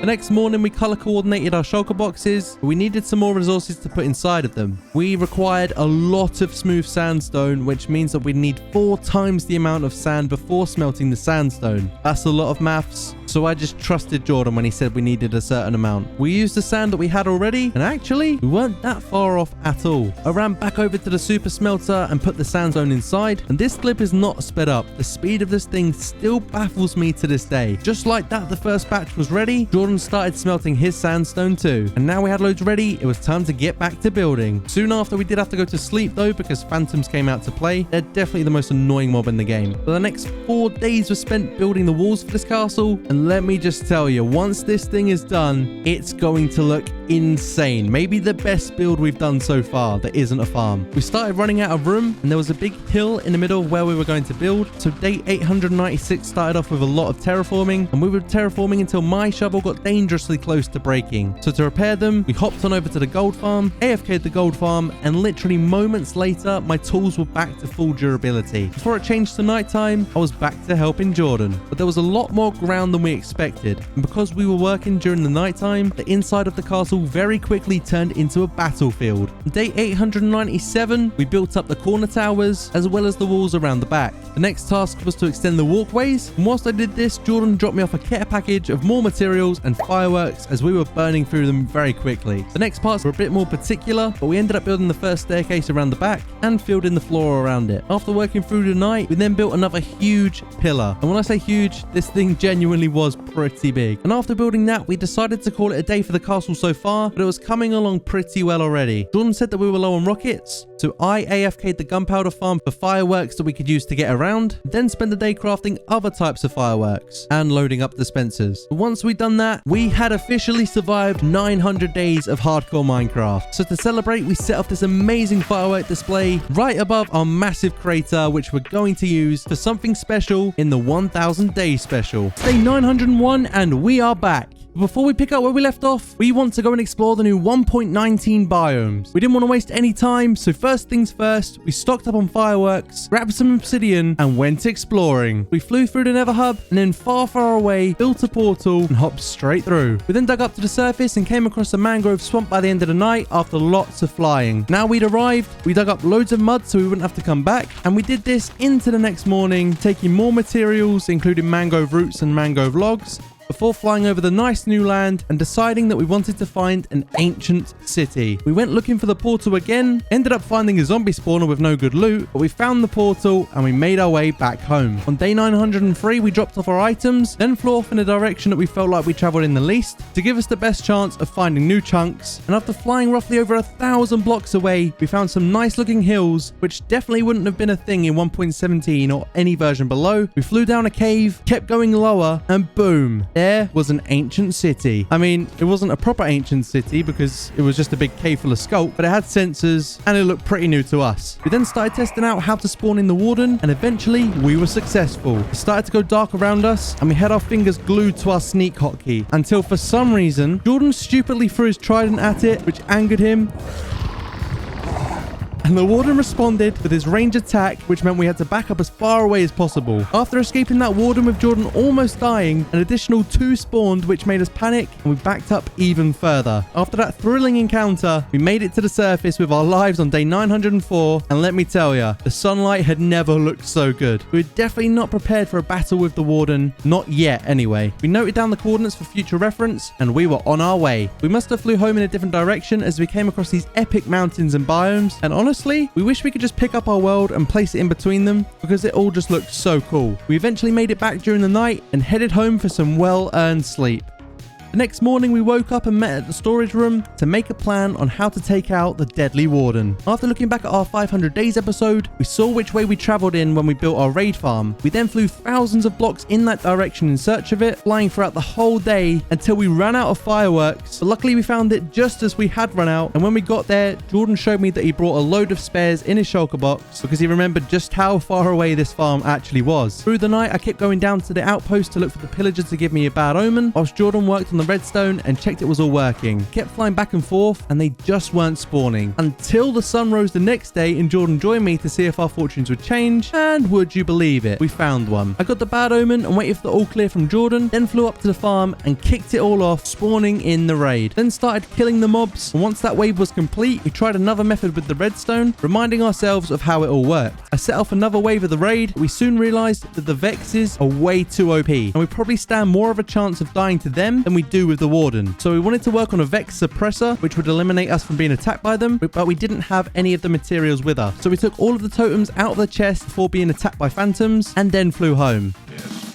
When we got back, we slept so that the phantoms would disappear for at least a few more nights. For a Vex suppressor, we'd need materials. And while we were home, we got materials for improving the sorting system for the loot as well, because right now, it's not too great. We then traveled back, extended the size of the platform, and made some additional adjustments. On day 908, I got myself a bad omen once again to start off the raid, then fought off all of the mobs trying to leave the evoker so we could put a name tag on him, but my totem of undying popped, causing me to fly away as quickly as possible because this is hardcore and one death could lead to the end of this world forever. We tried again, but it was proving to be difficult as I left with just 2 hearts, and after a full day of trying, we finally named an evoker. Now we had Adam the evoker trapped, we began construction on the Vex suppressor. The first suppressor was finished on day 909, and the last thing to do before starting a new raid was spawn in the iron golems. Things seemed to start working a bit better with less Vexes attacking, but eventually they started coming for us again. So we got kind of annoyed and just took the emeralds and totems and left to go home. Only then to realize we left our shulker boxes behind, so we went back for those and then set off home for good this time. Putting the totems away was the first thing we did when we got back, realizing that the storage room was so far backed up that we needed to clear it out. I found a lava bucket and we set all of the unneeded items alight, burning them to a crisp as we just didn't need them. Now phase 1 is complete on our quest of defeating the warden. We thought that we should probably get some potions on the go as it does a lot of damage and it's also extremely quick and can outrun us, so health potions and swiftness potions are a must. The thing is, we had nowhere to make these potions apart from our old house, so it was time to make a brewery right about here. We decided to use a new mangrove wood for the build, but we just didn't have enough, so I got some materials together whilst Jordan got some more mangrove wood. On day 912, I was in the storage room stripping the remainder of the logs that Jordan collected, and the last material we needed was red nether brick, so we smelted some netherrack, collected the nether bricks, literally just seconds later, and found out that if you combine nether wart with the nether bricks, it creates red nether brick, which was brand new to me. Once all of that was done, all of our materials were ready, and it was time to start building.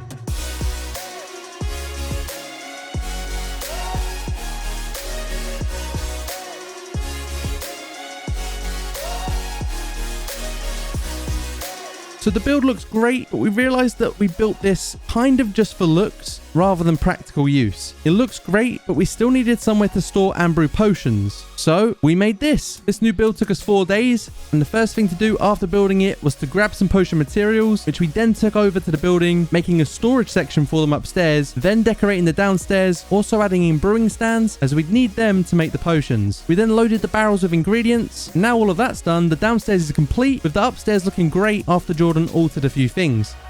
On day 921, we brewed some potions for ourselves, and then some debuff potions like slowness and weakness, which would hopefully give us any sort of advantage in the battle with the warden. These are all the potions we ended up with, and if we wanted to have the best possible chance of surviving this battle, we'd need enchanted golden apples. Jordan looked in his shulker box and offered me one of his god bows as mine were super low on durability, and he already had a god apple, but one wasn't enough, so it was time to get some more. We stocked up on fireworks, taking the rest of what was in our chest, then made sure we had enough food to eat, stocked up on obsidian too before heading to the nether, built a new portal, and hopped right through. For the next number of days, we were temple hunting, going through so many of them.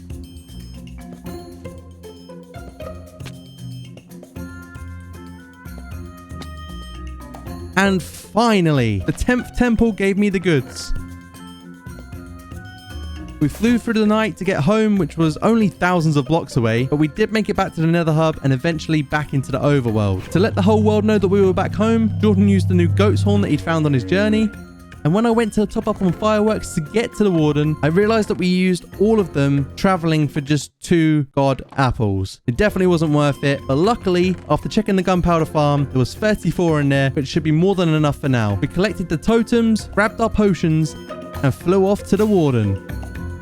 We arrived at sunset and immediately started preparing by equipping our chest plates, sorting out our inventories, and grabbing a lot of totems. After making our way down, we warmed up our bow shots on other mobs, just before jumping down and attempting to spawn in the almighty warden. Everything went pitch black and it got super scary. Spawning in the warden seemed to be the easiest part as there was one right next to me straight away. It must have sensed my presence as it hit me with a super powerful range attack. Jordan was already building an escape route for us, and when I was safe, I switched my texture pack to full brightness just so you guys could see everything too. Definitely not because I was scared. There were now 2 wardens after us and we were lost in a tunnel inside of the wall for the longest time. At random times, we were getting hit super hard, which terrified us and made us back off. Several totem pops later and a lot of relocating of our positions, we finally managed to get a line of sight onto the wardens and sat back taking bow shots. We managed to kill the first one that was locked onto me, and this gave us so much confidence when fighting the second one. When we realized it was only locked onto Jordan, I went up close and personal with it and got some sword hits in. I was still hesitant just in case he turned around and chased me instead, but a few more swings of the sword later and the second warden was defeated. This was our biggest challenge yet, and honestly, it could have all ended here. If that hasn't made you guys subscribe, I don't know what will. We're getting pretty close to 100k, by the way, just saying. On day 930, we switched up our focus to finishing the castle, but we were low on cobblestone and andesite, so a mining trip was definitely needed. I took some iron from the chest, flew past our iron golem village, which we forgot all about, and if you don't know what this is, we basically defeated a raid with an army of iron golems, and when reminiscing this, we had a thought. How many iron golems would it take to kill the warden? We dug out an area and started to build the beacon, and for the next 2 days, we went ham collecting cobblestone, andesite, coal, and stone. We were very happy with the amount that we'd worked for, so we mined up the beacon, flew back home, dropped off all the coal into the super smelter, and then put stuff into the storage system to be sorted. I then made myself a new silk touch pickaxe as my one broke whilst mining, and with our new materials that we just collected from days 934 to 937, we retextured the castle walls to make it look more realistic and just give it better detailing overall. Once we'd retextured it, we moved on to building the frame of the castle, which also included yet another tower. So after working on the castle for a bit, we realized that we were actually really short on wood. And a lot of you guys in the comments keep saying that a wood farm is definitely long overdue. So we started gathering materials like we always do, and we had everything together pretty quickly, apart from one material, and that was honey blocks. So the next day we gathered some flowering azalea, found ourselves getting more materials, and by the end of the day, we had most of it ready. So we jumped straight through the nether portal, and on day 943, we began building the bee farm. And to be fair, it was only small, so it didn't take that long to complete. Jordan then managed to get inside the 1x1 gap and started breeding the bees. Then whilst they were breeding, we grabbed some netherrack and we started filling in our forgotten volcano project. I swear we'll get this finished one day. Now we were back in the overworld, it was time to get working on this wood farm, and we wanted to build a good enough one so that we'd have enough wood to last us forever. On day 951, we hopped into the nether again and spent the day getting bones from the soul sand biomes.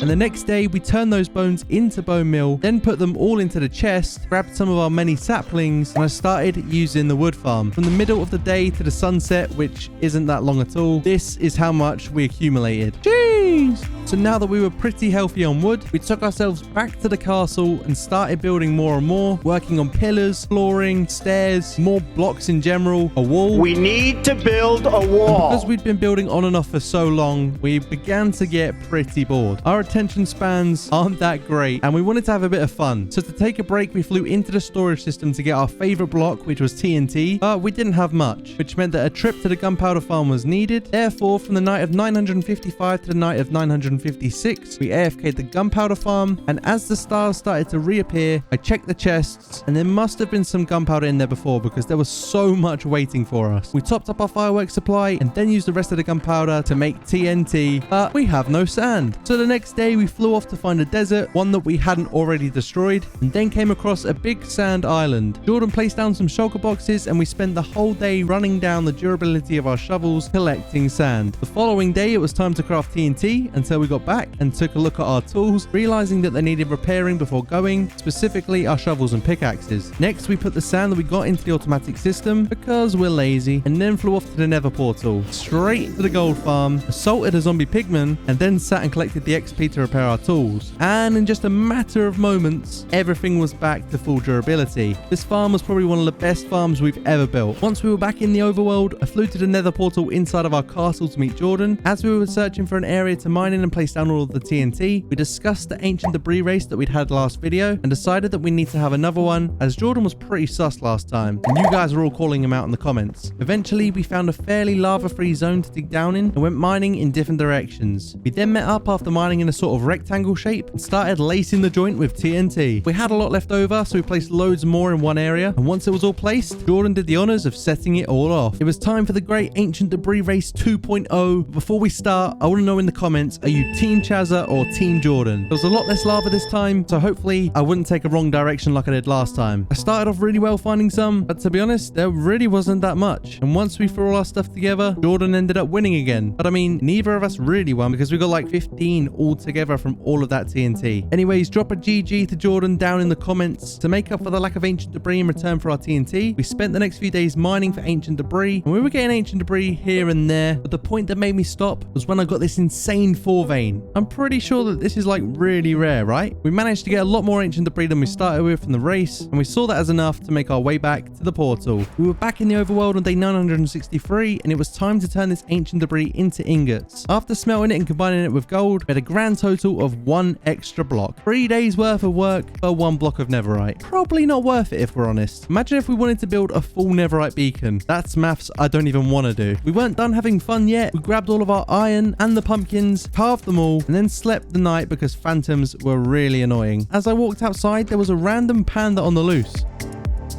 Problem solved. We sorted the iron blocks and pumpkins into shulker boxes, and seeing all that iron made us wonder how much was in our farm chest because we hadn't visited in a while. So we flew over, checked the chests, and there was a lot in there that we crafted into blocks. Just look at how much there is. If you're wondering what we're planning to do here with all this iron, we wanted to test the idea that we had earlier of seeing how many iron golems it would take to kill a warden. Upon arrival, we geared up into our chest plates and grabbed some extra totems. After jumping down, we were ambushed by mobs, but very quickly started placing as many iron blocks as we could before the warden rose from the underground. Jordan then performed his fantastic idea from the first incident with the warden and decided to poke the bear, if you will. He ran for his life in a panic, and luckily for me, the warden doesn't target more than 1 person at a time. Despite the warden being super OP and making Jordan pop a totem of undying, it stood no match up against our iron golems. These guys single-handedly saved the series because Jordan was almost dead. Whilst I was clearing up, Jordan ran past me and told me that he'd done it again and that the golems managed to save him once more, and maybe we were onto something. As a gesture of goodwill, Jordan trapped in the golem that managed to save his life and get the last hit on the warden, and we wanted to give him a name, but for that we'd need a name tag. So Jordan flew all the way back home to get one with the name of his choosing and applied it when he got back, and this was our new friend Dwayne. And all of this was great, but the next task was to bring him home, which we weren't ready for yet. We wanted to have some more fun fighting wardens with our iron golem army. Before engaging in another battle, we worked on a staircase to get Dwayne out and take him home, and we broke into a semi-underground village, which was kind of cool. Jordan took him up the staircase and we put him inside a little hole until we were finished, which we weren't ready for yet. We wanted to have some more fun fighting wardens with our iron golem army. It was now time for some more fun. Funnily enough, we couldn't spawn in any more golems because we had too many already, and even though we knew we had them as backup, it was still so scary. But the iron golems did their thing, protecting us at all costs. We lost track of time defeating warden after warden with our friends, and we were left convinced that there is nothing that iron golems cannot defend you from in Minecraft. It was now time to leave, and somehow we almost forgot our hero. Next up is guiding him home, and we only had to travel roughly 2,000 blocks that way. We tried making Dwayne fly, but he was too heavy, but although he can't fly,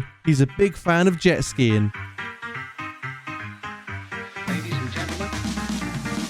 We'll let him have a small room in the castle before he becomes the emperor of the whole thing when it's fully built, and then put all of the iron that we didn't use into the storage system. Before Dwayne settles into the temporary place, we thought we'd better get back to work. To begin, Jordan and I started placing the flooring, then worked on an aesthetic pathway for the entrance to the castle, built up a brand new tower to add some more wow factors to the project, and once that was done, it was time to work on the roof to start completing the main parts. On day 974, we searched around the local area for some flowers to decorate the staircase that we just built, and once we had some, I started placing some down, then bone mealing grass to make it a lot more natural, all whilst Jordan did a bit of terraforming. When most of the dirt was turned into grass, I started bone mealing it to make it fit in, and this was my failed attempt of planting a tree. Second time was definitely the charm, as this looks a lot nicer. To make a longer pathway leading into the castle, we needed to move the netherite blocks, and once they were out of the way, I took my shovel and started destroying the grass. I then filled it in a random sequence of blocks to make it look more natural like the rest of our pathways, whilst Jordan followed behind me with the staircases, adding in the finer details.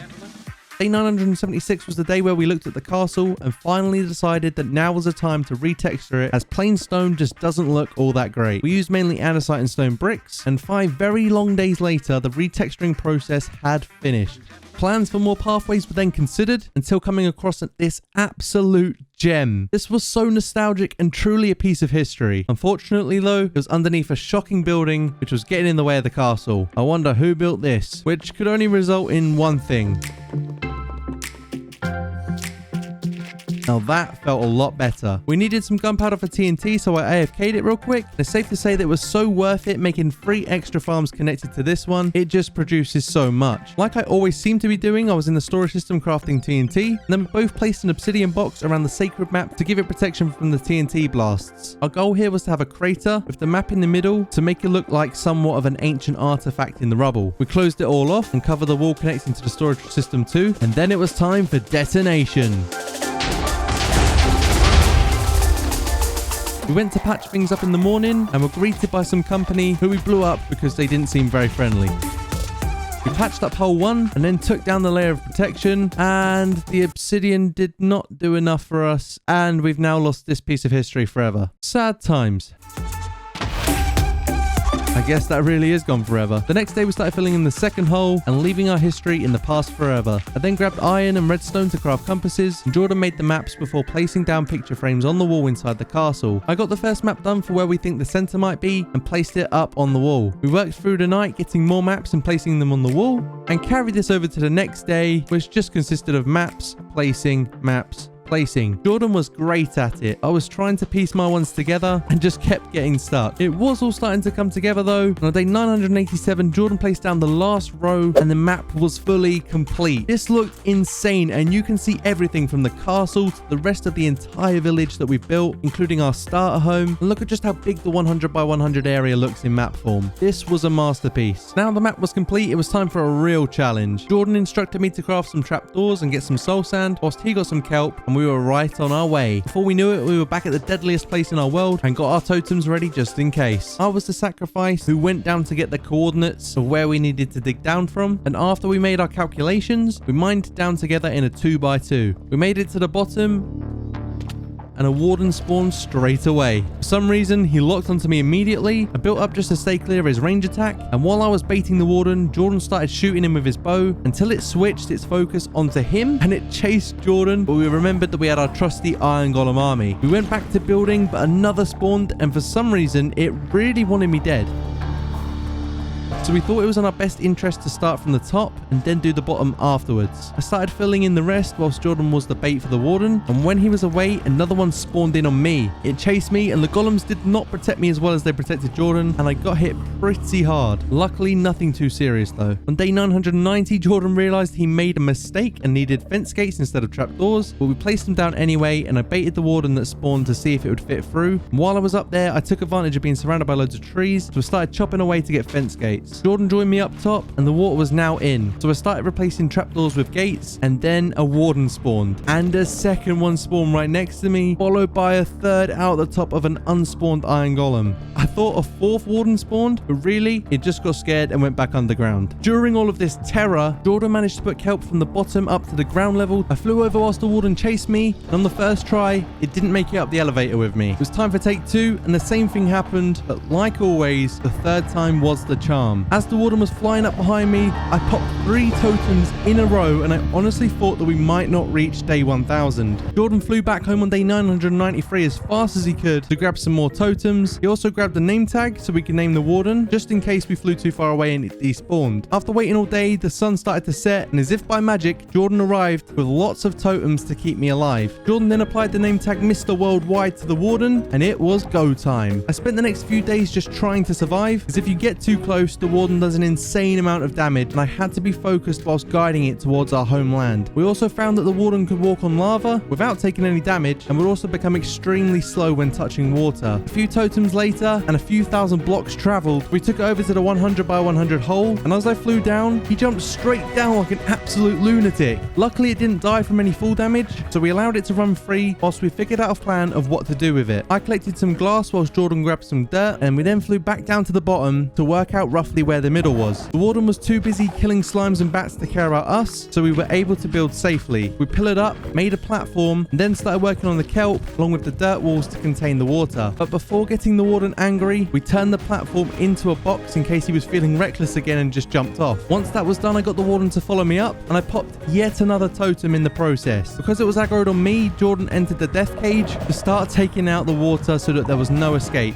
He took out the top layers of dirt, and then once it was a safe enough distance away, he started to help out, taking down lower layers. By the end of day 998, the warden was floating, and we had completed our mission. It was the next morning, and there was just one day left of our 1,000-day journey, and we were very quickly running out of time to finish things that we had plans of doing. There was one last thing I wanted to make sure we did, so I collected all of our items in the Hall of Fame from our first home, and Jordan worked on some secret redstone. I placed down the netherite blocks, followed by all of our items, putting them in their own acclaimed position inside of the castle to showcase some of the most special moments from our series. We then did some interior design to finish off the day and to make it look better overall. Day 1000. We have officially survived 1,000 days in hardcore Minecraft. To celebrate, we showed off the new Hall of Fame in the castle. We had the dragon egg from the first 100 days, the day 1 poppy which Jordan gave to me on the very first day of all of this. The Elytra Red Ball gives you wings that saved my life and helped me perform the craziest clutch I've ever seen in Minecraft, still to this day. We have Dwayne in a trophy cabinet from this episode, and then the first dragon's head we collected with the MLG boat and our netherite blocks. We exited the castle and the sun had set, which means that there's only one thing left to do, and that was put on a firework display at the castle. So there we go, guys. We survived 1,000 days in hardcore Minecraft. And we hit 1,000 likes for 1,000 days survived. If you enjoyed this, you should definitely watch this video next.